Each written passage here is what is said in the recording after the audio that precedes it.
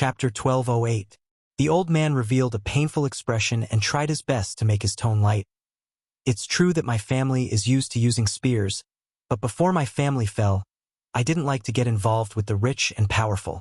I only hope that everyone in my family can practice martial arts in peace and one day bring our family's spear techniques to greater heights. As for other things, I never thought too much about it. My ancestors said that practicing the spear is to train the heart. If the heart is too messy, you won't be able to practice a good spear. To people like us who use spears, it's tantamount to neglecting the essentials. Su Fengyan calmly said 3 words, Sun Family's Spear. The old man, who was originally kind and friendly, like a neighbor's elder, suddenly changed. He lowered his hand and grabbed the white candle on the bench. His turbid eyes shone brightly and were filled with murderous intent. The 2 young men stood up almost at the same time and gripped the wooden poles in their hands tightly. This made the lady boss, who was eating melon seeds, jump in fright. She was stunned on the spot. Su Fengyan gently held the wine bowl and didn't rush to drink. He smiled and said, I don't have any bad intentions. Since I have a friend who is an expert in spear, of course I know about the famous Sun family from the same hometown as spear immortal Wuxia. Old Mister also told me so much. I'm just guessing. I've also heard a little about the Sun family's misfortune. Back then, a young man called Wuxia came to learn martial arts. The old man of the Sun family saw that he had a good foundation, but his conduct was not good, so he ignored him. After Wuxia was rejected, he had a few fortuitous encounters and soared all the way to success. He became Sun Danyo's bodyguard instructor, who used to be a general in the border army. This person was born to be petty and had always held a grudge against the Sun family. After the old man of the Sun family passed away, he relied on the Sun family's background and the connections he accumulated in the government to accuse the Sun family of betraying the Liang. Of the 40 people, only 6 escaped, including 2 infants. In the past 10 years, 3 of the Sun family members died under Wuxia's spear. 2 of them were not as skilled as others, and 1 of them secretly betrayed the Sun family. However, after the old man of the Sun family passed away, he relied on the Sun family's background and the connections he accumulated in the government to accuse the Sun family of betraying the Liang. Of the 40 people, only 6 escaped, including 2 infants. In these 10 years, 3 of the Sun family members died under Wuxia's spear. 2 of them were not as skilled as others, and 1 of them secretly betrayed the Sun family. But after the old man of the Liang, he didn't get a chance. Sun Qingqiu, old master Sun, am I right? The old man's face was as cold as water. He sneered and said in a desolate tone, Good, good, good. What a tiger head spear proclamation. Sure enough, after joining the fish dragon gang, you're like a tiger that has grown wings. You actually chased me all the way here. When the old man agreed, he threw a glance at the 2 youths. He wanted the 2 children to run for their lives without caring about him, so he couldn't refuse. However, how could the young man escape at this moment? His feet were rooted to the ground, and he did not retreat an inch. This made the old man not know whether to feel happy or sad. The spear of the Sun clan would not retreat until the person was dead. Su Fengyan was still holding his wine bowl. He mocked himself, Old man's son, do I look like a henchman of Wuxia? Or do they look like assassins who are chasing after you? But who in the world would treat someone to a drink before killing someone like me? The tall youth said angrily, You bastard, you must have poisoned the wine. The proprietress was not happy at all. She had roughly heard some clues from the conversation. She didn't believe that the young man was a bad person at all. Who asked him to be so handsome? She slammed the table and said angrily, What are you talking about? Do I look like a gangster's shop? Your wine was personally served by me. This new wine that has just been opened. Child, which eye of yours saw the young master poisoning the wine? Su Fengyan asked directly, Old man's son, do you really think that the 3 of you are a match for me alone? The old man didn't say anything. He didn't relax at all, but his expression was dejected. After roaming the Jianghu for most of his life, especially after more than a decade of running for his life, the old man had developed a pair of discerning eyes and a sharp intuition for danger. The moment he reached out to grab the pole, the young man beside him, whose aura was like that of an ordinary person, flashed with a shocking aura. The old man had no choice but to admit that he was no match for him at all. Su Fengnian asked, "Old man's son, I have a presumptuous request. I want you to go to the border army to be a military instructor who teaches spear techniques. However, I won't care about the grievances between the Sun clan and Wuxia. I don't think you would want others to interfere." The old man laughed coldly. "This young master of unknown origin, don't think that just because you have some martial arts skills that you can talk big. I'm not that ignorant child. I know that the military instructor of our Beiliang army is a 4th-level general. If you were talking about an ordinary instructor position, I would think that you were a son of a general with an extraordinary status and believe you. Ha, is the position of military instructor something you can give away just because you say so? Do you think you're the administrator's son, Li Hanlin?"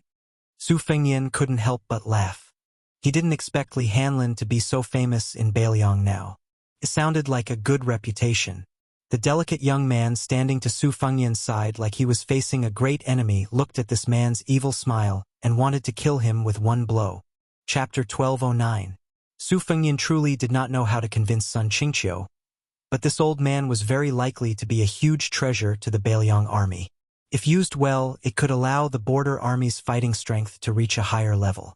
It could be said that Sun Qingqiu, who had displayed his skills and completely instilled his entire life's worth of knowledge into Beiliang, was even more beneficial to Beiliang than Han Laozhan, Wang Xiu's junior brother, who was currently the deputy general of Lingzhou. Of course, all of this was just a possibility, but if they missed it, then it would not even be a possibility anymore. Su Fengnian raised his hand. This movement very quickly attracted the old man's swift and violent spear attack.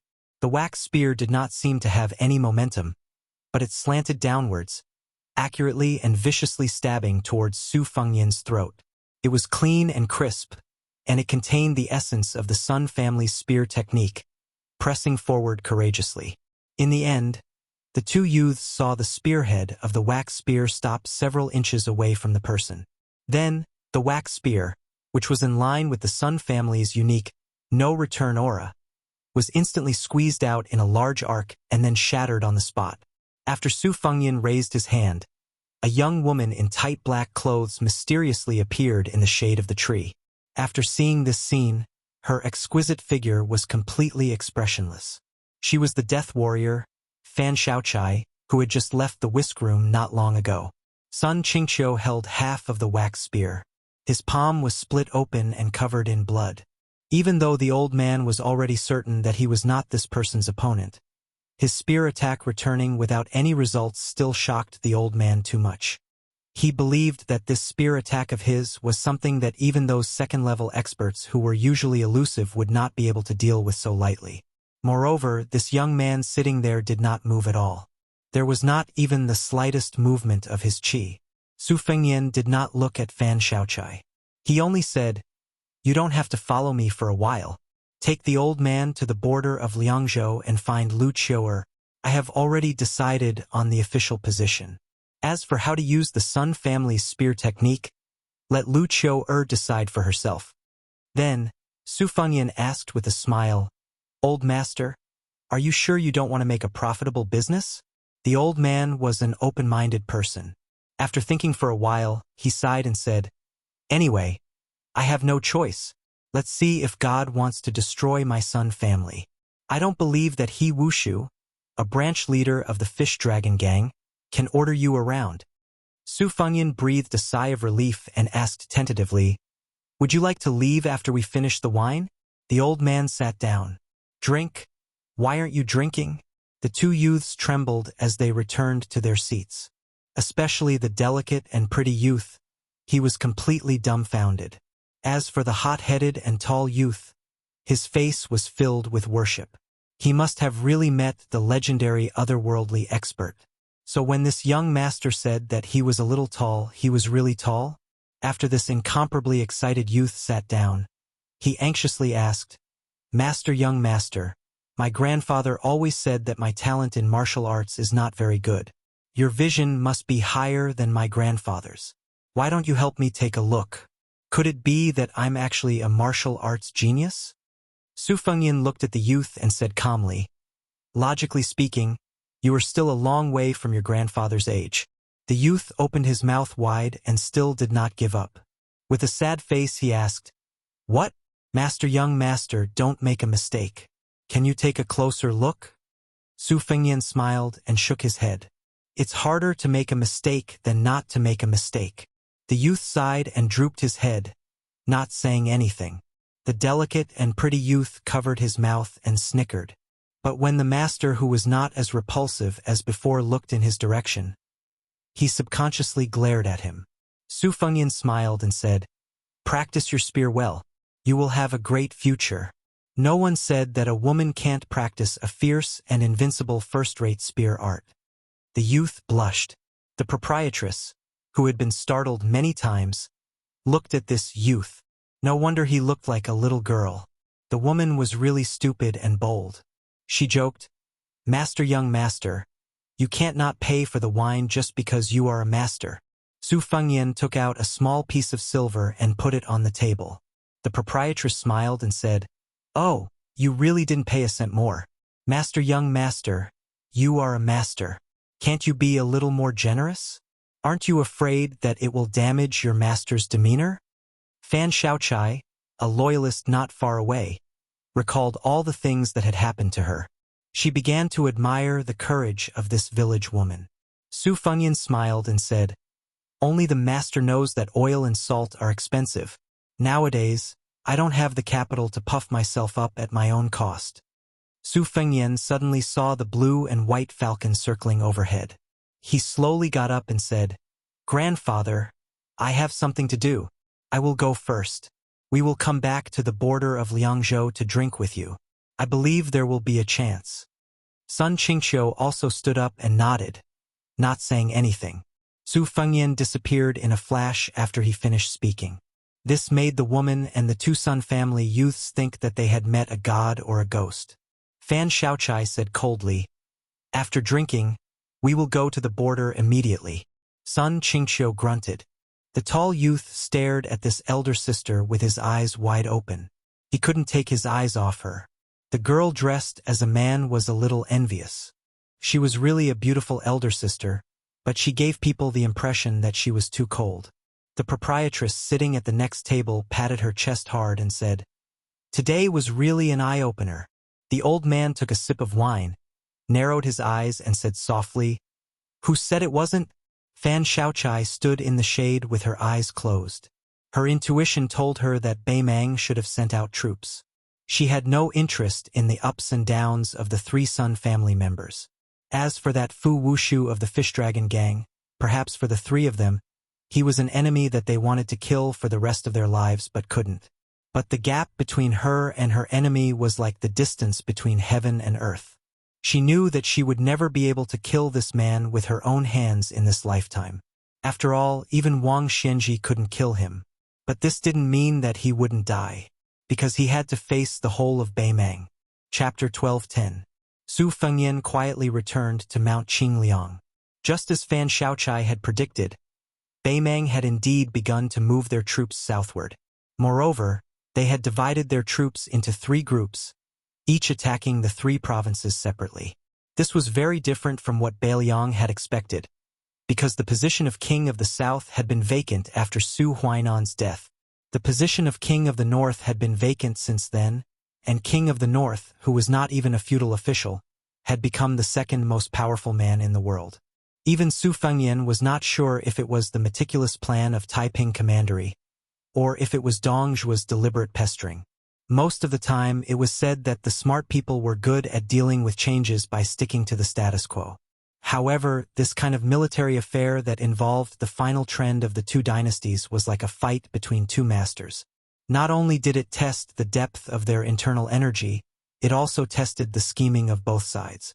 The lesson of being greedy for small gains and losing big gains was especially taboo. The lesson of winning a series of battles but losing the overall situation could be seen in the recent spring and autumn period. The reason why Su Fengyan had such a headache was that Beiliang's resources were far inferior to Beimang's. Empress Morong was able to confidently launch a 3-pronged attack. On one hand, she had sent Tuoba to lead the troops to suppress the grasslands in Norland. On the other hand, she had used the elite cavalry of Southern Dynasty to provoke Baeliong. She could even send a large number of troops to the Eastern Front, eyeing the border line that Gu Jiantang had built. Of course, even an idiot would know that the final confrontation on the Eastern Front, Liang and Liang Mang were well aware of it. They were just putting on airs. Otherwise, they would not have left the 3 trading towns in the northern pass of Ji province open. When Su Fengyan, who was sitting alone in the pavilion in the middle of Tidehark Lake, thought of this, a wry smile crept up the corner of his mouth. He had used his army to force Great Peace City to submit to him, and had no choice but to loosen the embargo on transporting grain to Liao province. He had also indirectly admitted that Lu province was the rightful ruler of Liuzhou, and Song Dongming had overstepped his authority. Therefore, the imperial court immediately retaliated, and did not even bother to find a fig leaf. It was said that the trade at the northern border of Ji province was much livelier than usual. Yuan Tingshan, who was once threatened by Su Fengyan to be skinned alive, was thrown into the border of Ji province by his foster father, Gu Jiantang. Now, he had become the commandant of horse tampering with 4,000 old soldiers of Ji province, and had more than 20 forts of various sizes under his command. At the same time, he was also in charge of 3 counties, and his territory was getting closer and closer to Baeliong. The power he had in his hands was almost equal to half a provincial governor and a general with real power. No doubt, this was a silent mockery of Su Fengyan, the vassal king of Baeliong. Especially after Li Huali, the eldest son of Wild Goose Castle in Ji province, died suddenly in Quicksnow Mountain Villa. Yuan Tingshan, who was very popular in the border area of Liang dynasty, was about to become the son-in-law of Wild Goose Castle, marrying the famous woman who was known as Li Jeshuan. In addition, Yuan Tingshan had a very close relationship with the first prince, Zhao Wu of Liao province. It could be said that Yuan Tingshan's wings were fully grown, and even the nobles in Great Peace City no longer treated him as the foster son of Gu Jiantang. Yuan Tingshan, as a stray dog, had become a shining star in the dynasty in just 2 years. There were even some people who were secretly adding fuel to the fire, and had raised Yuan Tingshan to the position of Su Fengyan's mortal enemy. Su Fengyan sat on a bench in the pavilion with 2 boxes of chess pieces on his knees. He held a dozen or so round and pleasant chess pieces. As time passed, they were soaked in his warmth and were no longer cold. Su Fengyan's thoughts drifted to the Tai, and city that he hated and feared in his heart when he was young. He smiled. Just like when he was young, he always felt that Mount Qingliang was the highest mountain in the world. Only after he left Liangzhou did he know that Mount Wudong had 81 peaks. After he left Baeliong, he saw many magnificent mountains and rivers with his own eyes. With the increase of experience, many of the deep-rooted thoughts of the past involuntarily faded away. After Qi Yanglong, the Grand Chancellor of Shangyin Academy, entered Taiyan City, even the slow-witted officials sensed a storm brewing. Although Grand Chancellor Qi only held an idle job in the Imperial College for the time being and his official rank was far inferior to the Right Chancellor Jean Lanting, what was even more incomprehensible was that the Imperial College had 7 schools under its jurisdiction. It was only after Gu Jiantang stepped down as the Minister of War that he was allowed to add martial arts. However, Grand Chancellor Qi, who was as knowledgeable as the sky, chose to be the supervisor of the least popular martial arts. In terms of quality, he was barely on par with the Imperial College. In terms of quality, he was barely on par with the officials of the Imperial College. In terms of the original position in the Imperial College, the director of the martial arts, who had been neglected, was a whole imperial road away from the Imperial College. But in fact, those scholars who used to be considered clean and honest in the capital weren't even qualified to carry Qi Yanglong's shoes. During this period of time, not to mention the hundreds of officials from the Imperial College led by Jean Lanting, even the tens of thousands of students in the Imperial College were anxious. Those whose family backgrounds belonged to the upper class and who switched from the Imperial College to the martial arts overnight didn't even need to cry and shout to enter the martial arts school. Their family backgrounds were only average in the capital. They didn't even need to cry and shout that they wanted to enter the martial arts school. Their parents had already started to use silver to build connections. It was tacky to give silver. However, the Liang dynasty was so prosperous that it had created a prosperous situation that had never been seen in thousands of years. The capital was also the richest city in the world. Who didn't have a few rare calligraphy and paintings? In particular, those that had been stamped with the word fake were the best stepping stones to smoothly enter the doors of the big bosses of the Ministry of Rights. No matter how much the people of the capital cursed the young man in Bailiang, when it came to the identification of authentic works, that guy's picky eyes were very convincing. As long as he recklessly wasted a natural treasure and labeled it as a fake, it was 100% authentic. Moreover, although the young man's surname was Su and not Zhao, he had now become a proper vassal king and had defeated old monster Wang, who was recognized as invincible in the world. As long as he had his seal, no matter if it was square or round, a calligraphy or painting could be sold at a sky-high price in the capital. Su Fengyan didn't have any feelings about this matter. He was more concerned about the direction of the murderous battle between the dragon and the deer that was about to happen. According to the secret report, this Grand Chancellor, who was praised as a person who could be compared with 1,000,000 soldiers, was not really making a small fuss in the martial arts field of the Imperial College. Instead, he began to compile new scriptures under the instructions of the emperor of the Zhao family. He even used his official status to explain the complete meaning of the Confucian sage for the first time for the Zhao family. It seemed to be icing on the cake for the imperial examination, but in fact, it was to shake the foundation of Zhonglu.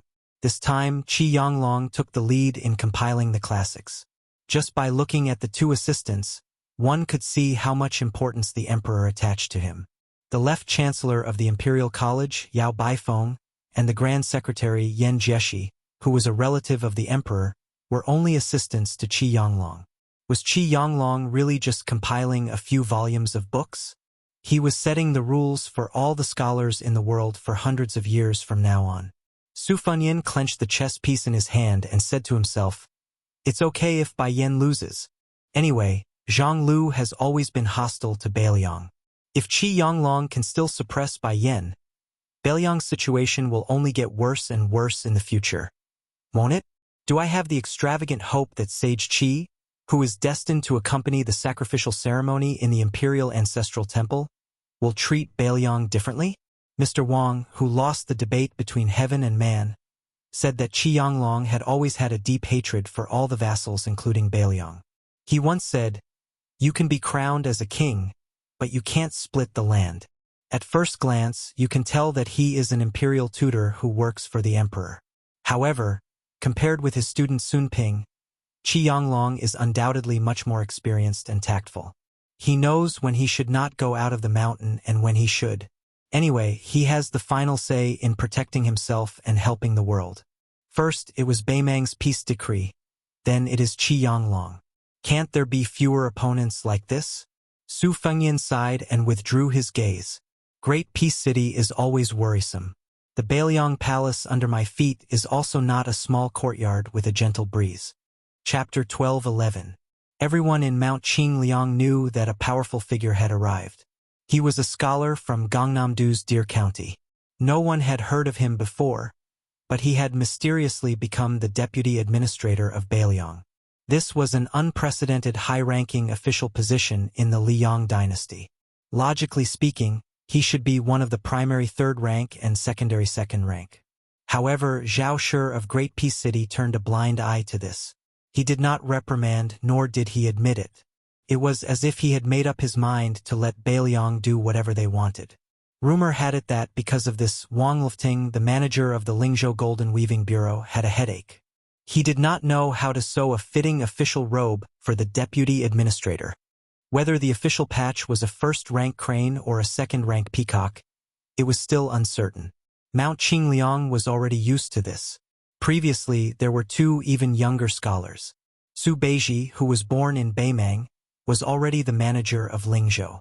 Even Chen Shiliang, who was the son of a humble concubine, had become the city magistrate of Qingsong City in Liuzhou. Another scholar from the Song family who had suddenly gained power was nothing. Moreover, it was said that during the Yonghui era, when the pillars of the imperial court had emerged one after another to shoulder the burden, he had competed with the head of the prime minister, In Maochun, for the number one scholar. Such an outstanding figure had a much higher starting point than Su Beiji and Chen Shiliang. Nowadays, the atmosphere in Beiliang had changed. The status of scholars gradually rose with the tide. This was already the trend. As for the sudden appearance of Deputy Administrator Song Dongming, there were not so many rumors. Originally, Su Beiji and Chen Shiliang had suffered a lot because of this matter. Fortunately, on Mount Qingliang, even the coachmen and cooks were people who had seen the world, so they didn't pay too much attention to Song Dongming's arrival. After Song Dongming entered this grand prince's estate located in the northwest of the dynasty, he didn't spend his days as unrestrained and leisurely as Su Beiji, nor did he live in seclusion like Chen Shiliang, who rarely came out. He didn't wear an official robe that fit him, so he only wore an ordinary scholar's robe. He usually lived in a serene and elegant courtyard on the mountainside. Intentionally or unintentionally, he had won over a group of advisors and officials who had originally been gloomy in the prince's estate. The small courtyard was called Huaigui because it sounded like Huaigui. It didn't have a good meaning. It was very easy for people to associate it with the words harboring evil intentions, which was a taboo. As a result, even though the view was excellent, and when the weather was clear and bright, one could see half of Liangzhou city through the window, it had still been abandoned for many years. Song Dongming had chosen this place to stay. The servants of the estate only knew that he had never set foot in the Wutangen, where orioles and swallows have red clay in their mouths. However, there would often be women in the courtyard who held great power coming and going, and then there would constantly be unfamiliar faces entering Huaigui courtyard. Some of them left while others stayed. Su Fengyan was lost in thought. Song Dongming not only needed to be used, but should be used greatly. However, compared to Su Beiji and Chen Shiliang, whose minds were not complicated, Song Dongming was much more difficult to use. Liang Mang's war was imminent. Just as he had a large number of high-quality chess pieces, Beiliang also had a large number of good chess pieces. Among the generals, there were bright stars. Yan Wenluan, Jean Partridge, Zhou Kong, Ancestor Gu, He Zhonghu, Chun Yunshui, Chu Lushan, Yuan Zuozong, Ningame, Wang Lingbao, Li Mofan, and so on. There were simply inexhaustible talents. But what about the civil officials? In particular, the officials who could make Liang drool could be counted on one's fingers. Not to mention the large number of loyal court officials who had sprung up like bamboo shoots after the rain during Yonghui's reign. It was no wonder that the Liang imperial court liked to ridicule Beiliang for following his example. If Su Shao was crippled, the entire Beiliang officialdom would be crippled as well. The civil and military officials would be unbalanced, and it would be difficult for them to make a difference. In war, it was not enough to say that the martial artists could fight well and not be afraid of death. Especially in the upcoming war, where tens of thousands or even hundreds of thousands of soldiers would be involved in a local campaign. The civil officials first had to be able to not be a burden. If they could also complement the martial artists, many fewer people would die. Su Fengyan raised his head and furrowed his brows.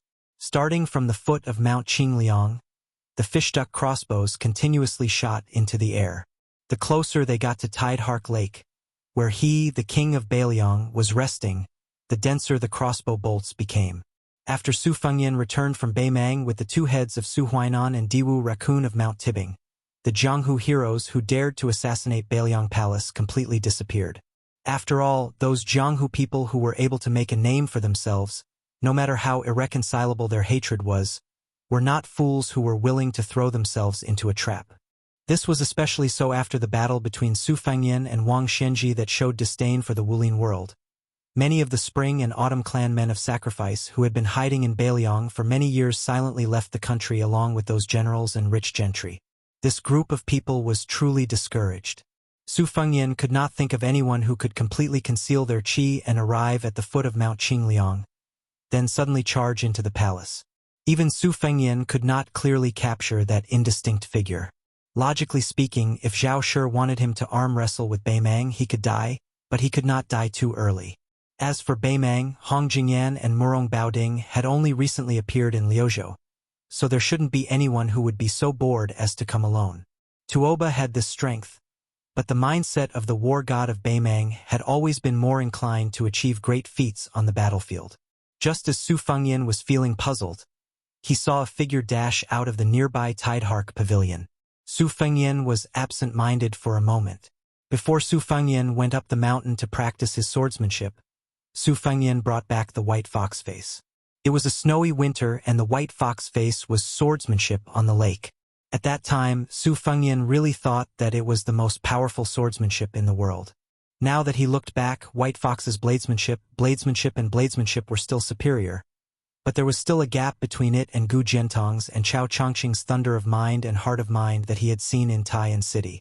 However, White Fox's face was the first Jianghu expert he had confirmed in his 3 years of travel. Of course, after that, Old Huang, the old man with the blade who came out from the bottom of the lake, the old hierarch Wang Zhongluo, and the old man with the sheepskin fur coat gradually appeared in his vision. Each of them had their own charm, and all of them were admirable. His reverence for Jianghu arose spontaneously. Chapter 12:12. Bai Hu Er's face passed by the tall figure 1,000 feet away from the pavilion in the middle of the lake. Su Fengyan stood up. After the assassin paused for a moment, which was difficult to detect, Su Fengyan immediately recognized the newcomer's identity. It was a completely unexpected senior, a nameless swordsman who loved to eat swords. Sui Xie Valley. It was the old man who lent his sword to Su Fengyan and saved his life from Han Diaoxi. Su Fengyan stood and walked out of the pavilion. Before he could walk down the stairs, the old ancestor eater sword came to the pavilion. The one-armed old man who exchanged his arm with Li Chungang lifted the sleeve of his broken arm. More than half of the sleeve was cut off. He said, Gu Jiantang doesn't have such a sharp blade technique at his age. One blade is roughly equivalent to Gu Jiantang from 8 years ago. What about 2 blades? Su Fengyan stepped down the stairs and smiled. Junior greets old ancestor Sui. The old man went straight to the point. I won't haggle over your hospitality. Kid, you owe this old man your life. Give him 7 or 8 good swords first as an appetizer. How you repay your kindness later on will be calculated slowly. Kid, you robbed Wang Shenji's belongings from Martial Emperor City. I think this old man is in for a treat this time. Su Fengyan smiled and said, Unfortunately, the family head of the sword tomb blocked the way at River Prefecture. Most of the famous swords were destroyed. But since old ancestor is here, there are still some good swords in the treasury. Senior, you will be full for every day you stay here. The old man glanced at the young man who he used to look down on and laughed. Kid, this is what makes you hard to hate. Although you are not a good person, you are not stingy at all. The old man stepped into the pavilion in the middle of the lake.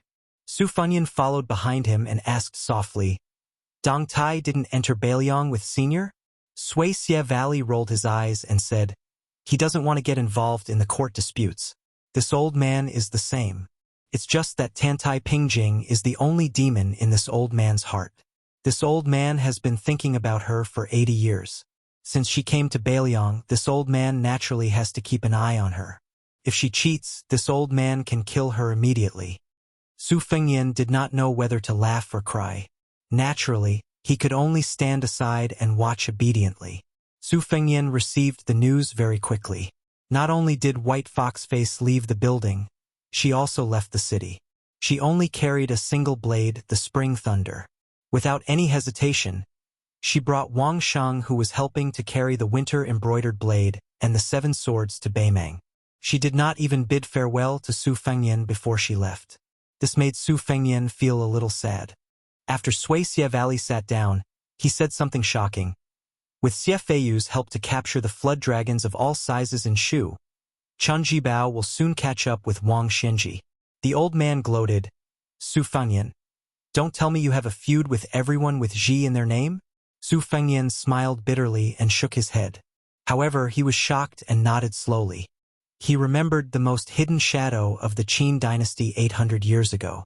His name did not have the word Ji in it, but was called Chao Ji. The old man was just speaking casually. He did not care about this messy and confusing theory of numerology. Su Fengyan, who had a gloomy expression, leaned against the pillar of the pavilion and closed his eyes. Then his expression turned for the better. He stood up and looked into the distance again. Sui Xie Valley, who had 2 snow-white eyebrows, stretched out 2 fingers and twirled one of his long eyebrows. He stared at the young man whose state of mind had changed and slowly fell into deep thought. From the southeast, where there were streams and drizzles, to the northwest, where there were yellow sands and strong winds, a pair of master and disciple walked for thousands of miles. They were finally about to enter Bailiang. They were about to approach the Wudong mountain that was full of incense. Finally, at the end of this auspicious year, they would climb the mountain amidst the heavy snow. At this moment, the young master was carrying his exhausted disciple and was walking slowly. Master, after becoming a Taoist, will I have to memorize a lot of books? Not necessarily. Master, Mr. Su said that you are the best Taoist on the mountain. Since I am your disciple, I have to cultivate well and focus on Taoism. I am afraid that I will not do well. In life, one should be at ease with one's circumstances. This is cultivation, and it is also a blessing. Master, I don't understand. What does it mean to be at ease with one's circumstances? It means to stop when you are tired. When you are not tired, you can continue. We Taoists seek Taoism. Actually, it is not in the sky but under our feet. Master, then let me walk on my own. I am not tired anymore. It's okay. I will carry you again. But Master, won't this not be at ease with one's circumstances? You Fu, remember, there are some things in this world that are more important than cultivation. Huh? Just like when you are walking on the road and you see someone, even if you are not tired, you are not willing to walk anymore. Then you can stop and look at her. It seems to go against the heavenly Tao. But in the eyes of Master's martial uncle, it does not go against the great Tao. Whether I am Taoist or not, why should I need someone else to tell me?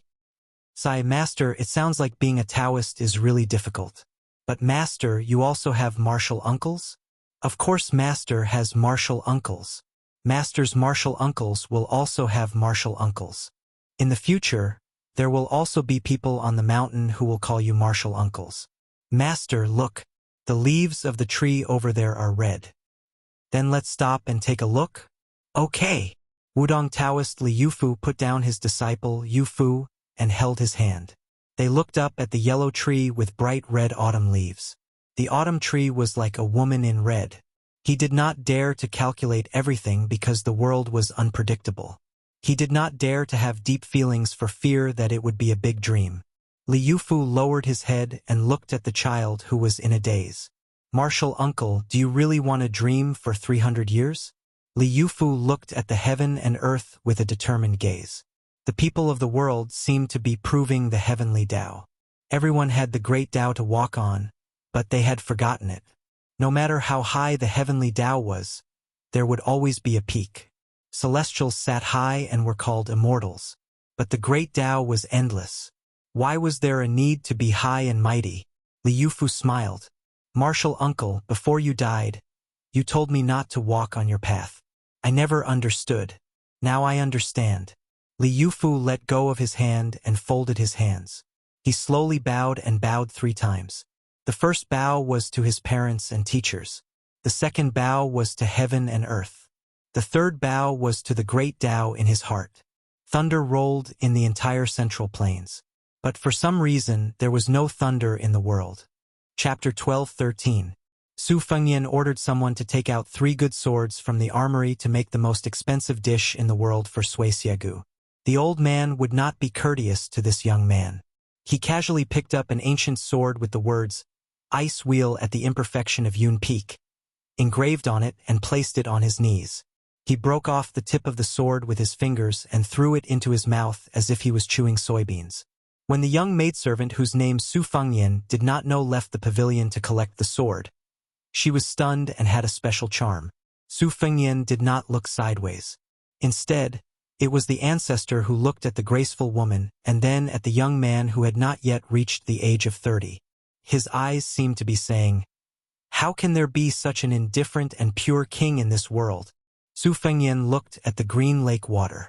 Occasionally, a group of bright-colored carps slid past. Back then, the old man with a blade had been suppressed at the bottom of the lake for many years.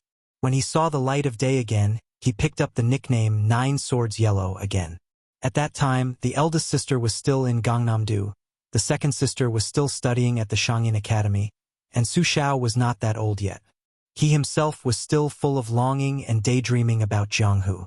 Sui Xiegu ate quickly, drank quickly, and ate even faster. Soon, he was eating the second thunder of thousand gullies. Looking at the absent-minded Su Fengyan, he sneered, "When we first met, all three of your legs were trembling. Now that you've defeated Wang Xianji, you're really like a beggar who has obtained a mountain of gold and silver. You're incomparably extravagant now that you're sitting in the same pavilion as this old man, yet you still dare to daydream." Su Fengyan mentioned the last sword. It was one of the 3 talisman swords of Mount Longhu 300 years ago. It had been hidden in the tide-listening pavilion for many years. It could be said that no one knew about it, but it still shone brightly after being unsheathed. Su Fengyan thought for a while and called for the maidservant who had not gone far to retrieve 2 other good swords. Sui Xiegu did not care about this and joked. It's said that the tide-listening pavilion has a sword rack with 6 peerless swords. This time, 2 of them are among the top 10 swords in the world. One is Fuji, and the other is Shudao. When this old man will open his eyes, the more you hide it, the more this old will be hungry. Be careful. He might steal it, when he can't. Others might not be able to get within 10 meters of you, but it shouldn't be difficult for me. Su Fengyan smiled. It's not that I don't want to take out the Fuji and Shudao, it's that I can't. Those 2 swords are my second sister's favorite. She has been wiping them since she was young. Sui Xiegu finished eating the famous sword, Ravine Thunder, and burped. He squinted his eyes and smiled. If this old man insists on eating it, what will you do? Su Fengyan smiled but did not say anything. The old man stretched out a finger. His snow-white eyebrows that hung down to his knees were like spiritual snakes coiling around his finger. The servant girl standing on the stone steps outside the pavilion suddenly felt a gloomy chill, as if someone had stuffed a handful of winter snow into her collar. She gently raised her eyebrows and looked at the young vassal king sitting quietly in the pavilion. For some reason, after seeing him, the chill faded a little. For a servant girl like her who was not on duty in Wutangen, the young man in front of her, who was said to be wearing the vassal king's embroidered robe in the near future, was so far away even though he was right in front of her eyes and within her reach. But everyone in Mount Qingliang was already looking forward to him wearing the robe sent by the Golden Thread Weaving Bureau. They were guessing what color it would be. Would it be apricot yellow? Or would it be pure blue like the general's robe? Would it be a round dragon or a rising dragon? Would it be made of Sichuan brocade or silk? Especially the women in the prince's mansion. No matter what age they were, they all felt that when he wore the vassal king's embroidered robe, he would be the most handsome man in the world. They also knew that the imperial court had once had the head eunuch of the ceremony directorate personally send over a jade-white embroidered robe. But he had only worn it once at the border before it was locked in a chest and completely banished to the cold palace. The servant girl's mouth was slightly open. The pavilion where the prince and the sword-eating elder had been sitting just a moment ago had suddenly become empty after her momentary absent-mindedness. She did not even feel the slightest breeze. The 2 of them had disappeared into thin air before her eyes. On the lake between the tide-listening pavilion and the pavilion in the middle of the lake, Su Fengyan had his back to the armory as he flew backwards. Although his figure was only a fleeting glimpse, in the eyes of the spectators in the shadows, it was still an indescribable elegance. 3 zhang in front of him was Sui Xiegu with one hand behind his back. His 2 long eyebrows, like a dragon's beard, fluttered in the wind. The 2 of them did not attack. The illusory Su Fengyan once again paused after reaching the shore. At the same time, Sui Xiegu's slightly leaning figure also appeared in everyone's line of sight. These 2 people, who stood at the peak of Jianghu despite the great difference in age, still did not openly attack each other. However, the distance between the 2 of them had already shrunk to 2 zhang. Nothing can be done more than 3 times. Su Fengyan stopped in front of the tide-listening pavilion's 3 layers of signboards and did not retreat any further. Sui Xiegu laughed loudly, but he did not insist on barging into the pavilion through the main door. Instead, he pushed off the ground with the tip of his foot and soared upwards. In the blink of an eye, a strange scene appeared. The servant girl in the pavilion craned her neck to look. She saw that the white-browed immortal who had eaten the sword had returned to the tide-listening pavilion's platform. He even stretched out his single arm to pat his shoulder as if he was dusting off the dust. Chapter 12:14. Su Fengnian floated in the air at the same height as the 6th floor, looking down at the old man on the ground. The robe under his armpit was cut open by a strand of sword aura that reached the godless realm. The sword aura was formless, and the sword was where the heart was. It was already considered a superior technique, but there were still traces to be found when fighting with a top master. However, if the flying sword technique was formless and godless and unpredictable, then it would be a real headache. As for Dong Tai's flying sword technique, it was clearly a sword, but it was superior to the godless sword aura. He already had the bearing of an immortal swordsman. No one would want to provoke this middle-aged swordsman who had borrowed a sword from Li Chungang and then returned from a visit to the East Sea. After Wang Xianji's death, even Tuoba did not dare to say that he had absolute confidence in winning.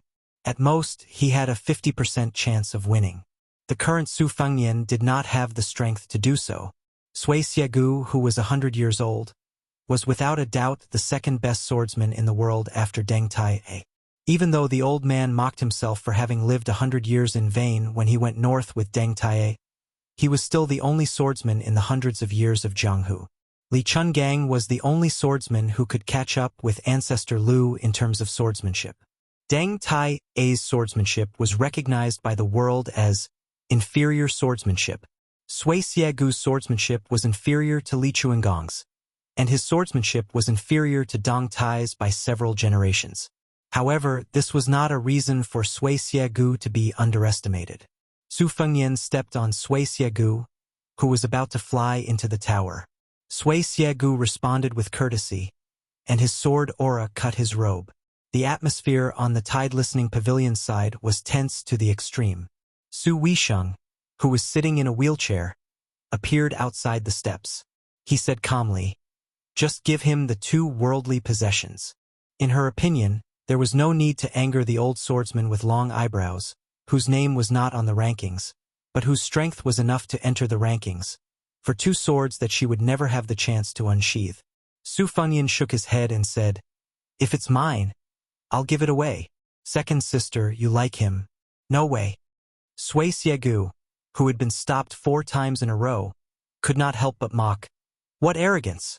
Do you really think that a crippled local snake like you can kill all the dragons in the world?" Su Fengnian smiled and said, "Senior, you asked for it." The corner of Sui Xiegu's mouth twitched as he said darkly, "Oh, this brat is really panting?" This old man originally treated it as a joke, but since you don't know what's good for you, this old man will take this opportunity to correct the name of all the swordsmen in the world. Without Wang Xianji, the number 1 in the world should belong to a swordsman. Su Fengnian said indifferently, "After the battle with Wang Xianji, I learned a little and comprehended 3 moves. If Senior can withstand them, don't mention handing over Fuji and the way of Shudao. Even this armory will be yours." After saying this, Su Fengnian raised his hand and the assassins of the prince's residence who were hiding in secret began to retreat rapidly. The dazed servant girl was taken away on the spot and thrown to the other side of Tidehark Lake. Sui Xiegu closed his eyes to rest and waited quietly.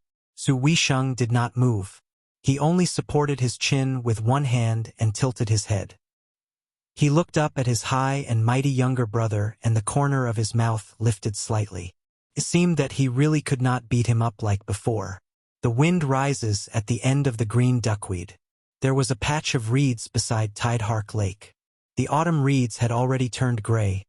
Their stems slanted and the clumps of fluffy reeds gradually withered. The wind rose and the catkins flew. If one were to look closely, they would see that the hollow stems of the reeds that grew from the water began to break inch by inch in a disorderly manner. In this patch of reeds at the end of autumn, the catkins flew like flying snow. At the same time, the originally tranquil mirror of Tidehark Lake at the waist of Mount Qingliang began to shatter into fine fragments. It was as if countless hammers were tirelessly striking this mirror of water. The occasional koi fish that leapt out of the water were instantly pulverized into fine powder. Countless mottled cracks began to appear on the richly colored wooden pavilion at the center of the lake. The 2 rows of scholar willows on the path to the center of the lake began to emit waves of muffled cracking sounds. In the end, the shore at the foot of Tidehark Pavilion was also affected. From the edge of the water to the empty space beneath Su Fengnian's feet, the entire area was covered with fleeting patterns of air currents. But this undercurrent, intentionally or otherwise, circled around Sui Xiegu and Su Weisheng. However, the 2 were in different situations. Su Weisheng had circled around of his own accord, while the old man was like a rock in the middle of a river, forcefully breaking through the current. Su Fengnian sat cross-legged, looking down at the motionless Sui Xiegu. In terms of their understanding of the sword, whether it was sword moves or sword intent, they were the most outstanding figures in the world.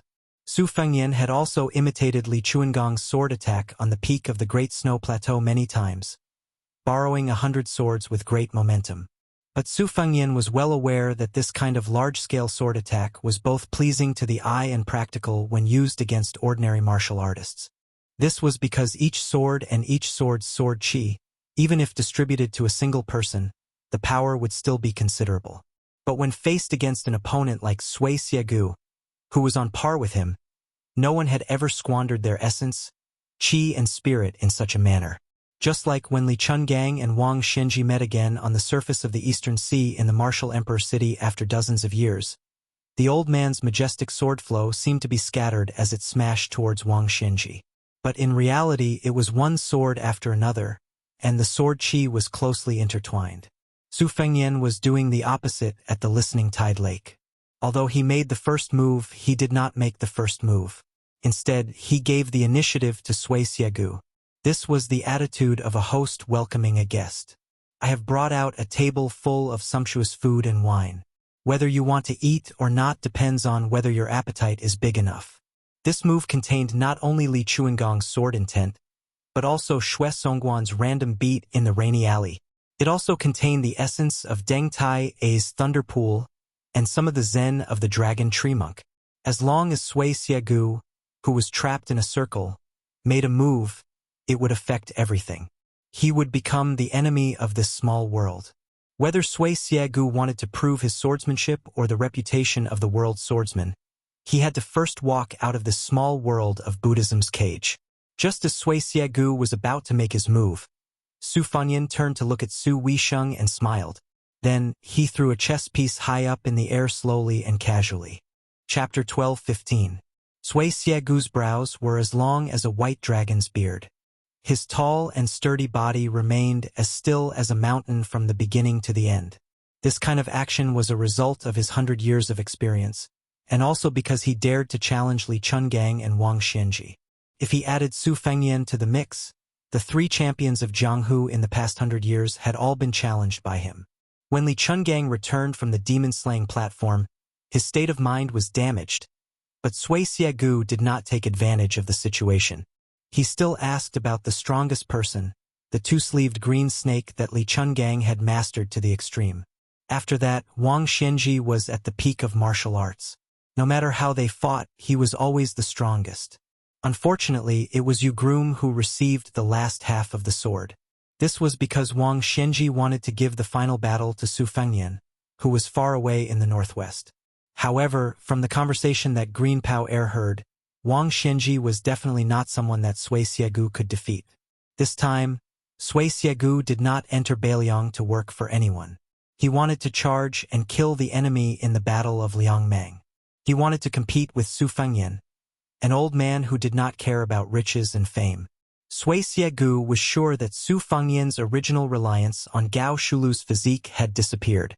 Therefore, the only thing that could be done was to kill without spilling blood.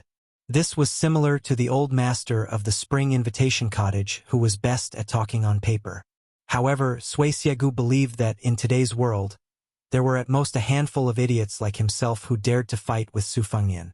Arriving at the right time was better than arriving early. Just as Su Fengnian was facing off against the old man, Wu Luding and Cui Hua led the Wu clan cavalry into Liangzhou City and arrived at Mount Qingliang. After entering the prince's estate, their path was unimpeded. The 100-some people abandoned their horses and walked to the other side of Tidehark Lake where the two experts were facing off. These withered swordsmen with long swords on their backs stood in a line, apart from the sloppy young sword crown and the calm female sword attendants. The chief flow of these 90-some people was affected. Their tranquil minds began to ripple to varying degrees.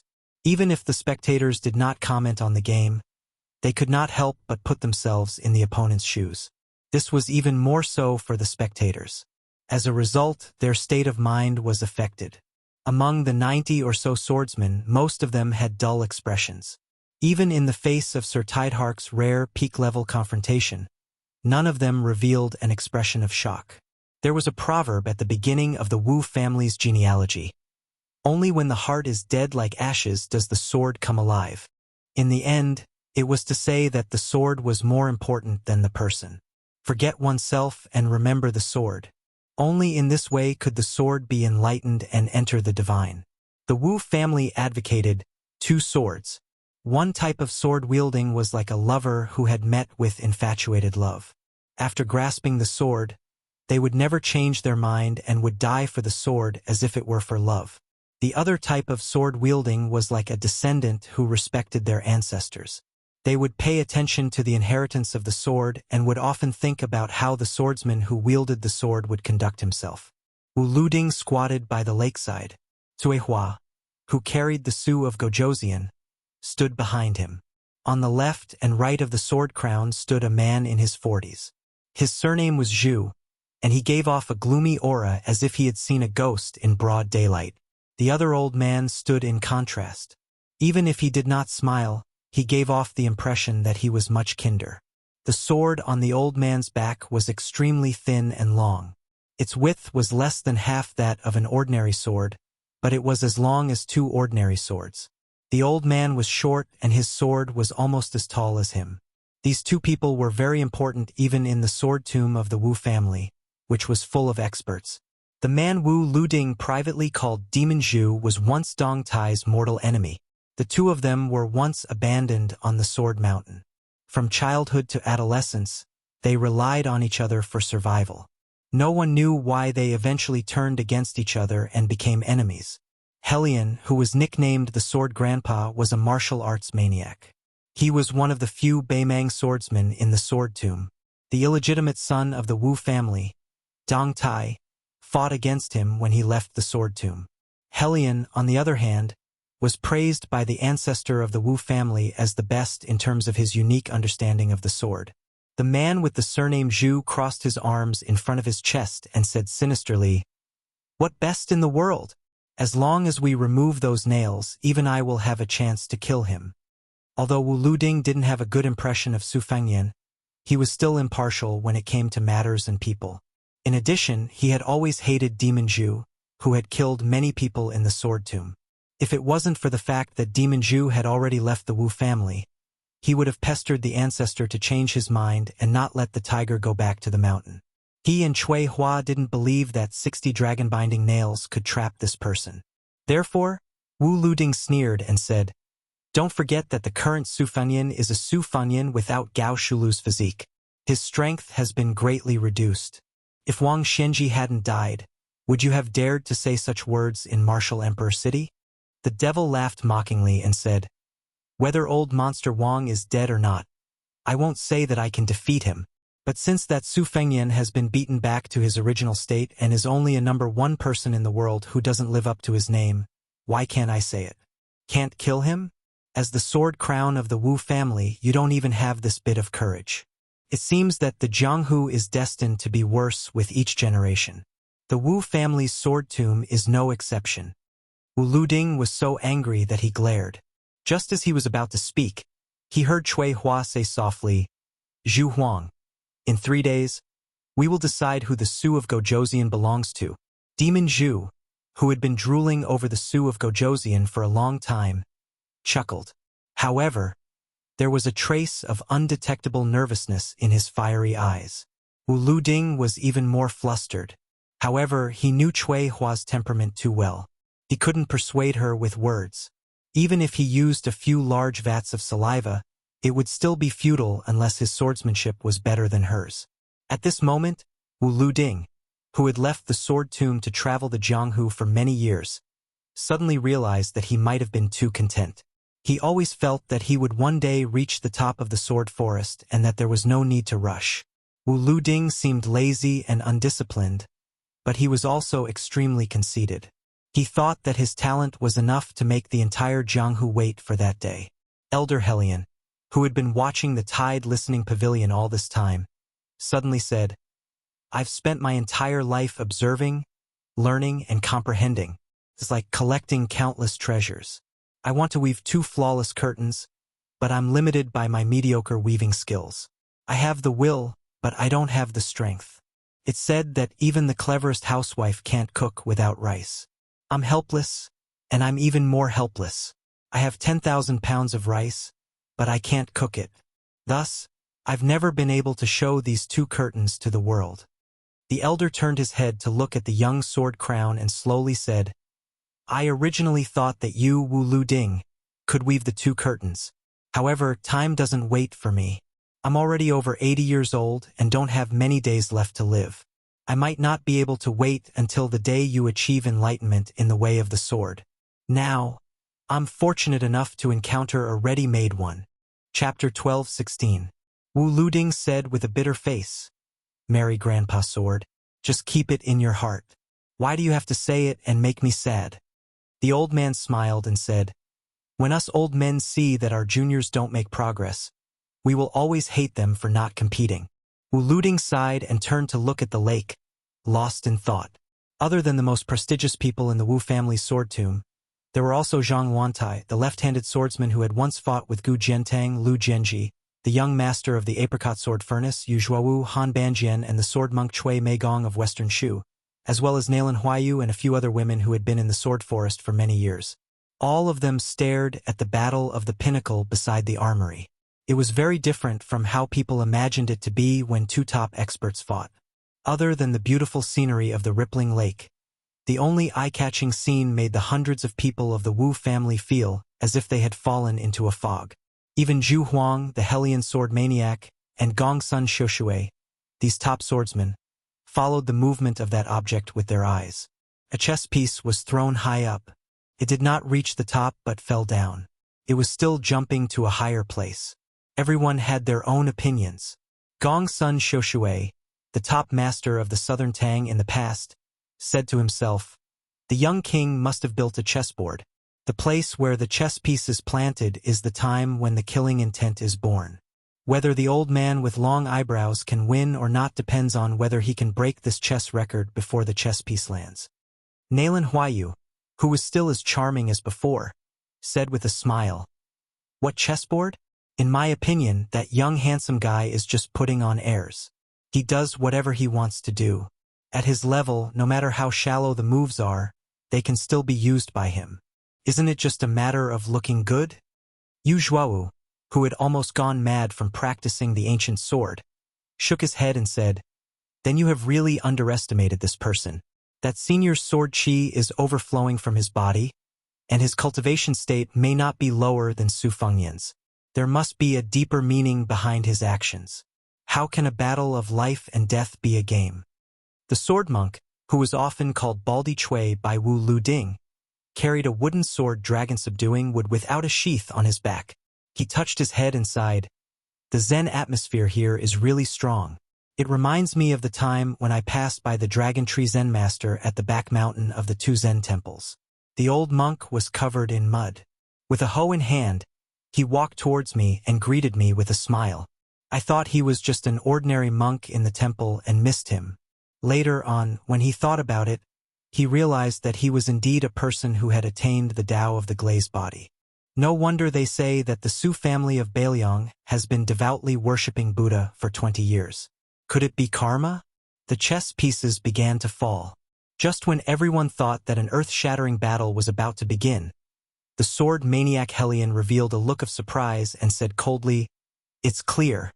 Cui Hua closed her eyes again. Zhu Huang seemed to have sensed it at the same time.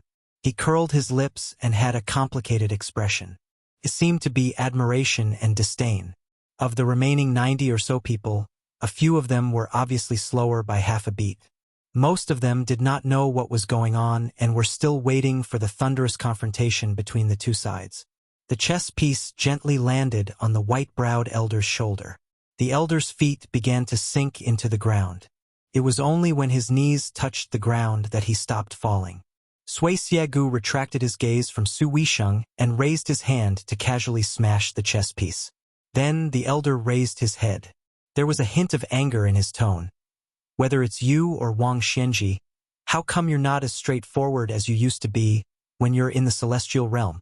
Do you think that this old man is not worthy enough for you to attack with all your might? Su Fengyan floated to the ground and said calmly, "It's hard to say what Wang Xianji thought of the sword that entered the city. If I could avoid fighting with my life on the line, I wouldn't." Sui Xiegu laughed coldly and asked, "If I attacked Su Weisheng's formation just now, would you be willing to fight with your life on the line?" Su Fengyan did not answer the question directly. He smiled and said, "Senior, you didn't attack, did you?" Sui Xiegu did not speak. However, Su Fengyan dashed forward and blocked in front of Su Weisheng. Sui Xiegu did not attack earlier. However, he purposely bore the full weight of this small kiliocosm. Otherwise, how could a chess piece cause his legs to sink into the ground? In Taoist records, there was once an immortal who used a reed to press down on Mount Buzhou. In the end, the entire mountain collapsed. Regardless of whether this was true or not, even if it was true, it was obvious. However, it was easy to see that before the reed landed on Mount Buzhou, the mountain would have already endured an unimaginable amount of pressure. Sui Xiegu knew better than anyone else that this brat had set up a trap. He had two choices. One was to attack Su Weisheng. The other was to bear the weight of this small kiliocosm. Sui Xiegu, regardless of his original intentions, he chose the more difficult option. This caused the old man to lose to Su Fengyan in the eyes of the spectators. However, for some reason, Sui Xiegu was unwilling to give up. He wanted to fight again. A buzzing sound came from the tide-listening pavilion. It sounded like countless mosquitoes and flies were gathered together. Su Fengyan wanted to say something but stopped. In the end, he did not say anything. "I will be injured, but you will die." Sui Xiegu, who knew the meaning of this, smiled. He used his fingers to tie a knot and asked, "How do you know if you don't try?" Elder Helion sighed heavily. He was a little sad. "Why do you insist on doing this? Is the world's sword path really going to decline in this generation?" The tide-listening pavilion instantly fell silent. Only one sword flew out of the tall building. Ming Jianshu said, "Before Chu Lushan's 1,000 cavalry opened shu, there was already a green-robed swordsman who opened shu with his sword." Su Fengyan took a step forward and bent his knees slightly. He put two fingers on his right hand together and held his sword with his left hand. He pointed at Sui Xiegu. He pointed at the swordsman who had once exchanged an arm with the old man wearing the sheepskin fur coat. To Li Chungang, no matter how big the world was, he could settle it with one sword. To Su Fengyan, who was drifting further and further away from Jianghu, no matter how good Jianghu was, he could only look at it from the other side as long as he was still the king of Beiliang. Even if the old man wearing the sheepskin fur coat, Elder Huang's sword box and Wen Hua's wooden sword were still in Jianghu, he could only stay in Beiliang, just like Wang Xianji stayed in Martial Emperor City. He stayed in Beiliang and did not care about the world's affairs. However, this did not mean that anyone could cross the line in Beiliang. At this moment, on the surface of the tide-listening lake, a large patch of purple-gold lotuses suddenly bloomed. They did not seem to belong to the mortal world. They swayed and swayed. They formed a purple-gold body in an instant, just like Gao Shulu back then. Sui Xiegu looked up and laughed. He suddenly exhaled. He exhaled thousands of sword auras that he had swallowed for 100 years. During that extremely slow sword strike that entered the martial the Arch City, Wang Xianji's 4 disciples worked together, and it seemed like Yu Groom had blocked the last half of the sword strike. In fact, that sword strike was only half a sword strike. It had form but no divine intent. At this moment, Sui Xiegu wanted to challenge the world's #1 sword. Chapter 12:17. The first half and the second half were worlds apart. First, Chen Jibao entered the capital to take up the post of Minister of War, drawing a clear line with the Su family. This was a joyous matter. Then, the crown prince position that had been left vacant for a long time was revealed. The various kings left the capital to become vassals, which was also a joyous matter. Then, Yin Maochun presided over the evaluation of the officials. It was done methodically, like a butcher dismembering a cow, living up to his reputation as the hidden minister. If not for Su Fengnian becoming the king of Beiliang, the first half of the first year of the auspicious talisman would have been a good thing. Then came the troubled times. Guangling Road was in chaos. Lu Shengxiang, assistant minister of the Ministry of War, became the commander. The vassal King Jing was in trouble. Of the two old generals, one died in battle, and the other was still trapped. Hundreds of thousands of elite soldiers were lost just like that. When the frost fell and winter had not truly arrived, it was said that Beimang's million-strong army was going south to the Central Plains. If not for the northwest being their entry point, the Liang court would probably be in deep trouble. However, Lu Shengxiang's position as the commander-in-chief was undoubtedly in jeopardy. The Confucian sage Chao Zhangqing had also appeared on the eastern front of Guangling Road and was confronting the prince of Guangling, Zhao Yi. At this time, on another even more magnificent eastern front, the great pillar state Gu Jiantang, who was in charge of the military and politics of the northern region, was still biding his time. Chen Jibao, the king of Shu, disappeared without a trace. Zhao Bing, the king of Yanqi, was watching from the sidelines. As the capital of the country, if not for the arrival of Qi Yanglong, who was in his twilight years, the people of Great Peace City would probably be in a state of panic. Every inch of land in Great Peace City was worth its weight in gold. Many officials who could attend court meetings every day worked for 20 years and still could not afford to buy a house. The more they worked, the less they could afford to buy one. A few years ago, there was a tragedy. An official who lived far away drowned in a river in a rainstorm in the morning in order to make it in time for the morning meeting. The current emperor was said to have the country in his hands, but he was an almost stubborn and thrifty ruler. He was also very strict with his relatives in the imperial family. In the past, the relatives of the emperor would take over the property of the people. After the founding of the country, it would get worse in less than a generation. In this dynasty, it was extremely rare. This made it seem like the emperor was different from the other emperors. However, His Majesty the Emperor was never stingy with his generosity to those important officials. Other than that group of scholars who stood out in the spring of Yonghui, there were Chen Jibao, Lu Baijie, and Lu Shengxiang. These three high officials of the Ministry of War lived in the best Vermilion Gate mansions when they entered the capital and were bestowed with countless rewards. However, these people still couldn't compare to Chancellor Qi. The previous owner of Qi Yanglong's residence was a county king who had been stripped of his hereditary title by the previous emperor. His eldest son had long been demoted to the rank of General Xinghua. This wasn't much. In order to take care of Qi Yanglong, who once called himself Yu Di Clear Gluttony, the emperor of Zhao family, who never played tricks in the imperial kitchen, specially set up an Yu Di kitchen in the Qi manor. He found two great masters who were proficient in cooking from the old Dongyue territory just to cater to Chancellor Qi's taste. As a result, Qi Yanglong didn't even need to follow the customs of the local officials. The Qi manor was such a treasured land of feng shui, so it naturally made the city's high officials and nobles scramble like ducks. They all considered it an honor to be able to cross the Qi manor's threshold. Regardless of their status and background, busybodies liked to judge by the time they entered the manor. For a time, the Qi manor's main entrance became a dragon's gate. This was an unprecedented grand occasion that hadn't happened even when Zhang Julu was in charge of the Shangshu province. However, this was also related to Grand Secretary Zhang's unreasonable behavior. Chancellor Qi, on the other hand, was completely different.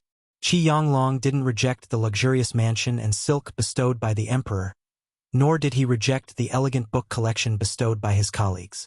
There were people who roughly estimated that in less than a month's time, the Qi Manor's Iron Sword Zitherguts building had received no less than 80 books, all of which were paid per page, 1 gold per page.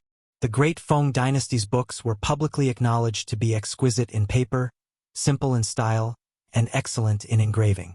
It must be known that the few most famous private library buildings in the world today were the result of several generations of the family's perseverance and extravagance.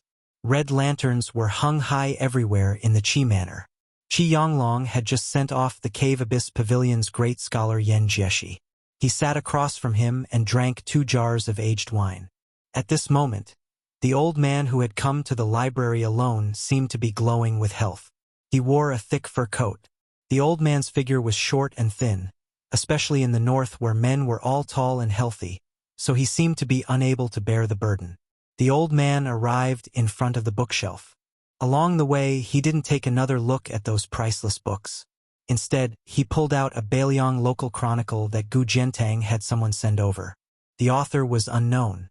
After the old man flipped it open, for some reason, he read those concise words. He only felt a wave of lonely indignation assaulting his face. The land of Lianglong, the winter is extremely cold. Many clothes and skins. Although they have been damaged by rats, they are still hidden deep, all of them using thick fur as clothing. Every time there is a severe winter, the fingers will split the skin, freezing the bones for 1,000 li. The land is extremely high. The people of Lianglong can endure the cold and hunger, valiant, not fearing death. The noble, strong, and lowly old are adept at riding up and down cliffs as if they are flying. They don't need boats to cross rivers, passing by floating horses, excellent in archery and hunting. Chapter 12:18. The old man dabbed in his saliva and flipped through the pages. He read a passage. They grow up on horses and are the most heavily armored soldiers. When mounted, they gather like the wind. When dismounted, they gather like herds. Everyone is a soldier. Millions of households in Liangdi, more than millions in Jiangnan. Those who own this place have the world. Their temperament is unyielding, and they would rather break than bend. Their hearts are fickle, and they are not enough to achieve merit. Those who do not have outstanding military achievements will not be able to seize merit. When my dynasty owns this place, we can control the northwest. It is only a matter of time before we ride our horses up north. When Beimeng owns this place, in less than 10 years, we will be in Guangling. The old man unconsciously read this book written many years ago. His expression was sad. The old man already knew who wrote it. His disciple Sun Ping. Compared to Yuan Benshi and Xie Feiyu, he viewed Sun Ping as a scholar to whom he could entrust his legacy. The old man had never felt that anyone deserved to be envied by the heavens. It was said that one's talent was not recognized because one's talent was not high enough. Only his disciple Sun Ping was an exception. If Sun Ping had not died early, the old man believed that he would not have needed to get involved in this mess. Now, it was not just a puddle of muddy water. There were already signs of turbid waves rising to the heavens. No matter who got involved, it would be best for them to get both praise and blame. Feeling sad, the old man silently put the book back on the bookshelf. Very quickly, a steward of the residence came to report that an important guest had come through the back door through Commandery Prince Rong, Zhao Hui. The old man did not seem annoyed at all and only said that he would be there soon. The steward originally wanted to remind his master that Commandery Prince Rong was one of the most important figures in the capital and could not be neglected. However, he quickly felt that his actions were unnecessary. Almost all of the aristocratic families in Tai and city had sent people to visit the Qi residence. Commandery Prince Taiping Zhao Hui, as the younger brother of the previous emperor, had not visited because of his old age. Thinking about it, the guest this time was nothing more than a descendant of the old Commandery Prince's branch and was not worthy of his master's welcome. Thus, the steward left with a relaxed smile. Qi Yonglong, who did not have a moment to rest, walked to the main hall. He saw the backs of a few young people pointing at a pair of exposed feng shui stones outside the room. These were all good items left behind by the previous owner. They had been left behind because it was too difficult to move. Otherwise, this pair of huge stones from the Spring God Lake that were 2 people high could be sold for 400,000 taels of silver in the capital. The old man was not in a hurry to greet them. He walked over quietly, and when he saw their faces clearly, he smiled. They were all very popular people. Wu Shizhen, whose father was Wu Lingsu, was the former verdant Gazelle Palace Lord. Now, he was the leader of Taoism in the north. Together with the Taoist master mansion of Longhu Mountain, the two Zen temples were personally sealed by him. When a man achieves the Tao, even his chickens and dogs will ascend to the heavens, let alone Wu Shizhen, the only son of immortal Wu. Wang Yuanran was the youngest son of Wang Shengui, the minister of the Ministry of Revenue, who was known to have handled the most money in the Liang dynasty. Last time, Wang Yuanran annoyed a large group of descendants of nobles of similar status, and was forced by Minister Wang to kneel in the snow in front of someone's house to beg for forgiveness. After that, he was thrown into the Imperial College and had been quiet for almost half a year. Now, he was probably considered to have made a comeback. Other than these two popular young people, there were also two grandsons who had made great contributions during the Spring and Autumn War. Following Yan Zhinchuan's death in battle and Yang Xinqing's loss of power, the Yan and Yang families' foundations in Great Peace City had been shaken, and their vitality had been greatly damaged. The other families of generals did not feel the same way. The ancestors of the latter, who had made great contributions during the Spring and Autumn War, had mostly died of old age and illness. They were originally far inferior to Yang Xinqing's Yang family, who was still alive. Yang Xinqing could do whatever he wanted in the west of the capital. Back then, most of the Han family's wealth had been handed over to him, and he had tens of thousands of elite soldiers in Ji province. Many times, the imperial court's decrees were not as important as Yang Xinqing's words. However, as long as Yang Xinqing lost his military power, then he would not just have a general's position, but the entire officialdom of Ji province would be turned upside down, and a large number of 4th and 5th rank local officials with real power would be freed up. When the four saw the old man, who was about a head shorter than them, they all respectfully knelt down and bowed. Qi Yanglong accepted it calmly. After they rose, he smiled and asked, "Other than waiting for me, this old man, you should be waiting for someone else, right?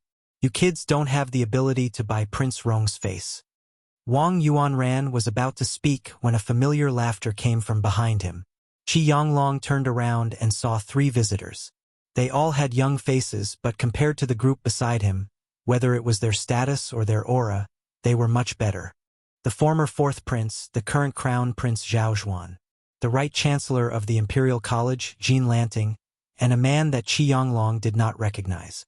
He was filled with a murderous aura that could not be concealed. Even if he was accompanied by the crown prince and Jin Sanlang, he did not have the awareness of being a supporting character. The old man thought for a moment and remembered a person. It should be Yuan Tingshan, Gu Jiantong's adopted son, and the son-in-law of Yanbao in Ji province. The old Gu Lu of the Ministry of War once had a secret file that divided the upper and lower volumes according to age. Those who could be recorded in it, especially the lower volume, in the past 20 years, other than a few people who destroyed their own futures, most of them had reached the high position of a 4th-rank general at the very least. Yuan Tingshan was now in the top 3 of the lower volume. The 3 of them bowed together. Qi Yanglong told them to dispense with the formalities. He sighed and smiled. "It's good to be young." Chapter 12:19. Chancellor Qi sighed. Crown Prince Zhao Zhuan, Jin Lanting and the rest only smiled and didn't say anything. They weren't at a position where they could casually argue with Qi Yanglong. At the very least, they weren't at that age yet. As the crown prince of Liang, Zhao Zhuan had the most confidence. However, he revered Qi Yanglong the most because there was a huge mountain between him and the Grand Chancellor of Shangyin Academy. Among the group, only he knew about the master-disciple relationship between Qi Yanglong and Half-Inch Tongue. Furthermore, with Qi Yanglong's knowledge and experience, Wu Shizhen and Wang Yuanran would probably think about the situation in the capital and the world even if the old man casually mentioned that the weather was good today. Chancellor Qi looked around and smiled in relief when he saw that the youngsters he mentioned didn't reply. At this moment, Yuan Tingshan took a step forward and smiled. "It's really good to be able to live to Chancellor Qi's age." Qi Yanglong looked at this young martial artist whose name shook the capital. Not only did he not blame Yuan Tingshan for his outspoken words, he didn't hide the admiration in his eyes. He looked at Yuan Tingshan and nodded. "Indeed, it's better to live than to die, especially for a battle general like General Yuan, who persevered at the border all year round." It doesn't matter if you lose a few battles, as long as you don't die, you will have everything. Yuan Tingshan was stunned for a moment and grinned. Chancellor Qi, you are much more straightforward than those old fellows in the capital city in the past. If there's a chance to make a trip to Jizhou, I will definitely bring out the best wine. Chancellor, it's impossible not to drink wine. Zhao Zhuan's smile was warm and slightly helpless. Mr. Qi, don't lower yourself to the same level as this boor. Qi Yonglong waved his hand and smiled. Living in the desert border for a long time can cultivate heroic spirit. What you said is true. I will probably make a trip to the border next year, from Liangliao to Jixi. At that time, I'm afraid General Yuan won't have enough wine. Yuan Tingshan chuckled. I've done a lot of shady business of killing the rich to help the poor at the border of Jizhou this year. But not a single copper coin fell into my pocket. However, if I want to treat Chancellor Qi to a few jars of fine wine, I think my salary is enough. Jean Lanting, who had been smiling cautiously the entire time, suddenly stopped smiling. He glanced at the crown prince and saw that Zhao Zhuan's face was calm, as if he didn't think that Yuan Tingshan would cause trouble with his words. Wang Yuanran and the others all admired this mad dog, Yuan's unbridled behavior from the bottom of their hearts. The old man in front of them was someone the imperial court secretly invited to keep Grand Secretary Zhang in check. When speaking with him, who wouldn't cover their dirty buttocks with all their might, fearing that Qi Yonglong would have a bad impression of them. If that happened, they wouldn't have a chance to make a name for themselves in the imperial court for the next 10 to 20 years. For someone like Wang Yuanran, who could do whatever he wanted in the capital, not to mention Tantanon, even if he met someone like Yin Maochun or Yuan Gua who called him uncle, he would still have to obediently tuck his tail between his legs and pretend to be gentle, courteous, and thrifty. Qi Yonglong gave the seemingly heartless Yuan Tingshan a glance. Such a young and reckless hero had tormented the lifeless officialdom of Ji province to the point that it nearly broke its old bones. The reason Yuan Tingshan came to the capital was to bring a bramble and ask for punishment. If he still didn't come, perhaps even his foster father, Gu Jiantang, would not be able to keep his official title and military power. Yuan Tingshan had gone on a killing spree in the region of Ji province. Many of the tyrannical clans that had been rooted in the region for over 100 years were accused of treason and recklessness. They were executed first and reported later. Before the Ji province's governor, Qin Huchen, could report to the Ministry of War and the Ministry of Justice, Yuan Tingshan had their heads chopped off. If it were only one or two incidents like this, perhaps Qin Huchen would just turn a blind eye to it. He might even cover up for Yuan Tingshan, the foster son of Gu Jiantang. But after autumn came, Yuan Tingshan's tyrannical behavior became more and more serious. The marriage between Ji province and Ji province was closely connected, and the power of each family was intertwined. The so-called 12 families in Ji province married each other, and almost all the clan leaders were related by marriage.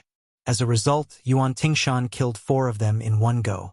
As a result, the border of Ji province was plunged into turmoil, and the imperial censor was impeached because of it. The general of Ji province and the deputy general who was in charge of the military affairs in Ji province were implicated. Not only were they severely reprimanded by the Ministry of War, it was said that even the emperor had started to pay attention to this matter. Finally, he shifted his solemn gaze from Guangling province to Ji province. Gu Jiantang, the great pillar of Ji province, paid no attention to this, and showed no sign of supporting this foster son of his.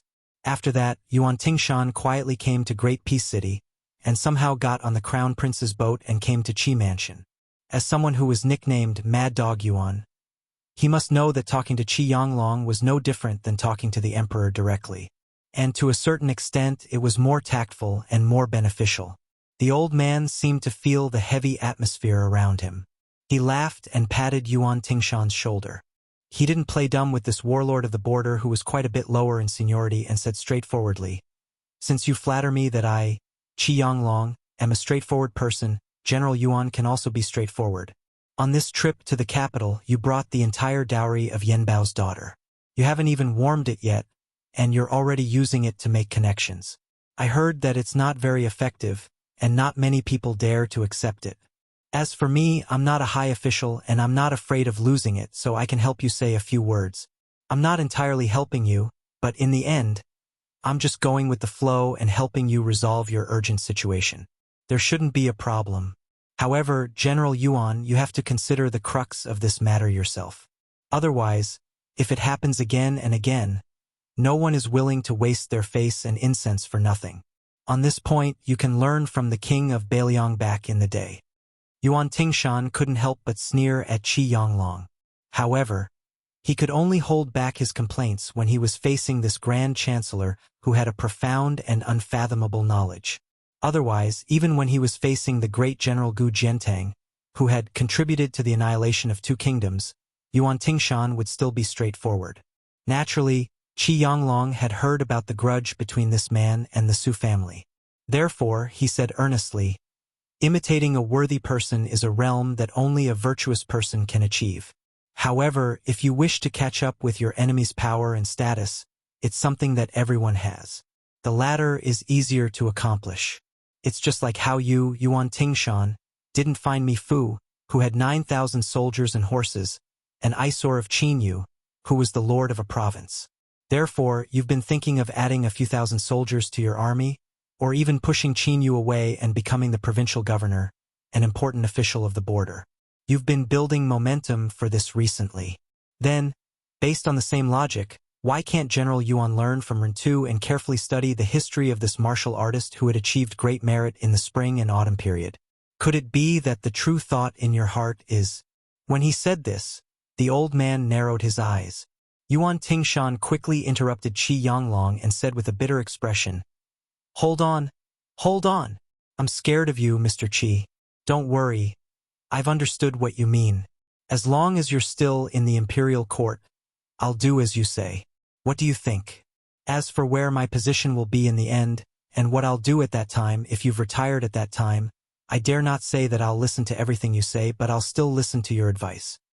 Chapter 12:20. When the bystanders heard this, they felt as if they had fallen into a fog. The hedonistic son of a wealthy family, Wang Yuanran, didn't even listen since he didn't understand.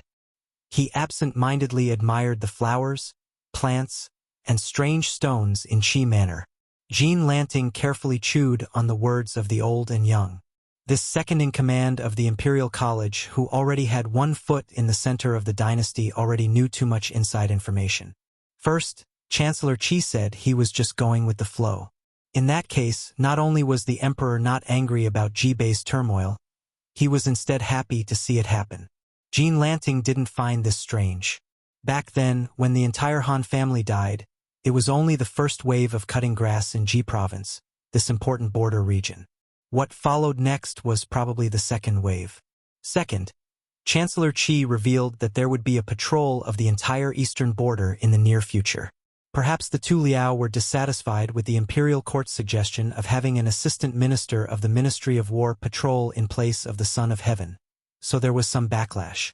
There was an urgent need for an important figure with even higher authority than a third-ranked assistant minister to pacify them and set down the rules first. Then, in the future, the assistant minister patrolling the border, supervising local military affairs move could be followed. Jean Lanting even thought further. Assistant minister patrolling the border, right now it was only the Tu Liao. Could he take an even bigger step and expand the border to Beiliang in the western border and southern Tang Path in the southernmost territory? Third, the elder wanted Yuan Tingshan to learn how to kill Su Shao. Did this mean that the imperial court, which had previously bestowed the posthumous title of Wu Li, was starting to change its direction when Bei Mang invaded the south? Did they want to add some good reputation for Su Shao in official history? If this really was the case, then Jean Lanting couldn't continue to oppose the imperial court at this time. Jean Lanting subconsciously stared at the pile of feng shui stones that seemed incomparably ugly to him. He suddenly felt that he was no longer that fledgling who had just entered the capital. He didn't dare to claim that his wings were fully grown, but he had more or less figured out the hidden context of the Liang dynasty. In the future, as long as he followed Qi Yanglong's words and went with the flow, why would he have to worry about not leaving his name in history? Why would he stay in seclusion in a small imperial college for the rest of his life? Eternal Emblem Spring, That was the 20-something years of peace and prosperity Grand Secretary Zhang and Tantanon worked together to create. Then in his hands, wouldn't he be able to create an even greater auspicious symbol spring? He was still young, only in his early 30s. As long as he paid attention to his health, he could at least live for another 40 years. It was definitely not a delusion to serve 2 or 3 emperors. When he reached Qi Yanglong's age, would the same scene repeat itself?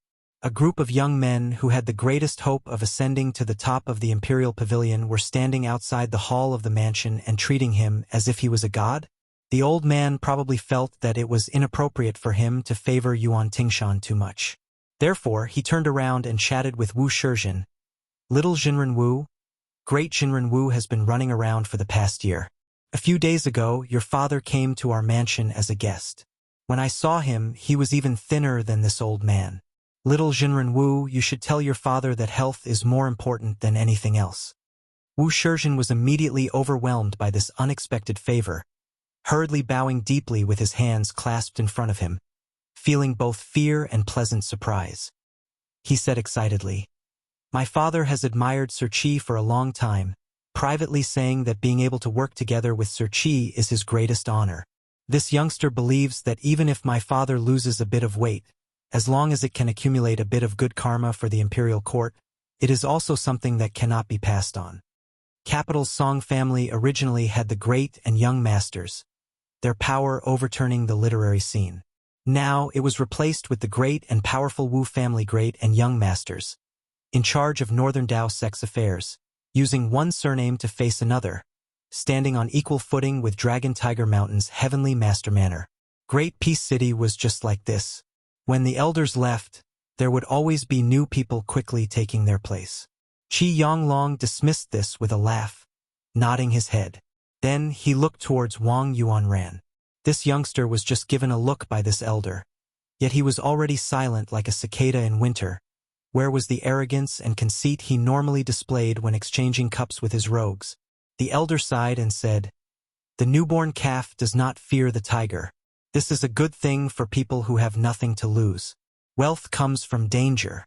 But if you young people of noble status are not afraid of anything, then you are harmful to the country." Yuanran, it is not easy for Minister Wang to become an official. Although you are not the eldest son and do not need to carry the burden of the family, you are the most loved by your father. It is also a good thing that you are afraid of this old man. It looks like the rumors in the capital that Tantanon is watching your actions in the Imperial College are not without reason. Yuanran, do not disappoint Huan Push's good intentions. Wang Yuanran was too busy trembling to understand what the elder was saying. He only nodded his head furiously, his face red. Crown Prince Zhao Zhuan saw Wang Yuanran's uneasiness, and the corners of his mouth curled imperceptibly. Qi Yanglong then chatted with the 2 junior generals who were not much better off than Wang Yuanran. Then, he smiled at Zhao Zhuan and said, "Your Highness, why don't the 2 of us walk around the Fu?" Zhao Zhuan and the old man walked on the quiet stone path that was still shaded by greenery. Qi Yanglong joked, "Your Highness, your father-in-law just left and you're already following him. Did the father-in-law and son-in-law make an appointment in advance? What, you want to use your numbers to show off your power to this old man?" Zhao Zhuan said with an innocent expression, "Mr. Qi, if I told my father-in-law this, then wouldn't the scholar of Dongyuan Pavilion not be able to eat and sleep in peace? When my wife gets angry, it will be my turn to not be able to eat and sleep in peace." The elder laughed and said, "Your Highness loves the country and the beauty. It's the fortune of the country." The 2 of them strolled for the time it took to brew a cup of tea. The young eunuch of Ceremony Directorate, Song Tonglu, suddenly appeared in front of them. Zhao Zhuan didn't say anything and went back the way they came, leading the group of like-minded Eastern Palace guests away from Qi Manor. They all looked like they had come in high spirits and returned in high spirits. Before they all boarded their carriages, Jean Lanting, who was closer to Wu Shizhen, walked forward and said softly, "Shizhen, remember, tell your father that Grand Chancellor Qi said that his body is more important than anything else." Wu Shizhen was confused and asked, "En? What does San Lang mean?" Jean Lanting didn't explain in detail and said with a calm expression, "You just have to pass it on. Your father will understand. After being reminded, Wu Shizhen also figured out the mystery behind it. His expression became solemn as he lowered his voice and said, Sanlang, Wu Shizhen will remember this kindness. Jean Lanting waved his hand and walked into the carriage. Jean Lanting, who was now respectfully called San Lang by the nobles of the capital, sat cross-legged in the cabin of the carriage that he had purposely changed into. He stretched out his palms and tapped them lightly with his fingers, smiling deeply. It was unknown which wise sage had said that if the entire world was compared to a large net and those roads were the wires, then Great Peace City, which was the center of the dynasty, would be the starting point of this net. Whether or not one could be called an important official of the center didn't depend on what rank they were as an official, but on whether they had the ability to spin silk and weave a net. Jean Lanting felt that he already had this ability because he could influence many big shots of the dynasty and influence the direction of Sun Li. Even if it was still insignificant now, this situation that everyone knew about was not to be underestimated. Yuan Tingshan's trip to the capital didn't have much fanfare. Just like this visit to the Qi Manor, he had taken the Crown Prince's carriage along the way. The two of them sat in the same carriage. Zhao Zhuan and Yuan Tingshan lazily leaned against the walls of the carriage, one on the left and one on the right. Obviously, they were the ones who hit it off the best. Zhao Zhuan smiled and said, Tingshan, why don't you let Sir Qi finish speaking?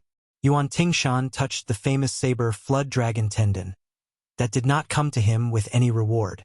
His eyes were complicated. Zhao Zhuan closed his eyes and his smile didn't fade.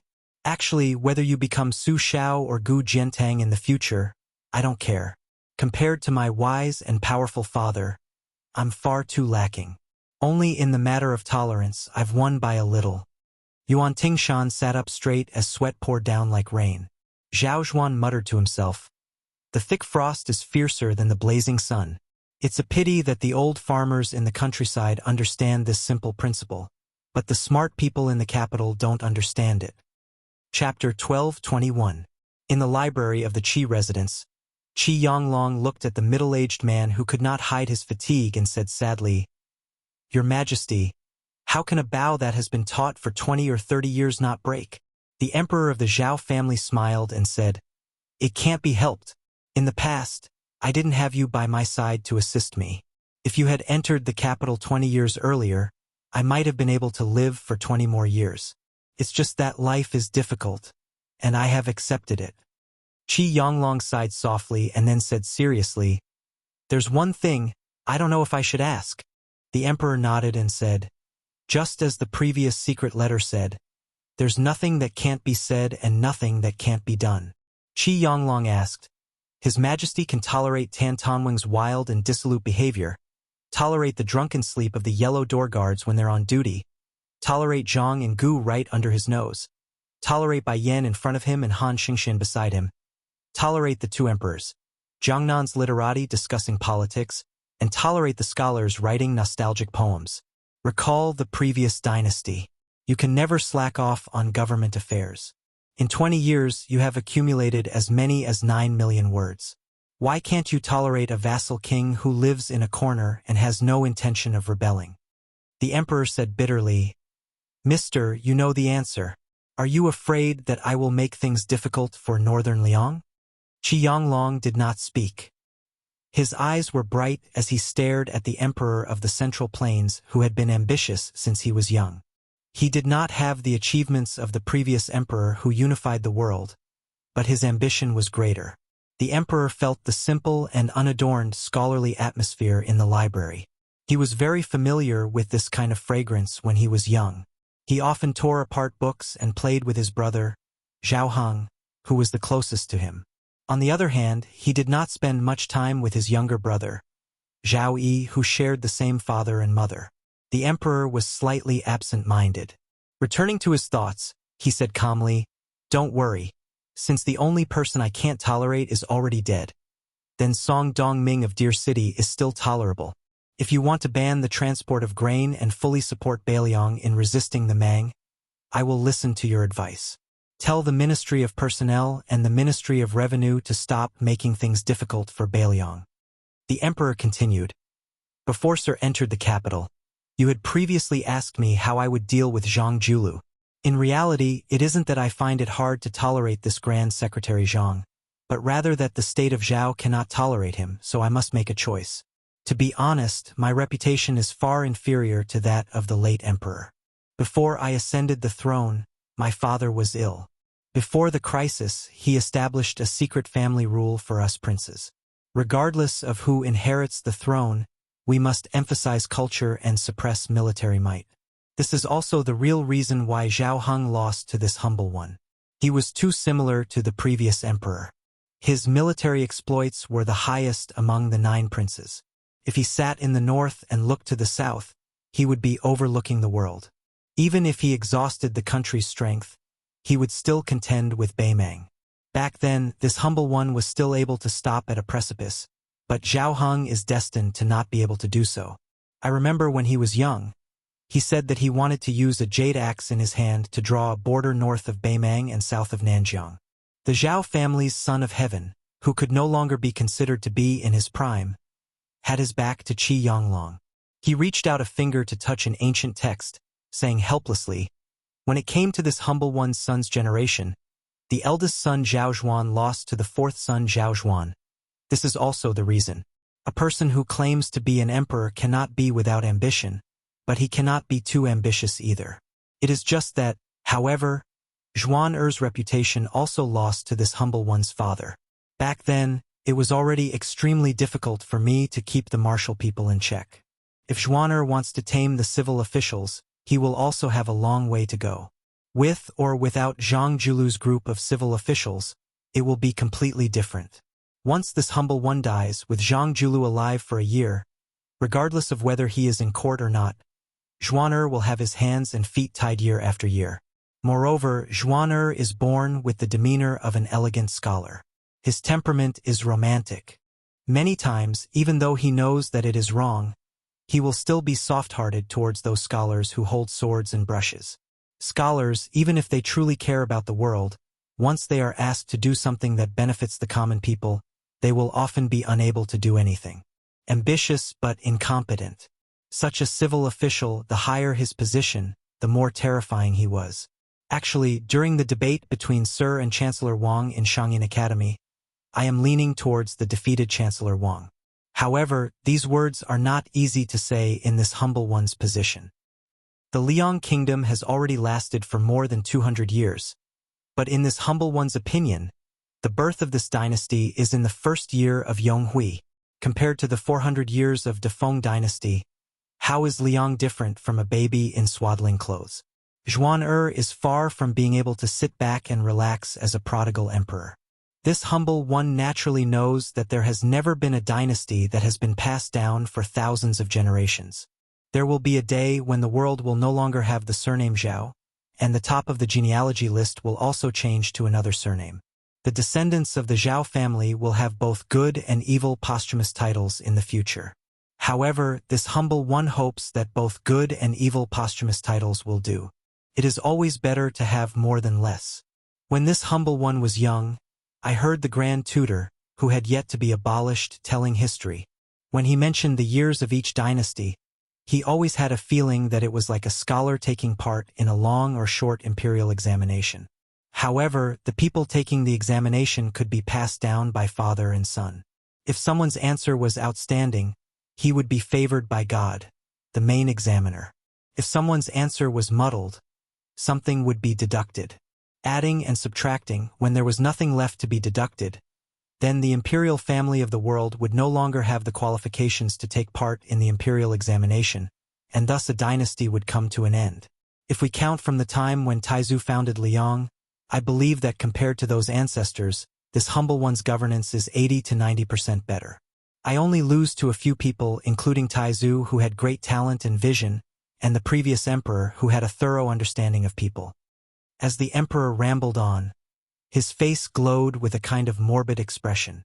For a long time, it was the emperor who bared his heart, while the old man listened attentively, occasionally smiling knowingly. In today's world, only Qi Yonglong could make the emperor of the Zhao family so happy. He suddenly smiled and said, "Sir, your 3 disciples, Sun Ping, Sir Yuan, and Sir Xie, have all wholeheartedly supported Liang. It can be said that the four of you, master and disciples, have supported half of our dynasty.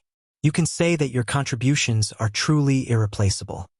From the way the emperor of the Zhao family addressed the three of them, it could be seen that he was close to Qi Yanglong and his three disciples. The time he spent with the scholar Sun Ping was the shortest, but he felt that they could call each other by their names. He addressed Yuan Benshi as Mr. Yuan out of sincere respect, and directly said Xie Feiyu's name, revealing a sense of casualness. Chapter 12:22. The old man waved his hand and said, "Compared to those legendary figures of the spring and autumn period, I, Qi Yanglong, became famous the latest. I'm also recognized as the most stupid scholar. When I was in my 30s, I was still wandering around Jianghu and accomplished nothing. But Zhang Julu and Huan Wen's mentor was already famous all over the world. And there was also that old guy from Gangnam-do who liked to raise cats. When they were in power, I could only watch from afar. I didn't even have the face to visit them. Speaking of my disciples, on the surface, I seem to be the proudest. However, if you really want to compare them, one is Zhang Julu, who has shown his talent, and the other is Huan Wen, who is clumsy. Of these two, Huan Wen is on the same path as me. In the end, he can't escape the conventions of the secular world. As for my three disciples, although each of them can surpass their master in some way, compared to Zhang Julu, other than Sun Ping, who has lived for 20 more years, the other two can't compare to him." Qi Yanglong sighed and said, "Zhang Julu is the only guy who can be called a genius of the world alongside Huang Sanjia. Everyone says that he's just a tinkerer from Liang. Hey, I underestimated Green Eyes. This time I came to the capital, I didn't have the intention to start over. On the contrary, many of Zhang Julu's actions had to be too rigid, so I had to fix it. I'm the tinkerer. If it weren't for Zhang Julu, I wouldn't have been able to do anything. I would have stayed in Shangyin Academy for the rest of my life, doing the bullshit knowledge that no one cares about after a few generations." The old man looked at the emperor of Zhao family, stretched out his hands and laughed softly. "Your Majesty, you're a good emperor. There's no doubt that you're talented and intelligent, but you still insist on making up for it with hard work. I dare say that in today's world, there's only an evaluation of generals. If there's an evaluation of emperors in the past 1,000 years, starting from the great Emperor Qin's reign and counting the next 1,000 years, you can be ranked in the top 10. The emperor was stunned for a moment, then laughed and said, "I can also get a similar evaluation of the top 10 masters in the world?" Qi Yanglong also laughed and then nodded heavily. The emperor walked to the window of the Iron Sword Guqin Library and looked up to see a flock of pigeons flying across the sky of the capital. He vaguely heard the sound of pigeons chirping. He asked self-deprecatingly, "Sir, is it that I'm about to die, so my words are also kind?" For the first time, Qi Yanglong didn't know how to answer. The emperor muttered to himself, "How good would it be if Su Xiao didn't have a son? Otherwise, that young man would die early in the Jianghu, but at the same time leave behind an heir. Then, I won't be stingy to give Su Xiao the greatest title, give that young man a hereditary title, and invite Su Zhao's grandson into the capital to enjoy the special treatment that even surpasses that of Zhao Jialong's descendants. As long as the Zhao clan rules the world, the descendants of the Su clan will enjoy a day of prosperity." Qi Yanglong was silent. Qi Yanglong answered slowly, "Decentralization, completely breaking up the local forces. But this has to wait until the world is unified. When the time comes and Beimang is annexed, according to the current system of Liang's 4 major prefectures, counties, and prefectures, the head of a Dao is just a civil and military division between the Jidushi and the Jingshi. As long as the Jidushi completely overpowers the Jingshi, he will be no different from a country's monarch during the spring and autumn period. Liang has suffered the calamity of being separated by the military. We must not repeat the same mistake. Especially after taking over the northern Mang, in addition to the original 14, there would be a total of more than 24 provinces. It might seem like a lot, but at the present level of postal stations, except for the hinterland of the Central Plains, most of the provincial governors and governors were far away from the emperor. The establishment of the Dao level was originally a temporary establishment, and it would be abolished later. Not only that, The 30-plus provinces in Liang now had to be further divided, with some large counties singled out as provinces. Under the premise of maintaining the civil and military co-governance and the checks and balances between each other, there should be 80 provinces in the world in the future. Moreover, the provincial governors and generals of each province had to be rotated every 4 to 6 years. During the rotation, they had to go to the capital to meet the emperor. There won't be too much resistance when this is implemented. After all, when the time comes, the civil and military heads of a prefecture will have real power and their official ranks will be high. Everyone will be happy to see this happen. Even if some of the current jingshi and prefectures are resentful, they won't be able to resist the urging of their subordinates. If they dare to go against the trend, they will be digging their own graves. The imperial court won't even need to do anything. Qi Yanglong hesitated for a moment. He raised his arm and made a clenching and unclenching gesture. Only then did he open his mouth and say, "This is decentralization. The next step will depend on the ability of the future Zhao emperor to decentralize. Decentralization can't be too tight. You can't hold on to it and not let go. You can't appoint people by favoritism. You can't think that you'll get it done once and for all. Scholars can debate whether human nature is good or evil. But as an emperor, you have to firmly believe that human nature is easy to change, that greed is hard to satisfy, and that you have to constantly show kindness and severity. But generally speaking, as long as this matter is successful, it won't be difficult for the Zhao family of Liang to remain at the top of the genealogy for another 200 years. As for specific measures, for example, the closer to the border, you can use favoritism and not virtue. The closer you are to the capital, you can use virtue and not favoritism. When you rotate, you must follow this principle. But this kind of thing is ultimately just a minor detail. The emperor listened attentively to the old man's words, not daring to miss a single word. Qi Yanglong seemed to have realized something. He said, "It's inevitable that the world will be divided and united. But if we trace it back to the source, every time the world is in chaos, it's the dynasty that blocks everyone's path to ascension. In fact, it's very simple to be a commoner and an official. That is to let them have a thought in their hearts. With a thought, they will be afraid of death and don't want to die. In the end, as an emperor, no matter how stingy he is, he still has to give everyone a pair of shoes to wear. Don't let the people in the world be barefooted and not afraid of wearing shoes. Because of this, they will have the last thought of daring to pull the emperor down from his horse." On this point, Su Fengnian did very well. From the generals of Beiliang to the civil officials, and then to the commoners, his various actions are to tell the people of Beiliang that I, Su Fengnian, will enjoy the blessings with you and bear the hardships with you. Hearing this, the emperor said softly for no reason, "How good would it be if this young man was my son? Back then, it would have been fine if he had been my son-in-law." Qi Yanglong didn't know whether to laugh or cry. He wanted to remind the emperor that there was no such thing as if in the world. The emperor looked out of the building in silence and was in a daze for a long time. Qi Yanglong was also in a daze. This was the first year of auspicious talisman. After autumn, many people felt uncomfortable. But in reality, even more uncomfortable waves were still to come. When the frost killed all kinds of grass, many people would die, and many people who had already gotten rich would die. The emperor suddenly turned his head, tears streaming down his face. "Teacher, I don't want to die yet. I still want to see this world, from the south to the north, a few more glances. It's good to take a few more glances." Qi Yanglong had nothing to say.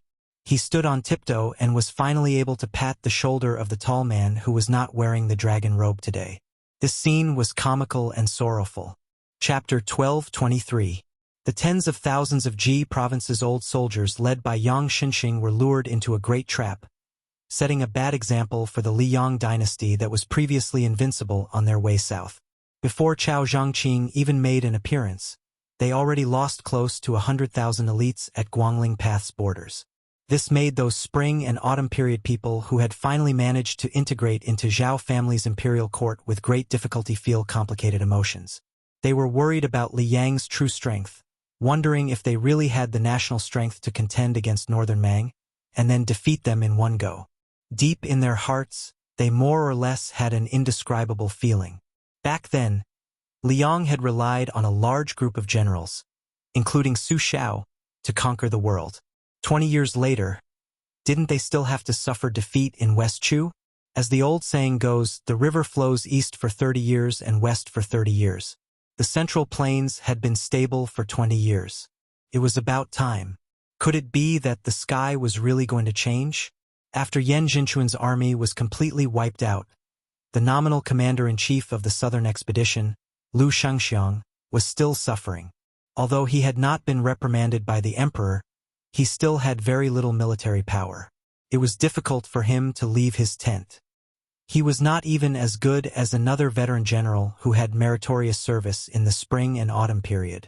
Among them, the dragon general Su Gong, who had been the pillar of the Gumu Su family, was regrettably defeated and continued to be frozen by the court and the Ministry of War. Probably to compensate this valiant general, there was a rumor in Tai and city that Su Gong was expected to be appointed as assistant minister of the Ministry of War to patrol the two Liao provinces. Following the second large mobilization of troops from Liang's capital, West Chu was not willing to fall behind. Riding on the east wind of two consecutive great victories, a young man named Ko Jianghuai, who had risen to fame in the western frontier, followed closely behind and fought a series of dazzling and beautiful battles. In the Eastern Front, in a confrontation with the Prince of Guangling Zhao Yi, who had a unique understanding of military strategy, he actually had a firm grasp of victory. Within 20 days, he had conquered Huangyan Pass, Daijai's, and 6 other places, including Huangyan Pass and Daijai's. In particular, this man's 3,000 personal guards, called the Flying Ape Army, were able to cross rivers and streams with their armor, as swift as apes. They shone brightly in the Battle of Sheeping Mountain on the Eastern Front. Moreover, Ko Jianghuai's military strategy was treacherous. Not only was he good at long-distance raids, every time he captured a city, he did not defend it. He had intercepted and killed Zhao Yi's reinforcements 4 times. Except for one time where he failed, all 3 times he wiped out the reinforcements.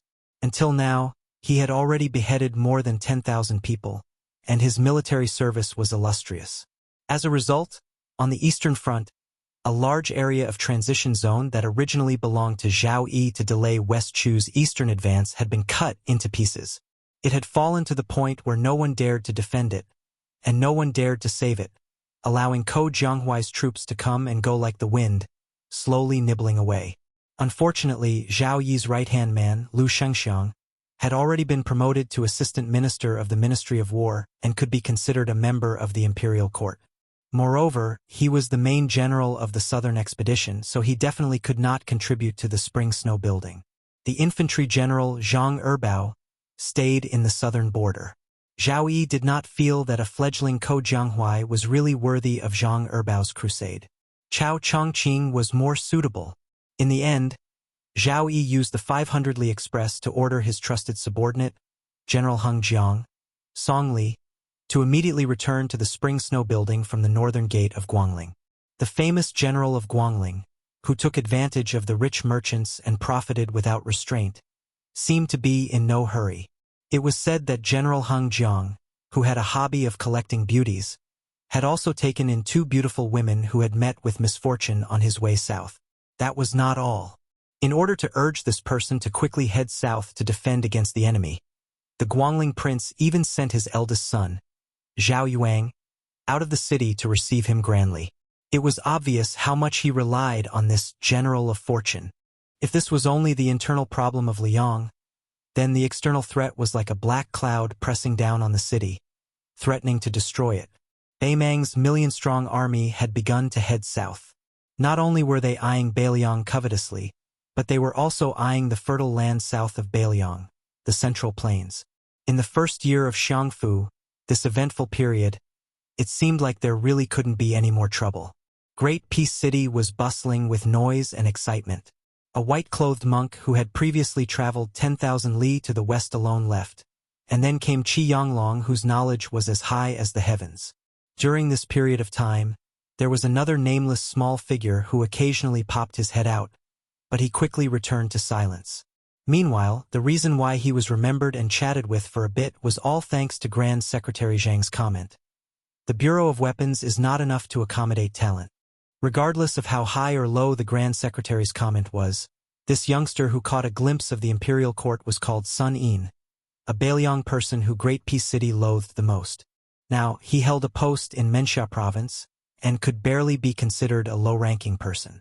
However, the reclusive Sun Yin was quickly forgotten by the capital, to the extent where he couldn't even compare to the little Taoist master Wu Shizhen who came down from Green City's mountains to the capital.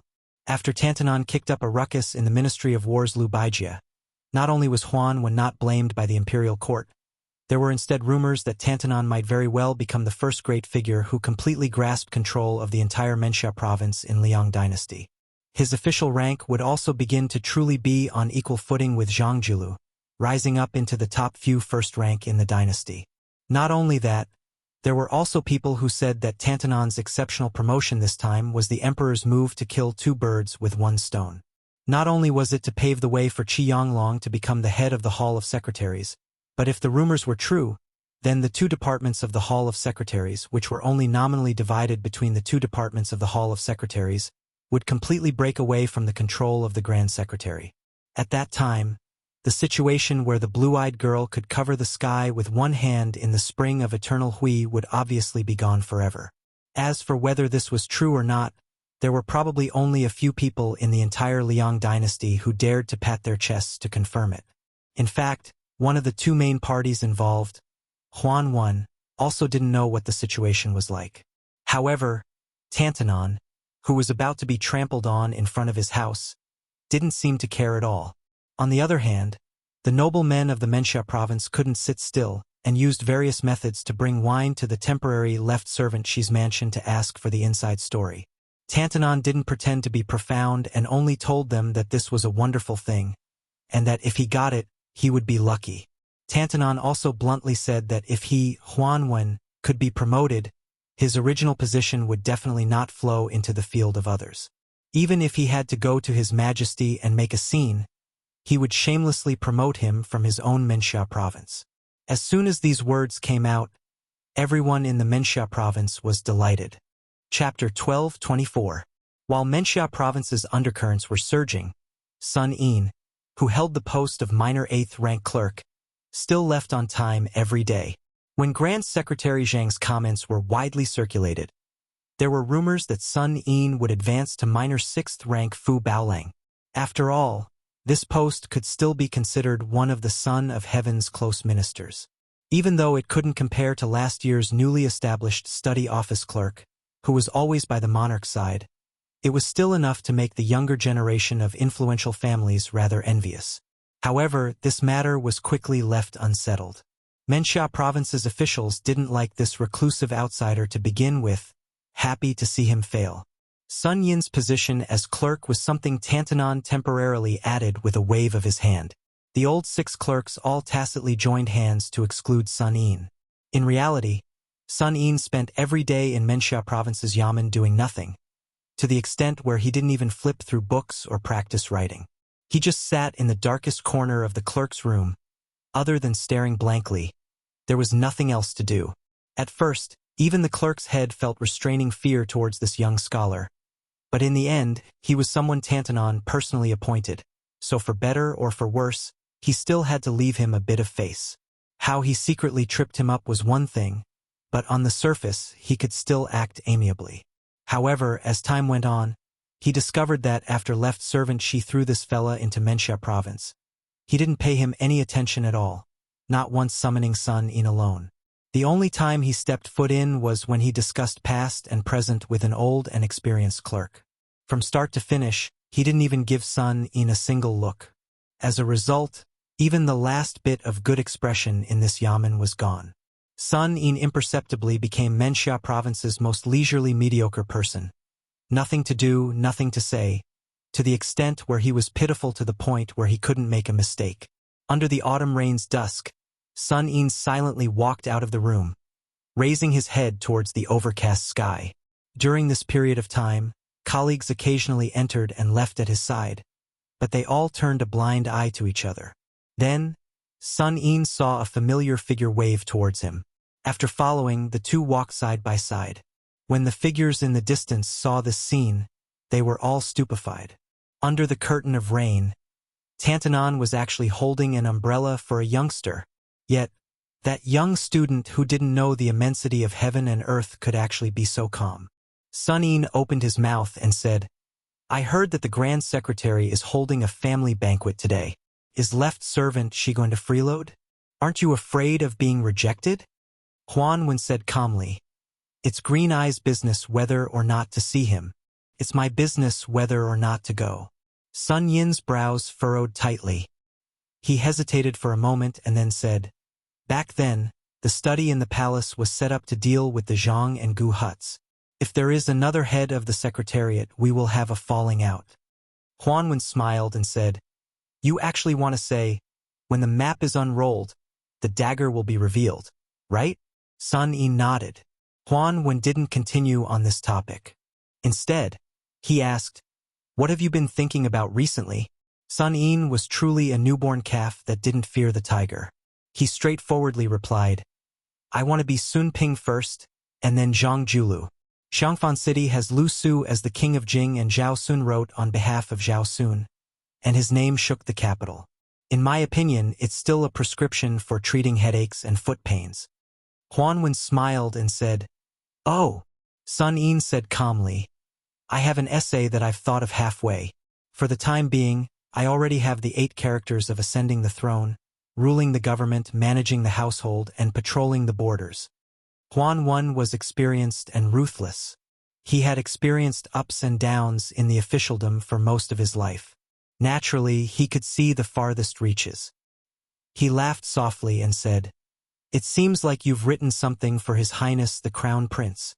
You want to teach His Highness how to take over the throne, how to sit on the dragon throne and face 2 groups of old officials, how to act as a filial son and a strict father, and how to stabilize the territory."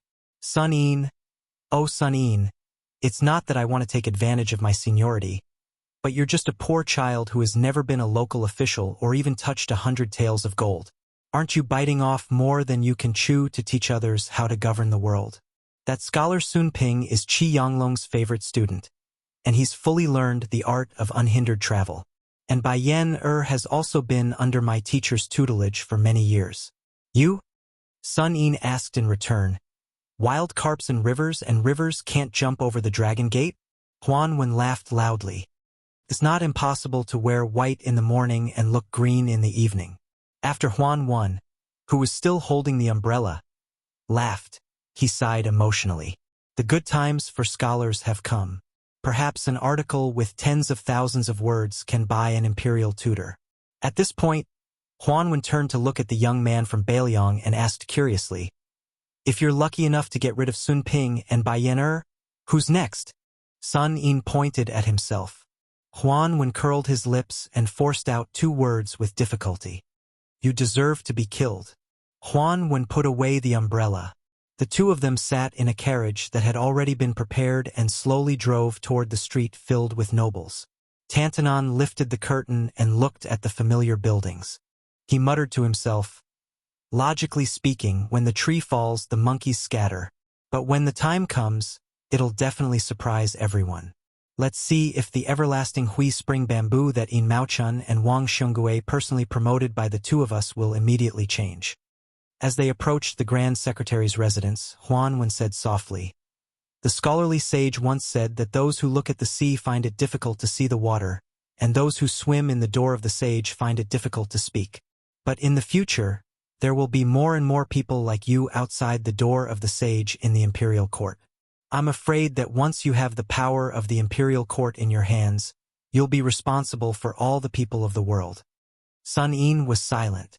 When they arrived outside Zhang Julu's residence, Tantanon opened the umbrella and got off the carriage.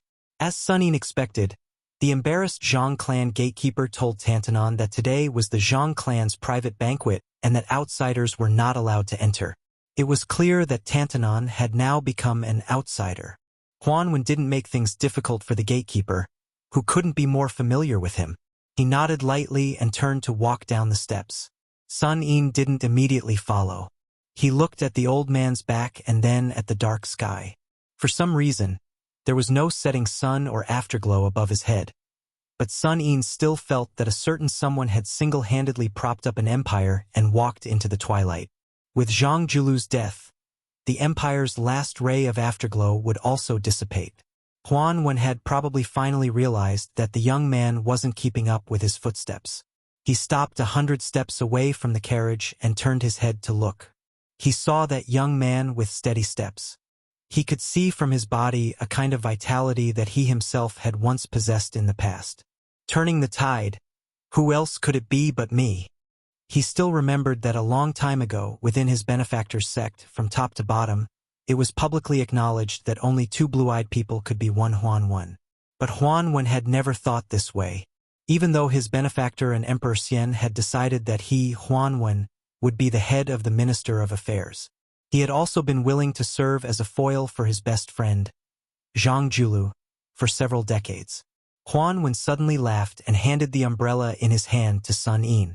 In the future, it's up to you to hold it up. Chapter 12:25. There were many barbarian creek between Shuzhou. The late Emperor of Liang had once patrolled this area. There was actually someone who dared to assassinate him. What was even more inconceivable was that no matter how hard the spy agency Zhaogo searched, they still could not find the assassin. The previous head of the ceremony directorate, Han Shengxian, had also once stayed here alone for several months, but still returned without any results. Now, because of the Imperial Wood case, the territory of the old Nanzhao was in turmoil. Rebels swarmed in, and the chaos caused a sudden increase in refugees. The refugees all joined in, and the situation became more and more intense. What was worse was that the barbarians, who had been peaceful for many years, were also ready to make trouble. Even the brother of the late emperor, Prince Rui Zhaozi, who had been in charge of Nanzhao for many years, was implicated. The prince's mansion was burned beyond recognition by the volunteer army. It was not until a troop of no more than 60 people quietly infiltrated the miasma that the chaos of gunpowder settled down. As the troop of soldiers continued to advance south, the truth came to light. This was another troop of soldiers with a different surname after Su Shao, under the command of Chen Jibao. The Nanzhao government did not dare to give orders to this troop. They could only secretly report to their superiors. The post was sent to the capital, and after the report reached Great Peace City, it was completely lost. The Southwest Army, who had waited bitterly to no avail, simply turned a blind eye. Fortunately, the 60 or so people did not disturb the people, nor did they have any dealings with the government. Along the way south, with less than 100 people, they exterminated 16 barbarian Creek tribes of various sizes that took advantage of the chaos.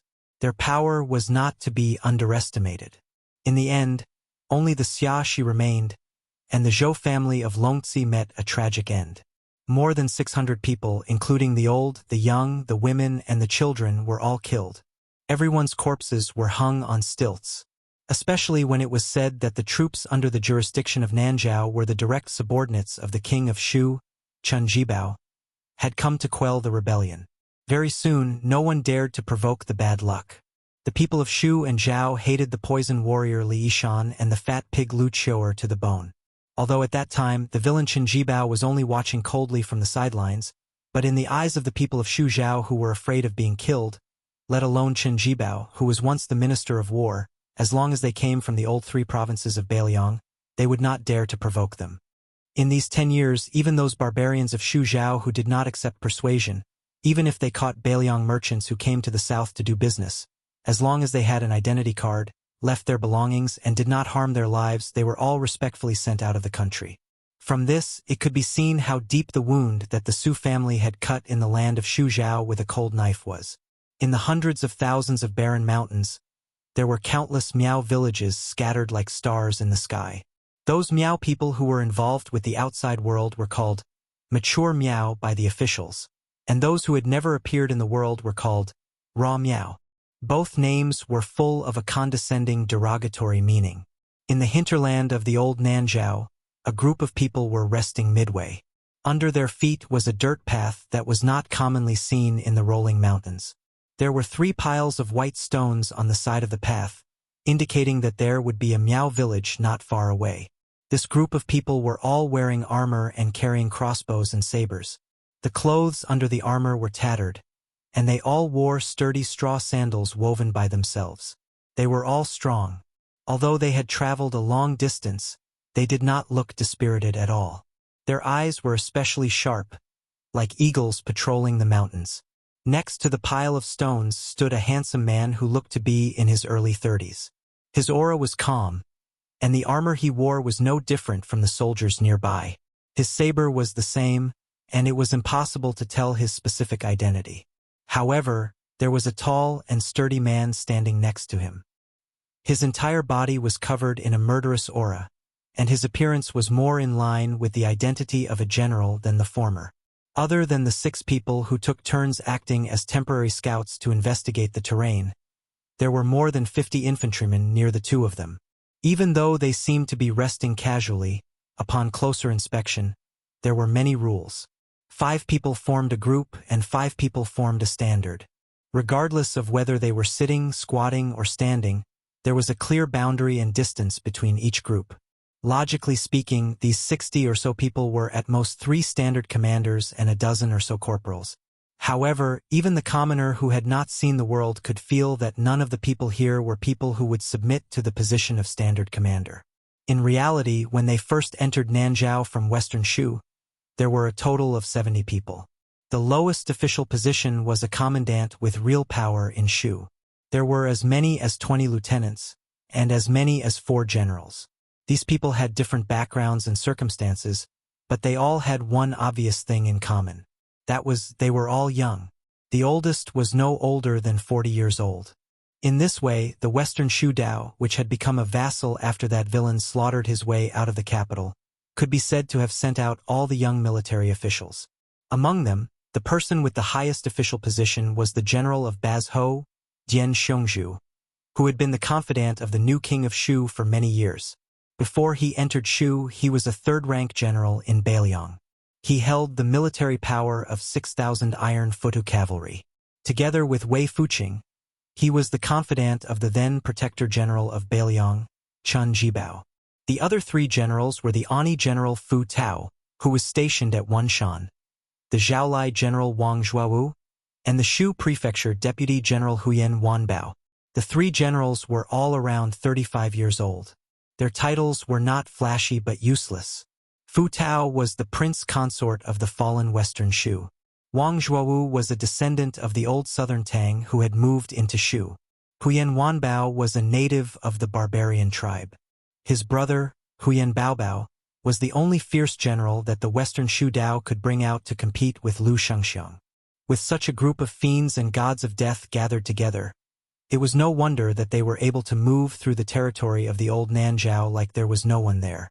After more than 40 battles, large and small, only 8 people had died, and 2 of them had died of illness. However, other than that time when they encountered the 3,000 rebels who had fled to the border, Dian Xiongnu and the other 3 generals had personally gone out to kill the enemy. Other than that, they had only looked on with folded arms. Even if the news of the military merits and casualties of this group of soldiers and horses were spread out, it was believed that no one would believe it. Dian Xiongnu, whose hair was disheveled like a lion, gritted his teeth and said angrily, "According to the spy report that Zhao Go gave us, that Western Shu bastard surnamed Su has been hiding in the stronghold up ahead these days. When I catch him, I must peel off his skin and pull out his tendons to prevent him from daydreaming about reviving his country." Chapter 12:26. When Dian Xiongzhu was talking to himself loudly, no one interrupted him, which made the former Beiliang's 4 fangs even louder. During this journey, Wei Fuqing, Master Wei, had to stay behind in Shishu Dao to preside over the overall situation. Che Yi, that little northern barbarian, also had to stay behind in the territory to enjoy a comfortable life. Only he, the old minister, had the most difficult life. Clearly, there were people he could kill, but he still had to obediently hold back and not make a move. What was the difference between this and having a little girl take off her clothes and flirt on the bed but not being able to eat? During the march, he had to not touch a drop of wine. It was even more impossible to find a tender and beautiful woman to relieve his lust. Dian Xiongzhu was about to suffer internal injuries from holding it in.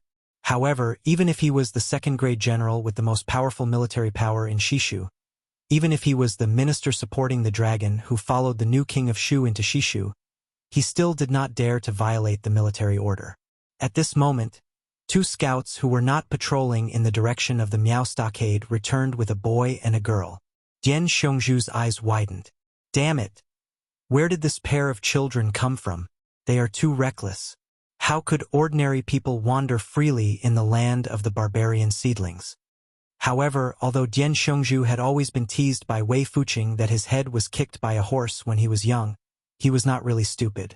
After a few more glances, he could see that the two children were not ordinary. The boy was bald and wore a kasaya. Obviously, he should be a monk from the Central Plains. As for the style of the kasaya, Dian Xiongzhu could not figure it out. Anyway, although it looked shabby, it had the temperament of an eminent monk from a big temple. As for the girl, she was delicate and pretty. Her skin was a little tanned due to the wind and the sun, but her eyes were cool and clear. Although Dian Xiongzhu was addicted to martial arts and killing, he was not a notorious general. In those years in Beiliang, there had never been any cases of bullying men and women. As for how vicious he was to the Beimang barbarians, it did not affect Dian Xiongzhu's excellent reputation in the border army. In fact, it was impossible for Chen Jibao's subordinates to have such a lawless devil like Lu Qiu'er. Having said that, even though Dian Xiongzong didn't harm the common people, it didn't mean that he was an easy person to get along with, especially when he met such a pair of strange people in such a remote place. He took a big step forward and was about to ask in a deep voice when the silent handsome man beside him also took a step forward. Dian Xiongzong immediately shut his mouth. The man looked at the boy and girl who he had never met before but knew very well. He was expressionless. The little monk's common name was Wu Nanbei. He was the youngest monk in the two Zen temples but had the highest seniority. His master was the white-robed monk who was rumored to be immortal by eating his flesh. His master's master was the world-famous dragon tree monk, the abbot of the two Zen temples. As for the little girl, she was called Li East and West. She was the daughter of Li Shaoxin. There were many daughters of emperors in the world, but it was impossible to find two daughters of monks who lived in temples. The little monk Nanbei stood in front of the girls and put his palms together to salute. The man nodded and said calmly, "You two can continue forward, but remember to go around the Miao stockade village in front." The little monk hesitated for a moment and could not help but say, "Since you have the bone of Buddha, I hope you won't kill too many people." The man just smiled and did not say anything. When he raised his arm, the foot soldiers and small squad leaders, who were ready to draw their swords to kill at any time, let go of the hilts and took the initiative to make a path. Wu Nanbei and Li East and West passed through the formation. The latter turned to look at the man out of curiosity. The little monk quickly pulled her sleeve and quickened his pace. After walking for half a mile, Li East and West blinked and asked, "Who is that guy? Is he the leader of the Nanzhao army? Although his armor is ordinary, he looks quite formidable. His subordinates are much stronger than the previous batches of Nanzhao Dao soldiers we encountered before." The little monk shook his head and said, "I don't know, but that man is really powerful." She suddenly smiled brightly and her eyes narrowed into crescents. "How powerful? Is he more powerful than my father? Is he more powerful than Su Fengnian?" The little monk thought for a moment and still shook his head. "I don't know." The little girl rolled her eyes and said, "Stupid Nanbei, if you were in Jianghu, you would definitely be laughed at and called ignorant monk." The little monk laughed mischievously. "Stupid Nanbei, we have an agreement. I will only accompany you to Beiliang to see Su Fengnian. We will leave after seeing him." "Yes. Actually, it doesn't matter if you take a few more glances. Sai, my mother used to point at a woman who went up the mountain to burn incense just to peek at my father. She said that woman had high cheekbones and could kill her husband without using a knife." "Stupid Nanbei, do you think my cheekbones are high? I have never seriously looked at other women. Do you have high cheekbones? You shouldn't have high cheekbones, right? Tisk tsk, that's right. Last time on the streets of Wupiang County, your eyes were about to fall into that woman's chest. How could you care about her face? Amitba, thing, you've said this more than 80 times. Actually, I just happened to glance at that benefactress, but I really forgot about her after just one glance. It's absolutely true. A monk doesn't lie. The most annoying thing is that you baldies keep repeating Amitba all day long. Stupid Nanbei, let me ask you, before I heard the disciple of the abbot's disciple from our neighbor, the little Baldi's disciple of the big Baldi's disciple of the old Baldi's master. He said that reciting Ksitigarbha Bodhisattva in an instant is better than reciting Ksitigarbha Bodhisattva in 100 tribulations, and reciting Ksitigarbha Bodhisattva in one great tribulation is not as good as reciting Amitba. Hey, I have not become a Buddha yet. I don't know. Then tell me, if someone asks you about this Dharma, what do you think? If that's the case, I will only say what is in my heart. I will say that Amitba is already full of fruit and transcends all positions. However, Bodhisattva does not belong to the land of Buddha and is not full of fruit. However, this does not mean that there will be a great difference in merit if you recite the two separately. Master said that Buddhism is not the same as officialdom. It does not pay attention to the size of one's backing. It is about being free. Tathagata Buddha, Tathagata Buddha, Tathagata Buddha, Tathagata Buddha. Doesn't that mean you did not say anything? Ha! The two Zen temples had two Zen. The little monks of the north and south only had one Zen. Buddhism emphasized 3 conversions: conversion to Buddha, conversion to Dharma, and conversion to monks. However, Wu Nanbei felt that he had one more conversion. North and south converted to east and west. Wherever she was, that was his land of Buddhism. Then he felt a little guilty. It had been a long time since he bought rouge. The little monk touched his bald head and frowned. He sighed softly. He probably could not become a Buddha in the eyes of the world. Chapter 12:27. Dian Xiongzong looked at the beautiful scenery of the Miao Stockade village. The terraced fields spread up the mountain, the green water at the foot of the mountain like a ribbon, and the stilted buildings were clustered together. It was hard to imagine that this was the scenery that the Central Plains scholars talked about. However, Dian Xiongzong was a rough man. Moreover, he did not come all the way south to enjoy the scenery. He had seen dozens of such isolated stockades, and many of them had been turned into ruins by the knives of his subordinates. Dian Xiongzong looked back at the silent army behind him and grinned, revealing his yellow teeth that spoiled the scenery. He withdrew his gaze and carefully looked at the general standing beside him. In today's world, there were countless meritorious generals, and there were even more in the Bailiang army. However, in Dian Xiongzong's mind, there were only 2 people who deserved the title of general. The great general Su Shao had passed away, and the only one alive was the one beside him. As for Gu Jiantang, Lu Shengxiang, and the others, they were just passable. The old men like Yan Jinchuan and Yang Xinxing were even worse. Dian Xiongzong withdrew his thoughts and did not give orders. Since leaving Shu, more than 60 people had developed enough tacit understanding and should have known what they were doing. Moreover, not to mention King Futao, Wu Huyen, and Baiyan, who were real high-ranking generals, none of them were really ordinary soldiers. Any one of them was a person who could not be underestimated in the officialdom of Shishu. Before leaving Shu, there were also some fearless troublemakers who were unruly and difficult to tame. Weren't they also convinced that they were more obedient than his wife? Along the way, from the initial mutual suspicion and contempt, to the end, everyone took the lead, everyone was wounded, and everyone regarded each other as fellow soldiers who could exchange their lives. It seemed unimaginable, but Dian Xiongzong was not surprised at all because this was the invincibility of the person he followed. That person's military strategy had always been very simple.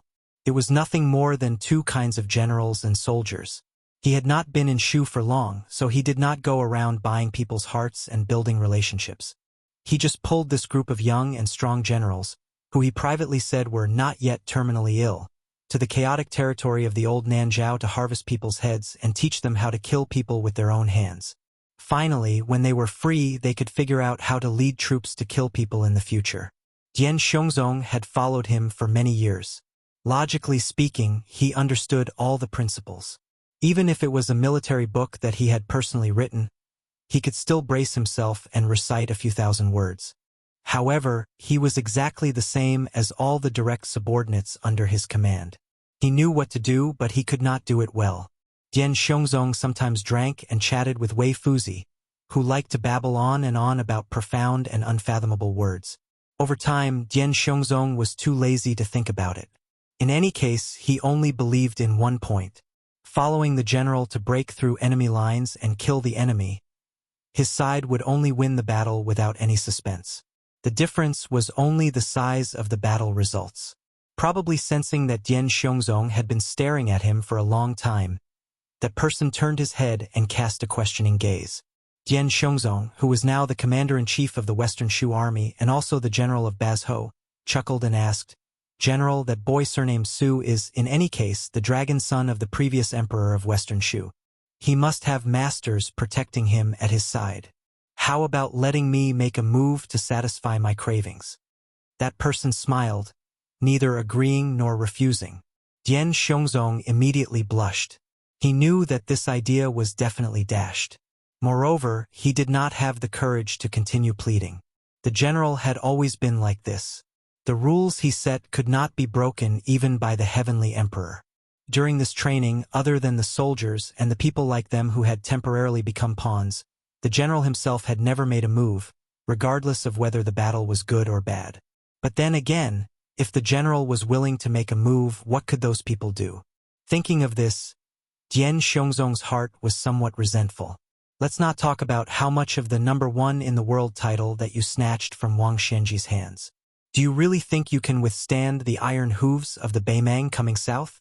Dian Xiongzong seemed to have forgotten that if someone had told him that His Royal Highness could become a martial arts expert, he would rather believe that he was a woman who could give birth to children. When His Royal Highness went to Mount Wudong to cultivate, whether it was him, the teacher Wei Fuqing, or a group of Bailiang generals, they had all ridiculed him. In all likelihood, this kid had taken a fancy to a beautiful Taoist nun on Mount Wudong. Practicing the blade was not too clever of a cover. Ani General Fu Tao, Zhaolai General Wang Chao, and Shuzhou Deputy General Huyan Wanwan were respectively nicknamed Prince Consort, Foolish Young Master, and Tiger Eater. The three of them had completely different natures, but without exception, they were wholeheartedly convinced by that taciturn man. Wang Chao came from a noble family. In his free time, he could speak freely with that person, talking about books, gold, stone, and exegesis. It was not strange that the martial arts fanatic Huyan Wanwan could talk about martial arts with that person. However, Fu Tao was famous for his unsociable temperament, yet he could chat happily with that person. In any case, Dian Xiongnu was not surprised. The general seemed to have never lost a battle in his life. On the battlefield, the Liang court and common people all knew of his military exploits. In the field of love, wasn't it the same? He had just arrived at the Western Shu Road, and he had already been praised by the Rouge for his beauty, xie, and love at first sight. As for the officialdom, even His Majesty the Emperor held the general in high esteem. As soon as he entered the capital, he made the general the Minister of War. Currently, he was the Shuang Lu of the Ministry of War. Lu Baijie and Lu Shengxiang were only assistant ministers. How could they compare to their own general? In the Miao stockade village near the mountains and rivers, when they saw the brazen intrusion of this army, almost all of the Miao people knew that they were in a dead end. These Miao people, who were supposed to be isolated from the world, had unexpectedly taken out swords and armors from nowhere. Most of these armed people were old. When they were young, it happened that the spring and autumn war happened to put the people of the Central Plains into a terrible situation. Many young children and young women were confused. They did not know why their fathers and husbands suddenly had those shiny weapons. Some white-haired old Miao people even put on rusty armors. If it was not for this unforeseen event, the former would probably never know that this secret was hidden in the stockade. After all, the stockade village was not the kind of military town that was used to seeing the smoke of war and hearing the sound of horse hooves. When faced with the emergence of this group of Western Shu elites, they were completely defenseless. Before they appeared at the foot of the stockade village, some of the Miao people who had just returned from work were shot dead on the spot. The arrows either pierced through their chests or through their skulls. Almost all of them died in a face-to-face confrontation. At most, they could only turn their backs and did not even have the time to take a step back. The most terrifying thing was that these armored soldiers did not speak before and after they killed the Miao people. After they killed the Miao people, the person who fired the crossbow only silently pulled out the arrow from the corpse and put it back into the quiver. In the middle of this, there was a young couple of Miao people who were whispering sweet nothings to each other by the river. The young man was an agile expert in this stockade village. He had once fought with a ferocious tiger with his bare hands. However, when one of the tall armored soldiers raised his crossbow, even though he had a sharp sense of smell and was about to pounce on the Miao woman to avoid the arrow seemed to have been expected. Killed two birds with one stone. It directly pierced through the foreheads of the man and woman, causing them to die together with their love. This group of devils who killed without batting an eyelid began to climb the mountain and enter the stockade village unhurriedly. Chapter 12:28. What made the Miao people feel even more chilled was the way these armored soldiers killed. It was a coldness that they had never imagined before. These armored soldiers were like an old farmer who was skilled in farming and harvesting rice. They knew how to use the most effortless method to harvest the rice, not a bit more and not a bit less. In the face of the first batch of Miao people who seemed to have the advantage in terms of numbers, they first used light crossbows to kill. If they were to get close to them, they would draw their swords and kill them cleanly with one stab. There was absolutely nothing fancy about it. If someone was lucky enough to escape the first stab and both parties brushed past each other, the armored soldiers holding swords would not break the advancing formation and fight with them. Instead, they would boldly and confidently let the armored soldiers beside them or behind them deliver the second stab. When more than 40 Miao people were dead, no one could escape the second stab. This scene was not too bloody and could even be said to be very clean. However, it made the second batch of more than 60 Miao people feel as if their guts were about to burst. They stopped at the edge of the lushing field in the stronghold. Behind them were more than 30 Miao people who were relatively weak. After these two batches of Miao men went out to fight the enemy, there were only the elderly, women and children who were destined to wait for death. The armored soldiers holding crossbows and swords slowly entered the lushing field that was paved with cobblestones. The two batches of Miao people were already crowded together. One of them was a white-haired old Miao man who was holding an iron spear. He took a few steps forward.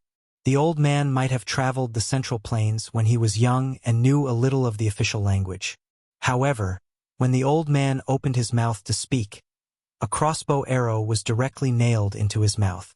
His entire body was hit by the huge penetrating force and fell backward. After the old man with the crossbow arrow in his mouth fell to the ground, the tip of the well-made crossbow hit the ground. It was like a rice seedling in a paddy field being pulled up by someone. The Miao people were pale. It was not only Dian Xiongzong and the three generals who were indifferent to this. In fact, all of the Shishu military officers, including the armored soldier who shot the crossbow, felt that this kind of killing without hesitation was right and proper. If it was said that each of them had their own conceited arrogance and leadership style before that person was conferred the title of king, but under that person's tepid training, they all understood one thing. Following him in battle, whether it was a battle with a high chance of winning or a low chance of winning, in the end it was all about killing people. Killing people was not written by literati. There was no need to talk about beautiful words or colorful brocade. It had to be concise and practical. Conciseness was under the premise of ensuring practicality and effectiveness. In order to save the physical strength of each soldier, the entire military force would be raised to the extreme bit by bit. In this way, the situation would be as stable as a rock. In a battle where they might lose, they could slowly recover from the disadvantage. In a battle where they were sure to win, they would be in an invincible position from the beginning. In this trip to the south, that person could not be said to have spoken, let alone have any actions of teaching. There were only a few words at the beginning of the Shu War, but it was more and more memorable. I will let you all understand what a general and a military officer should do and should not do. In the future, you all will let your subordinates know what to do and what not to do in a battle. In less than 5 years, give me 200,000 soldiers in Shishu, and I will give all of you a name that will go down in history.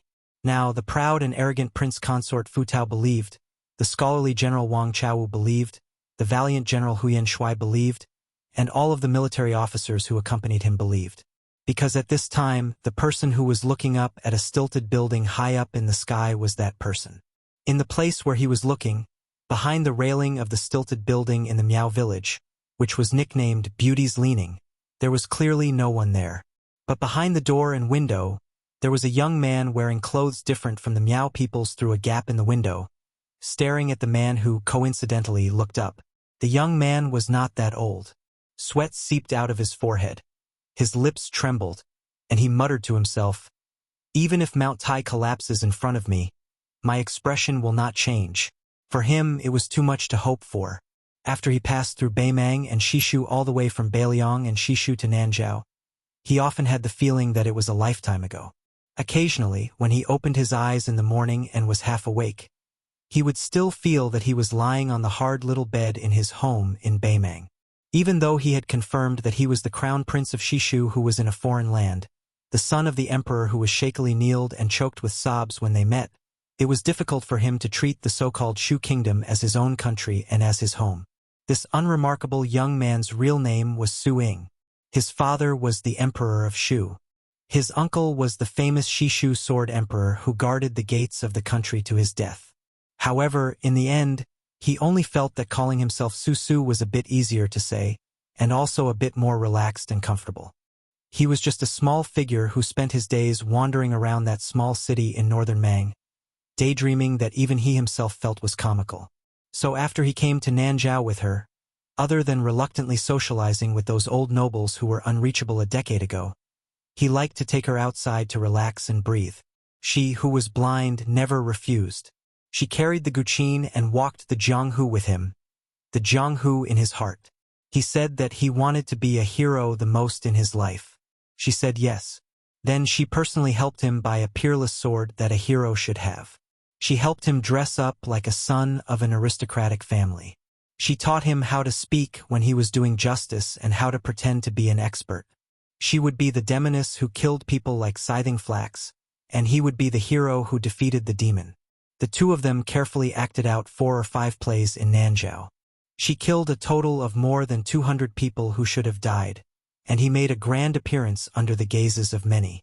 He either appeared floating on stage while reciting an ancient poem or stood under a tall building and under the moon. The final result, without exception, was the blind demoness who carried the guqin and made the yamen and the legendary demons of Jianghu feel their scalps tingle. Under the fierce attacks of the hero that made bystanders feel all kinds of indescribable mysteries, she fled pathetically and lingered at death's door. Afterwards, he would always meet her secretly and hide with her. He would tell her, who could not see anything in the world, which famous Jianghu master among the bystanders had been struck dumb, and which young heroines had been struck dumb by the sight of it. She always had a tranquil smile and did not speak. Su looked at the man who seemed to have sensed where she was standing and said in a trembling voice, "I know. Even if you are about to enter the realm of celestial phenomenon, you can't beat him." The blind guqin player who had almost taken Su Fengyan's life in the rainy alley grunted, his expression calm. Su turned her head and looked at him. She smiled bitterly and said, "They are definitely coming for me. My life is worth it anyway. It's not a loss. No matter how they find me, there is no meaning in talking about this. You can go." Xue Songguan still grunted. Then she moved away, pushed open the door and walked out. At this moment, Su felt a little sad. Husband and wife were birds in the same forest, but when disaster came, they flew separately. But she was still not his wife. If she was, how good would that be? Then even if she left alone, he would be willing. Suddenly, Su woke up and madly rushed out of the room. Then he saw her float away and land in the lushing field, standing in front of the armored soldiers. Su suddenly cried and laughed. This young man who had been as timid as a mouse in a foreign country for more than 20 years, this young hero who had stupidly sprained his ankle in their play not long ago, was full of heroism for the first time. He leaned against the railing and yelled at the top of his lungs, "Wife, wait for me!" But Xue Songguan did not allow his heroism to reach the clouds for too long. She pulled off the cotton cloth wrapped around the guqin and lightly plucked a string. Su Su, who was leaning behind the beauty, immediately fainted. Then she, who was blind, turned her head and looked back. She only felt some regret. Everyone said that the Chu Sanren had died. She could not see, he could not hear. Chapter 12:29. Huyen Xuan, who loved to cook the brains of tigers, frowned. The Yuzhou deputy general, whose stature was the shortest among the many Shu armored soldiers, did not look at the blind zither player who had walked right into the trap. Instead, he pointed at the railing of the stilted building. Then, Dian Xiongzhao saw a thin, short, and childlike shadow suddenly dash out, carrying away the Western Shu crown prince who had fainted. It ran along the railing of the railing, and just as it was about to leap out of the stilted building, Huyen Xuan's Shu knife nailed into a pillar. The handle of the knife instantly sank into the pillar. The black shadow carrying Su Su twisted its body into a deformed position as it charged forward, barely dodging Huyen Xuan's throwing knife. Carrying Su Su, it directly broke through the railing and charged into the sky outside the building. In an instant, a torrent of crossbow bolts unfolded on the lushing field. The blind zither player, Xue Songguan, tilted her head slightly. She plucked a string as if adjusting the tone. The dozens of powerful crossbow bolts shattered in the air. Then, the female zither player bent her pinky finger, hooking the first string with a powerful and respected sound. The string drew a beautiful arc, but it never fell. At the same time, her left thumb fiercely drew the remaining 6 strings. The prince consort, Fu Tao, and the southern Tang's old young master, Wang Dawu, stepped out at the same time, each chopping out a knife. Countless fine cracks appeared on the knife's edge. Xue Songguan still had her head lowered. Her bent finger suddenly straightened, and the taut string arc immediately bounced back. The female zither player's right hand retracted and shook her sleeve. She slapped down on all the surface of the string. The entire cobblestoned lushing field, with her as the center, began to rapidly crack outwards. Of the Shu armored soldiers, Huyen Xuan was the vanguard, the only one who did not retreat but instead advanced. This short and small general, who no longer had a knife in his hand, lowered his head and bent his waist, directly pulling out Dian Xiongzhao's knife. With a sinister smile on his face, he strode 3 zhang away with a single step. When his foot landed, the tip of his foot tapped against the ground, and he moved horizontally. The cobblestone he landed on completely exploded. Afterwards, Huyen Xuan tilted his head, a flower of blood immediately blossoming from his ear. Huyen Xuan, who had a piece of his ear sliced off by the formless zither sound, was not angry. Instead, he laughed and continued to charge forward. After charging for several steps, his body flipped sideways in the air. Behind him, about 50 zhang away, Dian Xiongzhao extended his palm. It was as if he had snapped a zither string. The disorderly broken string still left several marks on his armor. Dian Xiongzhao did not pay attention to the bloodstains on his palm. His eyes stared at the young and blind zither player, clicking his tongue in wonder. It was impossible for every general to be a match for tens of thousands of people, nor did it need to be so. Just like Dian Xiongnu, who was recognized as having outstanding martial arts strength, was actually just a level 2 expert. Even if his ability to command an army was not taken into account, in terms of breaking through enemy lines, perhaps all the level 2 experts in Jianghu were not as lethal as Dian Xiongnu. After all, in Jianghu, there were few absurd scenes of people ganging up on each other. However, breaking through enemy lines and killing enemies was different. It required a warrior's ability to listen carefully and observe all directions. However, there were also outliers among the generals in the army.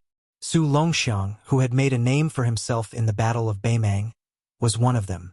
Chen Jibao, Yuan Zuozong, and other famous generals from the spring and autumn period were one of them. Huyen Mon and the temporarily unknown young man Che Yi were also one of them. Especially the last 2. Everything was ready except for the east wind. What they lacked was a huge battlefield enough for them to perform on the stage. In the Liang imperial court, in terms of seniority, it was as difficult as ascending to the sky to stand out. One could only rely on one's endurance. The woman whose appearance could only be considered delicate and pretty did indeed have the style of a grandmaster who could hold back 10,000 men. Even when facing these arrogant and valiant generals who had the advantage in numbers, from beginning to end, she had a calm and indifferent expression. Even when Huyen Mont's blade was less than 3 zhang away from her, she still did not show the slightest bit of impatience. She did not even raise her head to look at Huyen Mon. She held the zither in one hand and opened her other hand, palm facing upwards, reaching under the zither strings. Her thumb and middle finger clasped the inner and outer strings, as if she was holding water with one hand. Her voice was light and her face carried a slight smile as she said, "A spoonful of water contains the taste of the sea. A flower blooms into heaven and earth." The tip of Huyen Mont's blade was only 3 inches away from the zither. When the blind zither player gently released 2 fingers, as if he did not dare to be greedy and continue fighting, his body suddenly stopped. However, it was still too late. Huyen Mont's refined armor instantly turned into fine powder. This valiant general was bathed in blood. At this moment, from the corner of his eye, he glimpsed the scene of the stilted building in the distance. Gritting his teeth, he gripped his blade with both hands. With an angry shout, he rushed towards the blind woman. Xue Songguan turned around. For the first time, her entire person radiated with the decisive demeanor of someone who was willing to risk their life for another. However, her target was not Huyen Mon, who was similarly staking everything on a single throw, but the man who was floating and blocking Susu's path. From the beginning to the end, this man did not pay any attention to her. In a flash, he stood on the roof of a slightly lower stilted building, coincidentally blocking the black shadow and Susu's path of retreat. Xue Songguan allowed Huyen Mont's blade to strike her shoulder. Her 10 fingers pressed down on the zither strings, and the roof beneath the man's feet collapsed with a loud bang. The sound of the zither was silent, but the man did not move at all. Xue Songguan quietly sighed. She extended a finger and broke a zither string. She gently flicked it towards the man. Huyen Mon, who had been ignored to the side, angrily drew his blade and scolded, "Bitch, you dare to look down on your master Huyen?" Xue Songguan, who had broken a zither string with her own hands, broke the remaining 5 strings in succession. She used the power of each string to block the 5 sharp blades that Huyen Mon sent out from behind her. However, no matter how confident Xue Songguan was in front of Shu generals like Huyen and Fuxi, the difference between her and that man's realm was like the difference between her and Dian Xiong, Fu Tao and the other generals. There was an insurmountable gap between them. Her fingers pressed on the last string of the zither, wanting to break it. The man stood in the air. He grabbed Susu's shoulder with one hand and strangled the Black Shadow's neck with the other. This was the first time the latter had appeared in the world. He was an old dwarf who weighed no more than 60 jin. Xue Songguan did not dare to break the strings anymore. The moment she broke the strings, Susu and the old senior man, she would die. Chapter 1230. The next moment, the man returned to the corridor and gently put down Susu and the old man. He did not seem to want to kill them. Xue Songguan was puzzled. She leaped up and stepped on the roofs of the bamboo buildings with her zither in hand. She stood on the other side of the fence and faced the man. However, Xue Songguan knew very well that this was a futile effort. Even if there were 3 of her, she would not be a match for this man. Even if the blacksmith who had once forged a sword for the Sword Emperor of West Shu was here, it would be meaningless to join forces with the dwarf senior who was pretending to be dead, and was known as the master of the 36 barbarian streams. The majestic man glanced at the old man who was curled up on the ground. He smiled and said, "Senior Mengu, don't you think it's a bit outrageous to pretend to be a grandson in front of a junior like me?" The dwarf old man closed his eyes and muttered, "Whoever is better at martial arts is the grandpa. Just treat me as a grandson who is already dead. Don't bother about me." Huyen Swan, who had been infuriated by the blind zither player, stepped on the roof and rushed over. He jumped up high and was about to attack when the man calmly said, "Shu Huer, stop." Huyen Swan stretched out his hand and grabbed the eaves, hanging in the air. His entire body was covered in a thick stench of blood and hostility. However, after the man spoke, he obediently retracted his saber and gently landed on the beauty's back. He squatted down and sulked. The man looked at the female zither player and spread his hands. Wake him up. I have something to say. Xue Songguan hesitated for a moment. She walked forward and gently woke Susu up. Susu, who was still in a daze, finally understood the situation. He stood up and stood in front of Xue Songguan to protect her. He said in a trembling voice, "If you want to kill me, do it to me. It has nothing to do with her." The dwarf old man, who was playing dead on the ground, could not help but roll his eyes. It was really embarrassing to be such a brat's follower. If it were not for Zhao Dingxiu, that old bastard, begging him, he would not have been willing to get involved in this mess. Back then, he had almost pulled out the tendons of that man-cat and skinned him. He really did not want to have anything to do with the experts of the Central Plains anymore.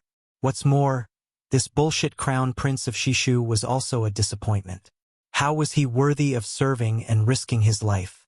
He was timid and short-sighted. All he knew was to wander around and pretend to be a hero. He didn't do any proper work and just muddled along. Shishu might as well not have such a crown prince who returned to his hometown in glory from Beimang.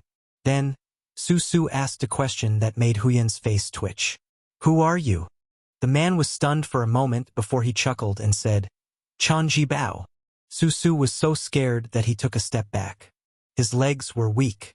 Fortunately, Xue Songguan supported him, so he did not collapse on the ground. He was the villain too from the Great War of Spring and Autumn. He was the white-clothed soldier immortal mentioned by the current emperor. He was Gu Jiantong's descendant, Liu Baijia's predecessor, the minister of war of the Liang dynasty. He was now the king of Shu. Chen Jibao turned to look at the foot of the mountain and said indifferently, "The reason why I didn't kill you, Susu, is because I want to do business with Zhao Dingxiu. This business was originally done with you by Beiliang, but after I was conferred the title of king of Shishu, I cut off the connection between you two. Beiliang is now at most sending you some money secretly. Don't even think about passing through the Shu border. Since Beiliang broke the promise first, you can't be blamed for breaking the promise later. Moreover, your life is in my hands. This old man Zhao would not hesitate to do this business if he was here." Susu gathered his courage and asked, "You mean to say that you want us to abandon Su Fanyan and start a rebellion in Nanzhao according to your wishes?" Speaking until here, Susu sneered and said, "Bah, it's true that my martial arts are not good, but I'm not an ungrateful person." The dwarf old man whose life was hanging by a thread was so angry that he jumped up and gave this idiot a slap. Then, he continued to lie on the ground with his limbs in the air. He did not forget to say angrily, "If you want to die, then die. Don't implicate your grandpa Menggu." Chun Jibao chuckled and said, "Ungrateful?"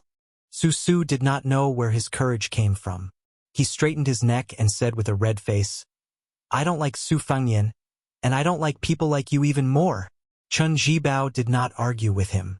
He said to himself, "In this world, there are differences between public and private affairs. Just like these Miao people sheltering you, the crown prince of a fallen country, because they were indebted to this old man Zhao for not killing them. This is an eye for an eye. Thinking about it, before they die, they still owe you, Susu." Chan Jibao ordered, "Chu Hu go and kill them. Kill them all." Huyen Swan carried his knife and left. Soon, the Miao stockade village was filled with cries and blood splattered everywhere. Chun Jibao did not look at Susu, who was gritting his teeth. He asked, "As long as you say to stop, I can make them stop." Susu was in a dilemma. He closed his eyes and did not dare to look at the Miao people who were drinking with him yesterday. Now they were lying in a pool of blood. The young and strong Miao people in the stockade were almost all dead. Next would be the defenseless women and the elderly. Susu turned his head and looked at Xue Songguan in a daze. He asked helplessly, "Will the headmaster agree?" The blind female zither player wanted to say something but stopped. Susu lowered his head and said sadly, "Yes, as long as we can restore the country, the headmaster will definitely agree." Chun Jibao said calmly, "I promise you, in the future, you can call yourself a king in other places except for Shishu." Susu sobbed, "What does this have to do with me? I have never thought about restoring the country. I have never thought about those unreachable dynasties. Chen Jibao laughed. Unreachable? Because of your mistake, another 37 Miao people have died, and the number of deaths will continue to increase. If you, Su Su, are a useless person who does not care about great kindness and righteousness, then you don't even care about small kindness and righteousness. Su Su raised his head and roared, "Stop!" Chen Jibao smiled and was indifferent. Su Su rushed to Chen Jibao with red eyes. He raised his fist and punched. "I asked you to stop. Did you hear me?" Without Chen Jibao making a move, Su Su flew out and was caught in Xue Songguan's arms.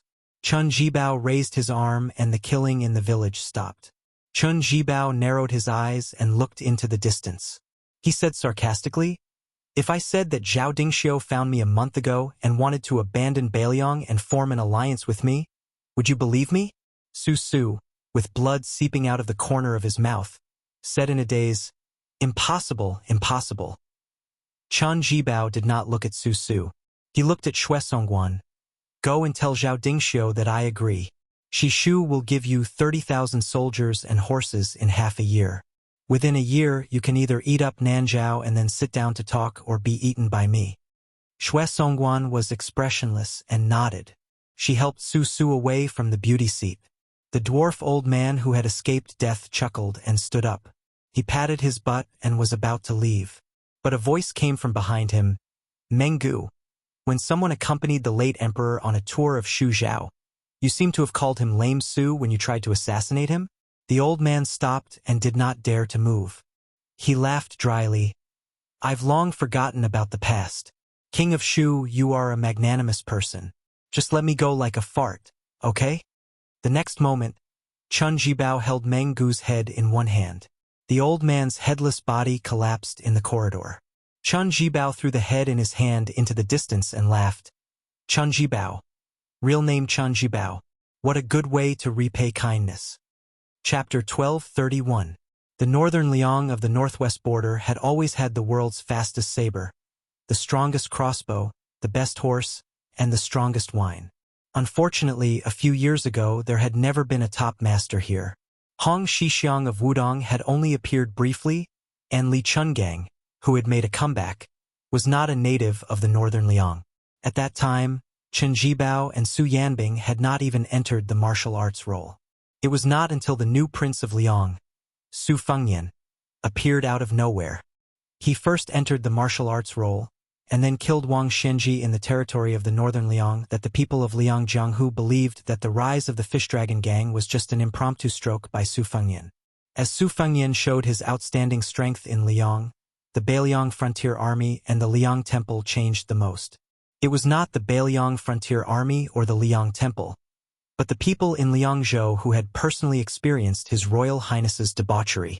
For example, the brothels where he had drunk wine, the shops where he had rewarded money, and even the fortune-tellers who dared to call themselves eminent monks when they shaved their heads and called themselves Taoist masters when they put on Taoist robes. They all swore that they had seen the new prince of Liang's talent, especially the brothels where they had received Su Fengyan and Li Hanlin. They couldn't wait to worship the chairs in the rooms where His Royal Highness had slept in. The women who had been lucky enough to accompany these young masters to drink were even more valuable. The only fly in the ointment was that after Su Fengyan became the king of Beiliang, he had not visited any of the brothels in the city. As for the large group of playboys in Liangzhou City who had been beaten by the king of Beiliang, they were all arrogant when they went out. They all thought that they had fought with the most powerful person in the world. Who dared to say that they were from Jianghu in front of them? Could they fight with any of the 10 people in the martial arts list in their lifetime? Although the world had heard that the king of Beiliang had killed old monster Wang, who had dominated Jianghu for 60 years, those were all rumors. No one knew how invincible this new martial emperor was. Therefore, when they heard that the two figures would appear in the elixir seed field in the northeast corner of Liangzhou City, they all rushed to the field. The origin of the elixir seed field had always been the evidence of His Royal Highness' absurd behavior. He spent a lot of money to build it for Jianghu people to compete in martial arts. In Liangzhou City, where every inch of land was expensive, The elixir seed field was 500 feet long and wide. If one looked down at the city from Mount Qingliang, they could clearly see this large piece of empty space. It was said that at that time, His Royal Highness, who was whimsical, had drunk tea in the provincial governor's mansion for half a day in order to promote the construction of the elixir seed field. Only then did the provincial governor have to take the risk of being beheaded and use 400,000 taels of military pay to build the elixir seed field. For so many years, the elixir seed field had been a place for Jianghu people to show off their skills. Not to mention Jianghu experts, even level 2 masters didn't want to go there to show off. Over time, the elixir seed field became a playground for the children from the rich and powerful families. It was very suitable for flying kites and riding bamboo horses. However, this time it seemed that they were serious. When the Wu family's cavalry was about to die, the king of Beiliang was going to compete with an unknown swordsman who was over 100 years old. Suddenly, there was a commotion. On the way to the elixir seed field, countless rumors were spread. Some said that the unknown swordsman with snow-white eyebrows was the family head of the Wu family's sword tomb. Some said that the old swordsman was one of the 4 disciples of Wang Xianji who defeated Lin Ye and the groom. Some said that the king of Beiliang agreed to the battle to win a smile from a beauty. As for why he moved the venue from the king's mansion to the elixir seed field, it was because a certain concubine was good at managing her household. She felt that fighting on Mount Qingliang would damage the tide-listening pavilion. Because the old swordsman with long eyebrows and one arm arrived at the elixir seed field first, the king of Beiliang didn't arrive quickly. Instead, he rode an inconspicuous carriage and left slowly. This gave the well-informed citizens enough time to watch the battle. Sui Xiegu, who was the first to arrive at the elixir seed field, stood at the upper left corner of the training ground. His snow-white eyebrows fluttered in the wind. The old man stretched out 2 fingers and stroked one of his eyebrows. He didn't look nervous at all. The old man turned a blind eye to the crowd outside the field.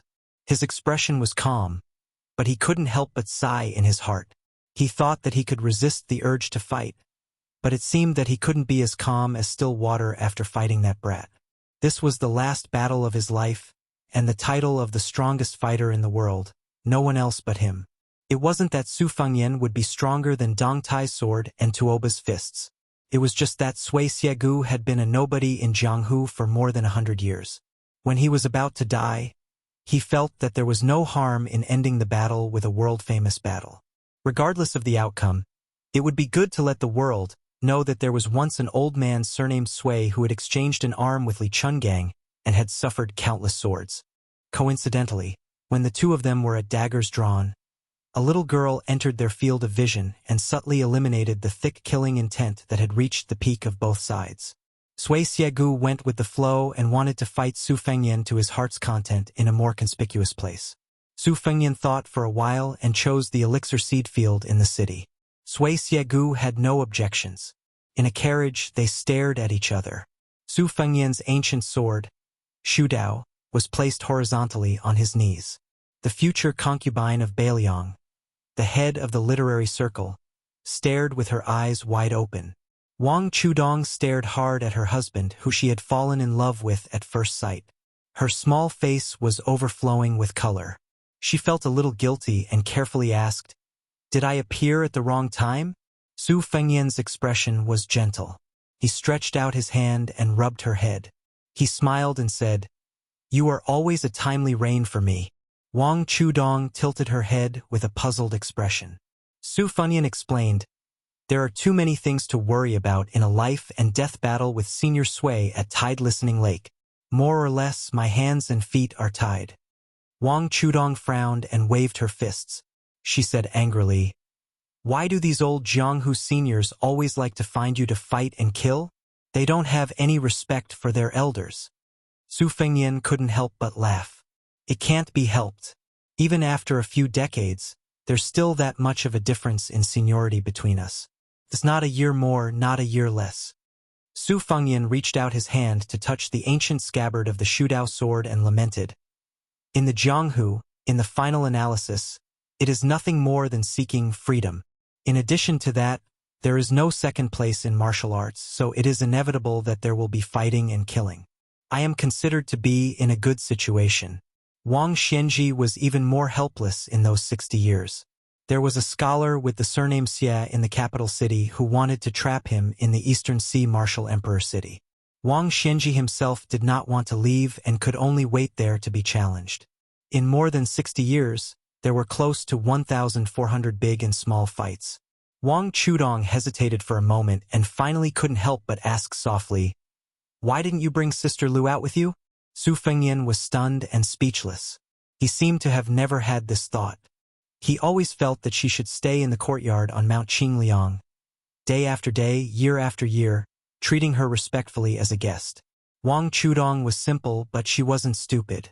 Otherwise, she wouldn't have been able to write The First Snow, which was about love between men and women. It was precisely because of her pure heart that she could point out the heart of others. She lowered her head and said, "Does this count as a crying child getting candy? Sister Lu is more sensible than me, so it's easy for you to forget her. I don't think this is good." Su Fengyan was silent. After Wang Chudong mentioned it, he remembered many trivial things. He seemed to remember that he seemed to have promised to take her around Beiliang. If there was a chance, he would play a few rounds of chess with her. He would take her to the mountain to knock 108 bells.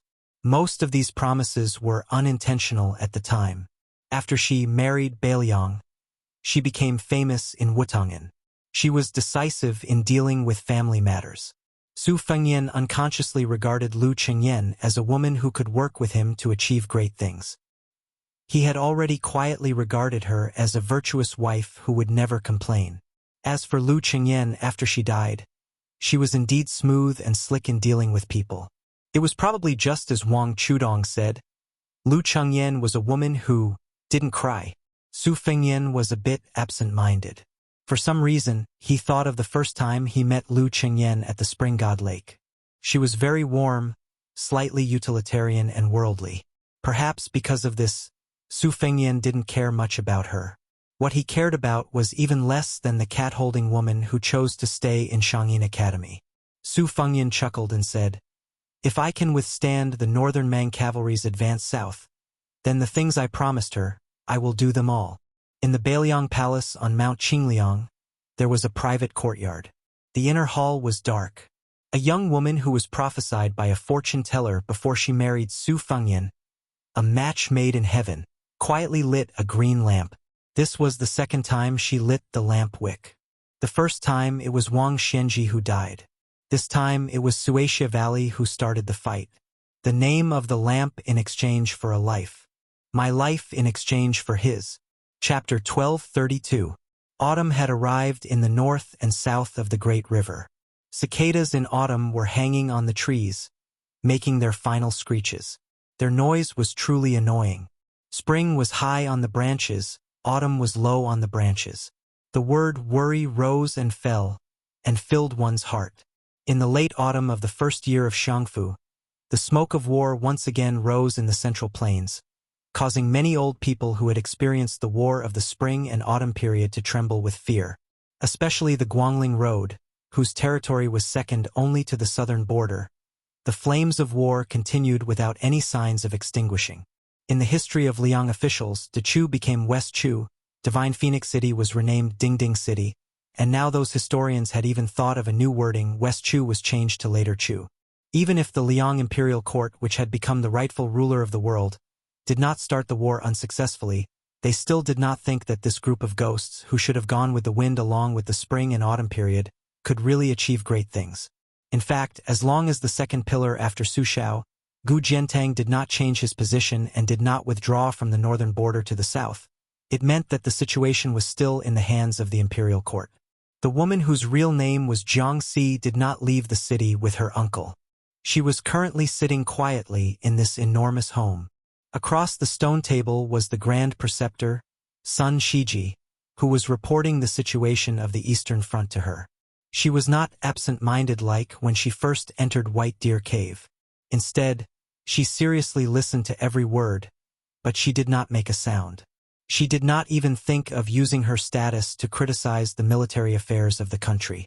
Chao Chongqing personally came to the Guangling River and oversaw the Navy flagship. Together with the young General Ko Jianghuai, one on the water and one on the land, the spearhead was directed at the spring snow building of the Prince of Guangling, Zhao Yi. Jiang Si was already used to listening to reports of victory. First, it was the fledgling Pei Sui who joined hands with Xie Shi. Not only did they defend the important town, they also took advantage of the situation and nailed the 40,000 old soldiers of Jinan, led by Yang Xinxing, who had underestimated the enemy, firmly in Qingyang Basin. This was only the first round of the strategy to lure the enemy. Xie Shi very quickly fought a tough battle. Yan Jinchuan's 30,000 elite cavalry of the Yan family were completely annihilated. At the same time, Ko Jianghuai took advantage of the situation and headed east. His military achievements were only slightly inferior to Xie Shi's. He led Zhao Yi's troops by the nose as if he was taking a stroll on the street. One was moving, one was still. The changes in movement and stillness, the combination of strange and normal, were completely out of Li Yang's expectations. According to what the old Grand Tutor had just said, Ko Jianghuai's method of dividing the troops was like an extension of his arm. He had already beaten Zhao Yi's western defensive line like a sieve. The three armies had a total of 60,000 soldiers, and they were separately holed up in Zhaozhuang County, Starport City, and Fire Date Mountain. In addition, the Dechu Navy had greatly intimidated the main force of Zhao Yi's rear, so they did not dare to rashly enter the western front to fill in the holes. The initiative was completely grasped in the hands of Ko Jianghuai. What was left was to see which place this young general would attack first. In the eyes of outsiders, Ko Jianghuai was rather self-respecting with his troops. He had never reported his intentions to the imperial palace and rarely even consulted with Chao Chongqing, who was close by. Regarding this matter, Dechu's 3 provinces and 6 ministries were not without criticism. There were already people who suggested that Xie Shibian, who was more steady in using troops, should be transferred to the Eastern Front, and then the unruly and difficult-to-tame Ko Jianghuai should be transferred to the Western Front. In Dechu's imperial court, the Duke of Huainan Zhaoying, the King of Jing and Zhao Sun, and the other vassal kings of Liang, added together, regardless of whether it was numbers or battle prowess, they could not compare to Zhao Yi, who dared to contend with Beiliang for the #1 army in the world. For this reason, the old man of the Ko family, trembling with fear, took the initiative to come to the imperial palace 2 days ago to present a bramble and ask for punishment. Jiang and I had no choice but to placate him with kind words. She clearly remembered that old imperial tutor son was clearly an old friend of the Ko family, yet he still fiercely beat the nearly 80-year-old old man of the Ko family to the side.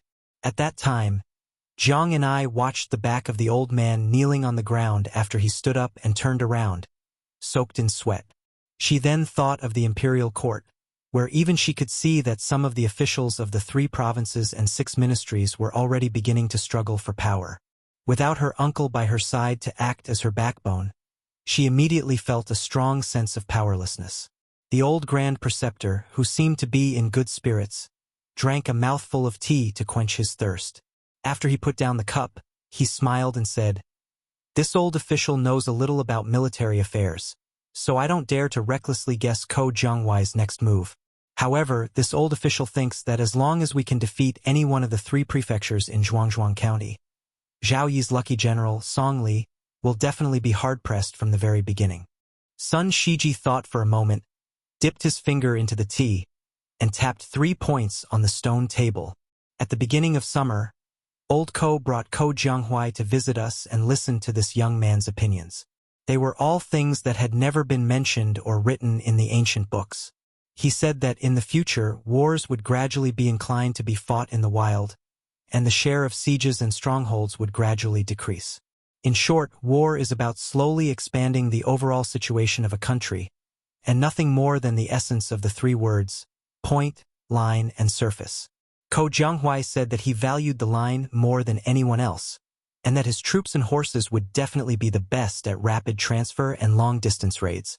In this way, even if the overall strength of his side was inferior to the enemy's at certain critical moments, he would be able to bully the enemy with numbers. He would not fight for meaningless victories, but only seek to defeat the enemy's single large number of elite troops and horses. The old Grand Preceptor was in a good mood.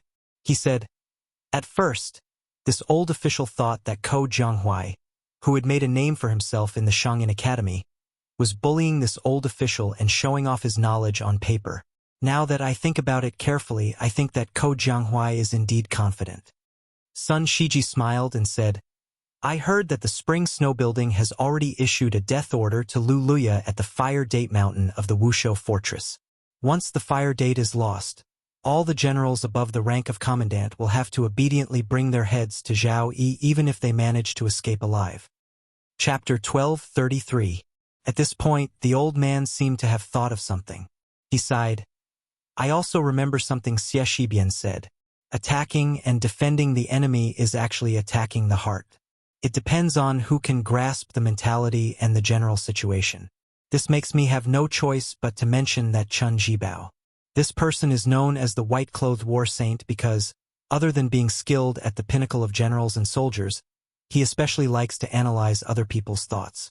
In this way, Xie Shibian and Ko Jianghuai are like Chun Jibao's brilliant disciples, each with their own strengths.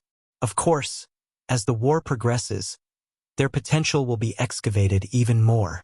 As for how high they can reach, it will largely depend on whether or not the civil officials who participate in the court assembly every day drag them down. A eunuch quickly walked into the courtyard and bent over to hand over a 600-li urgent military intelligence report.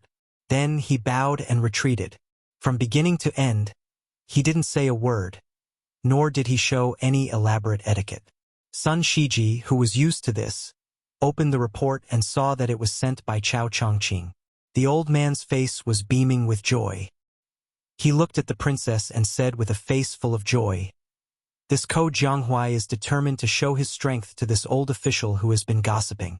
In addition to Chongqing's words, I reckon that in the short term, no one will dare to say anything in the court assembly. Your Highness, look, Song Li clearly wants to take a risk and use the red ditch in front of Fire Date Mountain as bait. He wants to catch Ko Jianghuai, this big fish that appears and disappears like a ghost. At the same time, he wants to use his personal army to go around Red Date Mountain. I think this general would never have thought that Ko Jianghuai would take the bait. However, Song Li still didn't have the opportunity to raise his rod. In 3 hours, Ko Jianghuai only used 3 hours to completely wipe out the 4,000 people at Red Ditch. After eating the bait with lightning speed, he quickly retreated 80 li. By the time Song Li, whose marching speed was fast enough, arrived at Red Ditch, it would already be too late. Sun Shiji laughed heartily. It's not that this is a big battle, but it's really satisfying to see Song Li suffer as soon as he takes office. This is no different from adding fuel to the fire for Spring Snow Building. As for Ko Jianghuai, it was killing 3 birds with 1 stone.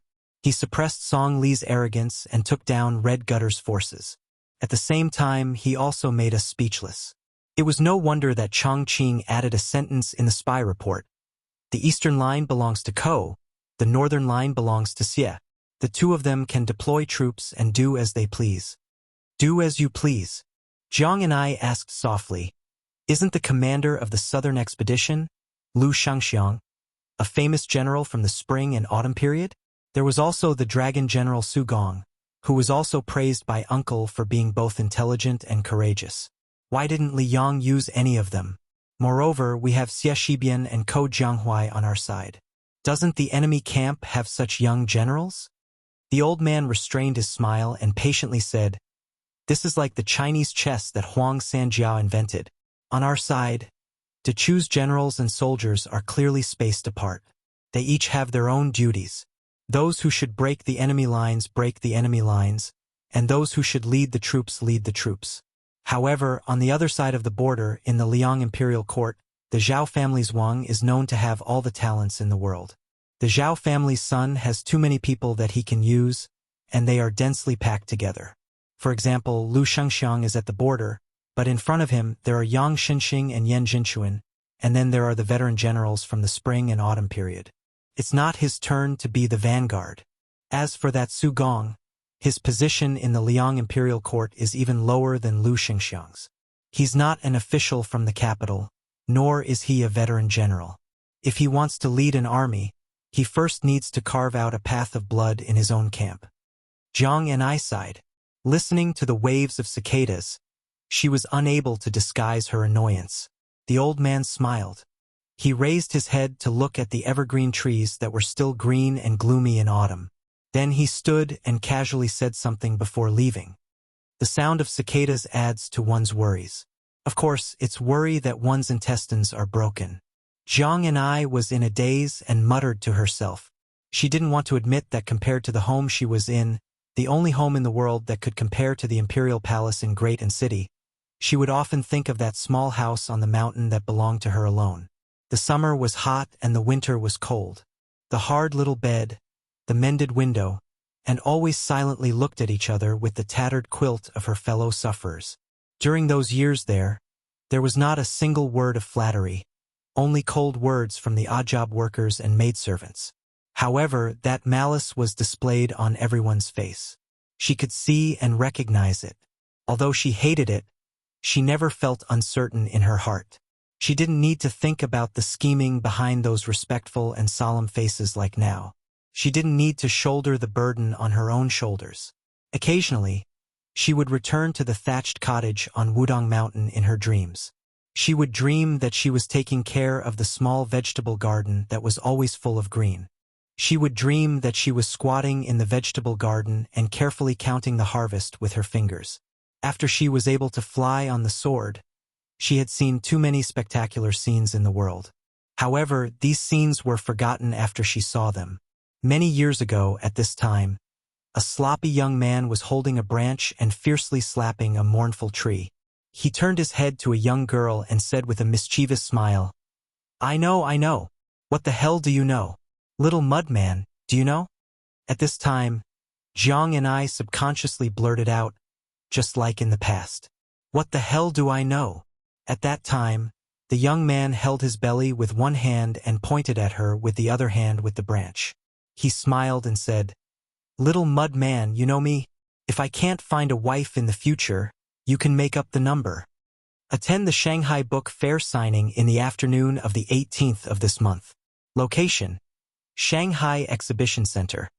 Number 1000 Yen, and Middle Road, Shanghai.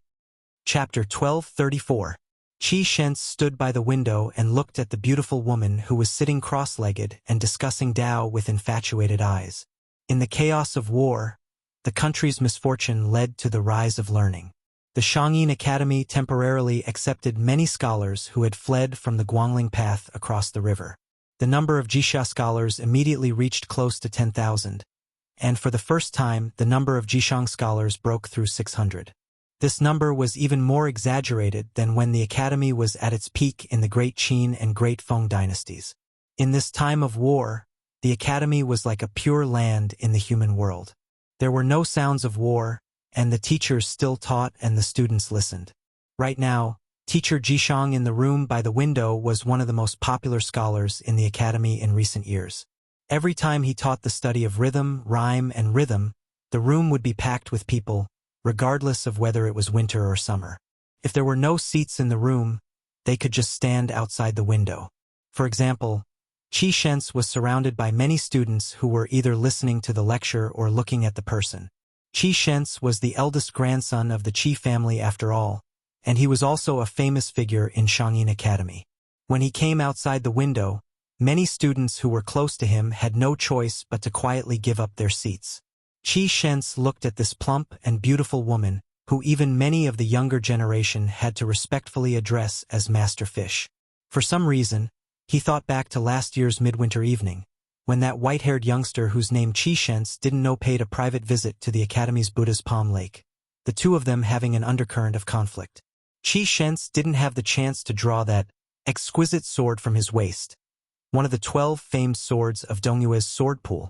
Afterwards, when he gradually guessed that person's identity, as well as that fellow's various deeds that spread through the academy, Qi Shens had a period of time where he felt disheartened.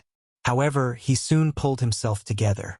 As Northern Mang's army of 1,000,000 pressed into the northwest, as well as the banner with the character Jiang, raised high above Guangling Road, Qi Shens became more and more complacent.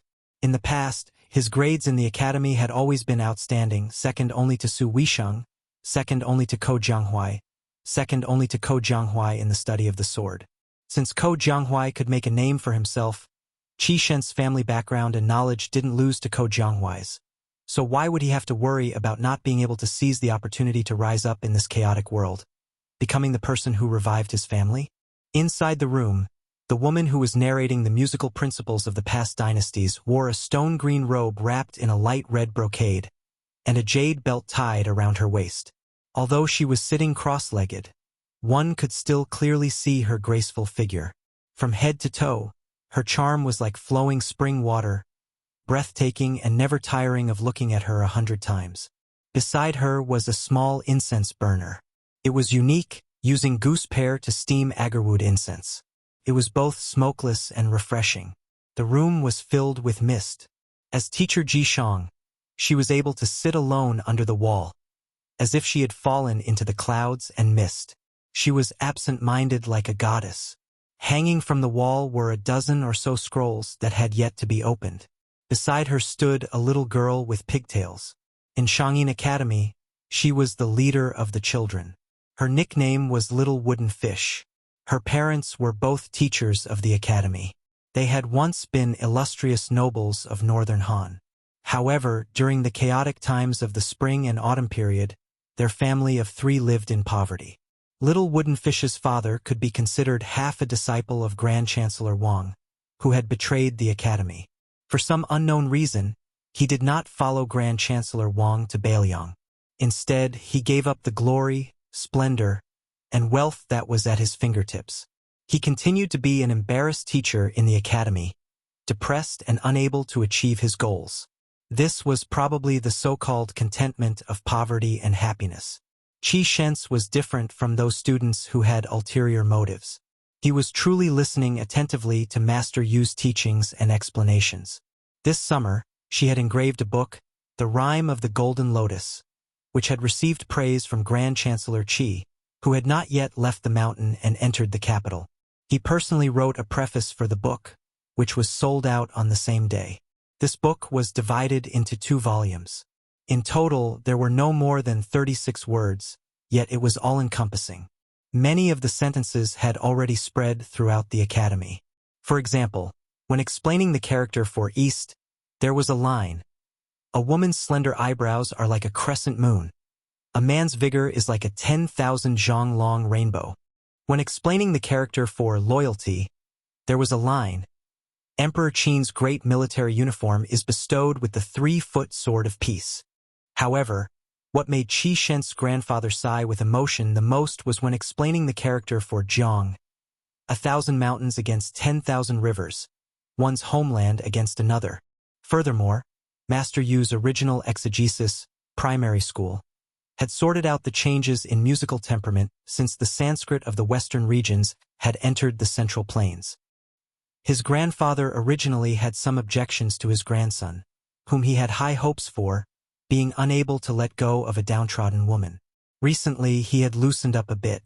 He still did not agree, but he also did not object. Inside the room, Master Yu was explaining the military war songs of various dynasties and generations. The goat-horned girl was in charge of opening the scrolls. Each scroll had a vigorous or sorrowful lyric written on it. Only 2 armies in the current era had received this honor.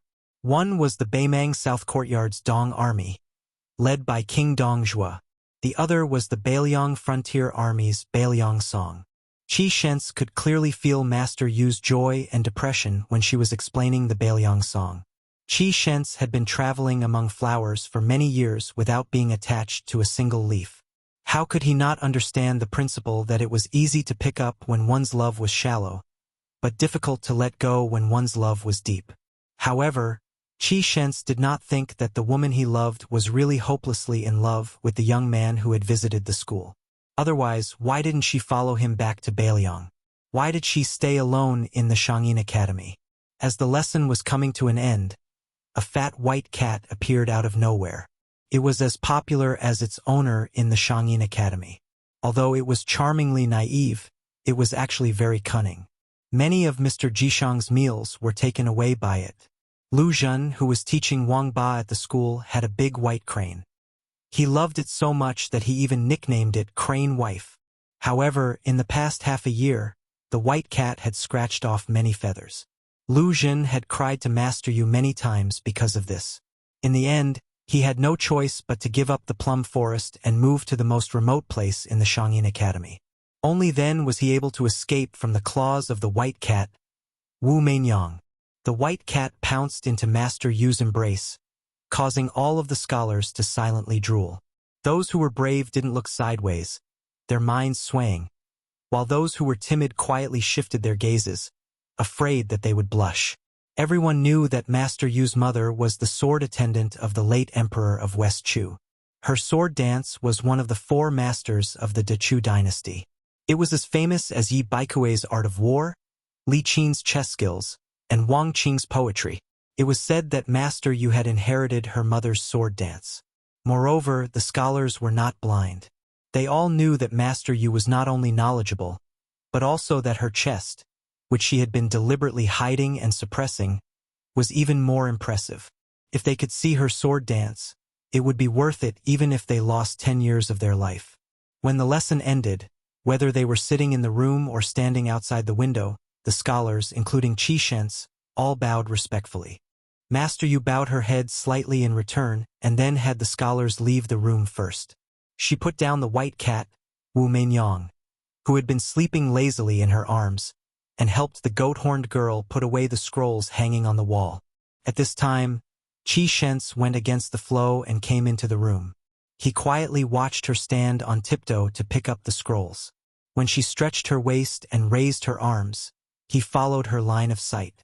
Her waist was extremely slender because of the jade belt, and some parts of her body were extremely full.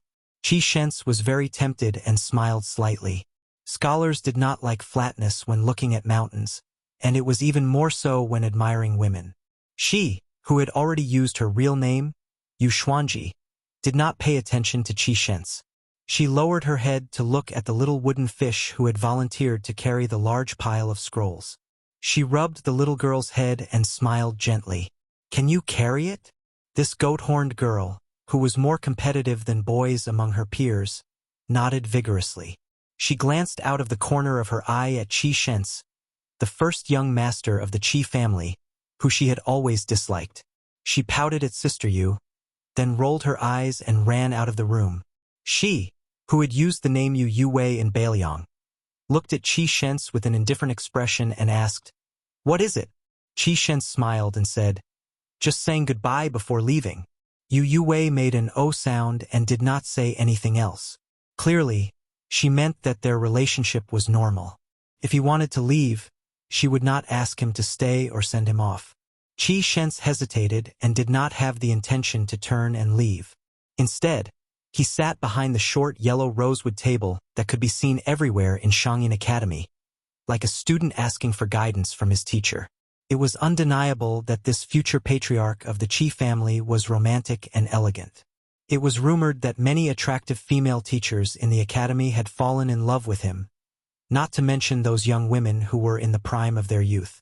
Every time Qi Shens went out, there would be many women who used their connections to get close to him. Qi Shens sat upright and still. He raised his head to look at Master Yu, who was standing, and asked softly, "Master Yu, do you think I should go find my good friend Ko Jianghuai to ask for wine or go study at the Capital Imperial College?" Yu Yuwei frowned and said, "You should ask that grandfather of yours who did not follow the great exodus to West Chu, not me." Qi Shens smiled playfully. "West Chu? Shouldn't it be De Chu?" "All right, I already know the answer. This one will go to Great Peace City now." Yu Yuwei smiled coldly but did not speak. Qi Shens slowly stood up and looked straight at this woman who rejected all men. He said in a gentle voice, "Xuanji, can you wait for me for 3 years? In 3 years I will definitely be famous. Everyone in the court will know of me, Qi Shens, as well as Ko Jianghuai." Yu Yuwei actually smiled. This was a scene that Qi Shens had never seen before. Just when Qi Shens thought he had a chance, Yu Yuwei looked out the window and said calmly, "So what if you are Ko Jianghuai? Even if you are the great official Chao Chongqing, so what? Is he very powerful?" Yu Yuwei smiled strangely and asked again, "Is he really very powerful? Is he the number 1 in the world?" Qi Shens immediately felt a chill run through his body as if he had fallen into an icy cavern. In terms of family background and fame, Qi Shent's really could not match up to that person. The hereditary king of Bailiang who had 300,000 cavalry in the world. The person who had reached the top of the martial evaluation and made Li Yang and Beimang bow to him. Chapter 1235. Qi Shent's quickly recovered from his dejection and shook his head. His eyes were resolute as he said, "It's not the same. I will climb up step by step from an ordinary pawn." Yu Wei seemed to have heard the funniest joke in the world. She wanted nothing more than to burst into laughter. She waved her hand and said mockingly, "Don't say any more. I'll laugh myself to death. Qi Shent's, I won't hold you back from making contributions on the battlefield." Qi Shent's didn't get angry. He asked, "Before I leave, I want to know what's so funny. It's better to enjoy it together than to enjoy it alone." Yu Wei stretched out her hand. It was clear that she wanted him to leave. Qi Shent's lived up to his reputation as the Qi family's pillar. He had a decisive personality and didn't make any loathsome one-sided love. He strode out of the room. Yu Wei waited until he was far away before crouching down and picking up Wu Menyang. She looked at it with a smile in her eyes. Someone once told a joke. He said that the tortoise and the rabbit ran away one after the other. In reality, the rabbit would never be able to catch up to the tortoise in its entire life. He called this a paradox and even used a wine cup and chopsticks to explain it for a long time. However, I still think it's twisted logic and a joke. Wu Menyang, don't you think so? She pressed her cheek against the white cat's head. Her eyes were sorrowful as she said softly, "Wu Menyang, is it because no one bullies you that you feel lonely?" Yu Wei slowly closed her eyes. "A person lives here, but their heart dies there. Isn't that a paradox?" After putting down the painting scroll, the little wooden fish bounced back to the door. When it saw Yu Wei crouching on the ground with a face full of tears, it immediately flew into a rage. Quickly ran over to Yu Wei and crouched down. It said angrily, "Big sister Yu? Big sister Yu? Did that lecher surname Qi bully you? I'll kick him to death right now." Yu Wei opened her eyes. She was a bit helpless. She smiled gently and said, "No." The goat horn girl was a bit doubtful. "Really?" Yu Wei nodded. The little girl waved her fist and said, "Sister Yu, didn't you secretly tell me that guy was the master who defeated old immortal Wang? Humph, last time he said that my fist technique was invincible and my leg technique was unparalleled." Then, the little girl asked timidly, "Sister Yu, why are you crying?" Yu Wei blushed as a child caught her losing her composure. She prevaricated, "It's just a sad scene." Only then did the sheep-horned girl let out a mischievous laugh. "Hey, big sister fish, I'm going to study medicine right now." Yu Wei was confused and asked, "Why?" The little girl chuckled and said, "Okay, I'll help sister you make a medicine for regret." Yu Wei was stunned. When she came back to her senses, she pinched the little wooden fish's rosy cheeks. "When you grow up, you will know that there are some things that you should regret." The little girl made a face and said, "Then I don't want to grow up. If I regret it every day, my heart will ache." Yu Wei smiled and stood up.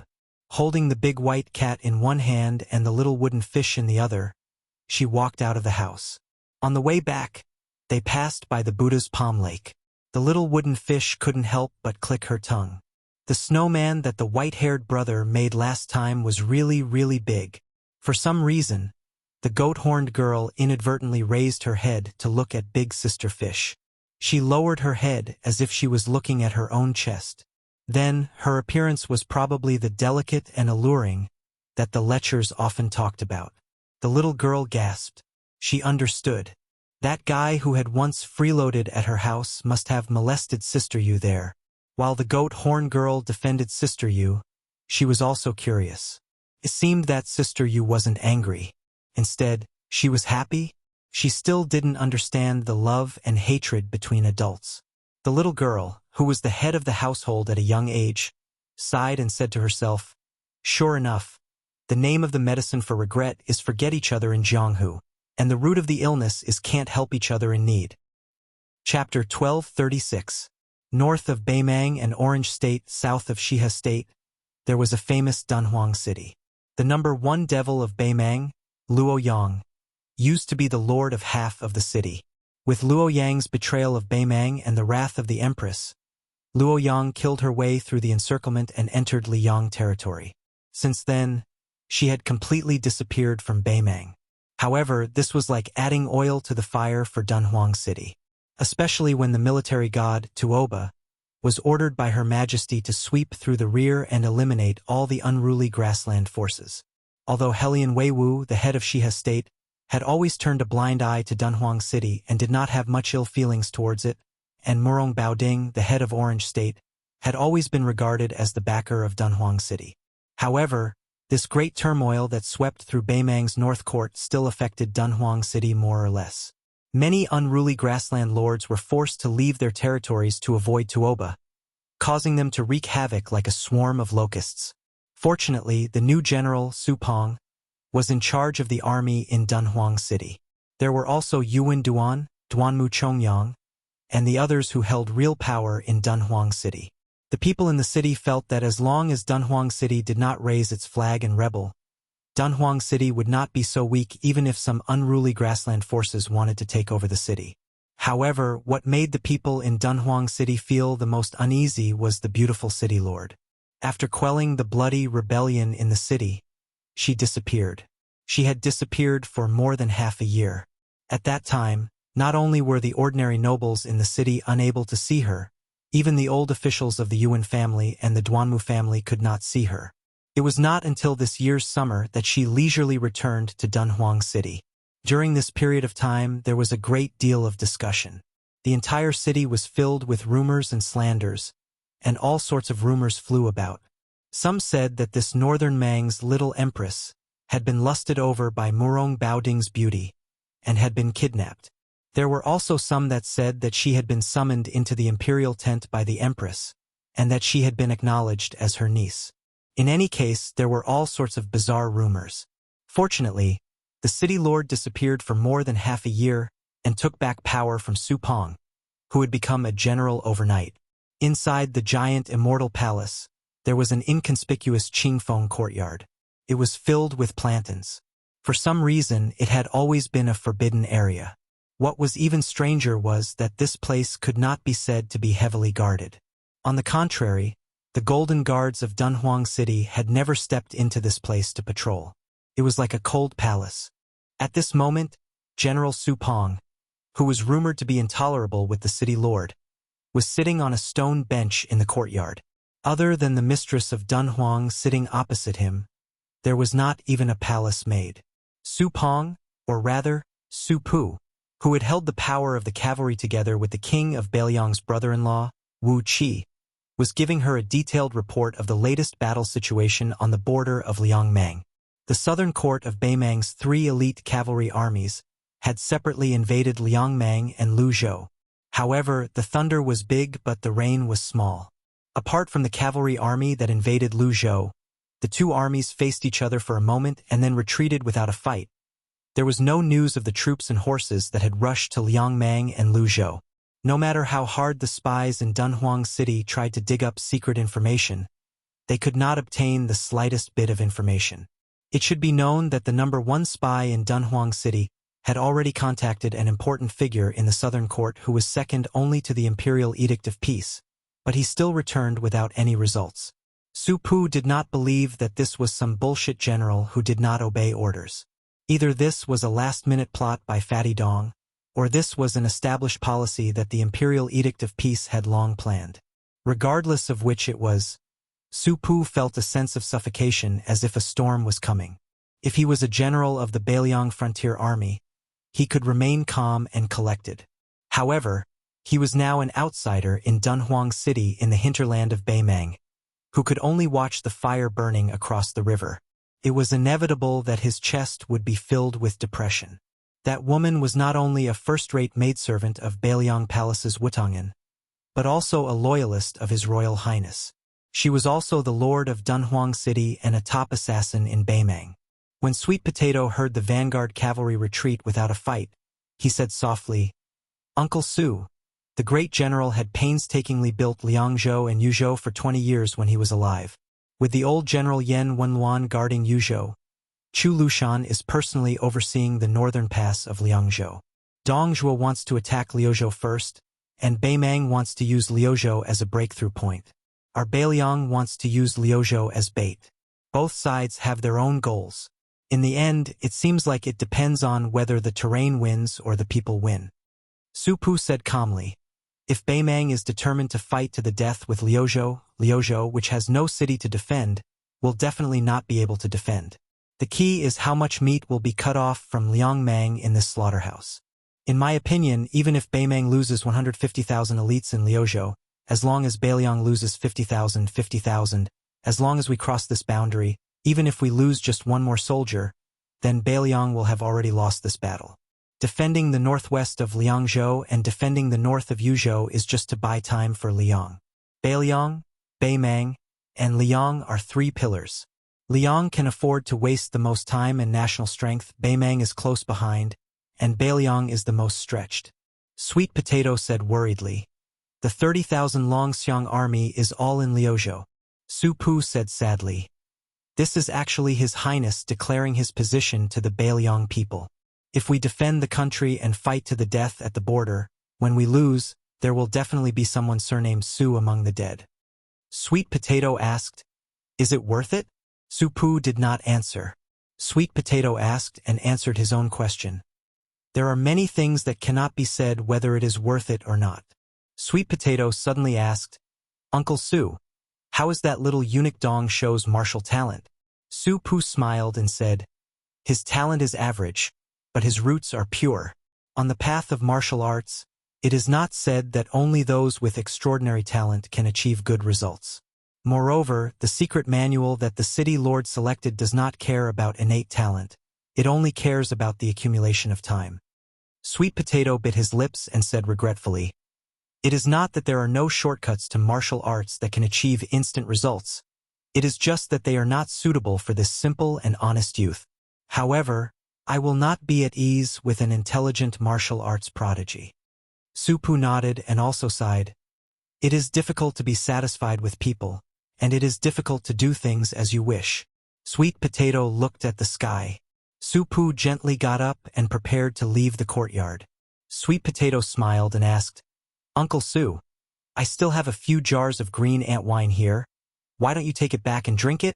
Su Pu looked at the tightly shut door with a gratified expression, then laughed and said, the knot in my heart has been untied. There is no need to drink. Sweet Potato watched Su Pu leave, then turned and walked into the house. He opened the door and quickly closed it. All the tables and chairs in the house were wrapped in cotton cloth, and there was also an exquisite cradle that seemed to be used for sleeping children. She tiptoed towards the cradle. The smile on her face was warmer than ever. She squatted in front of the cradle and called out softly, my little Sweet Potato, grow up quickly, then go and give your father a big scare.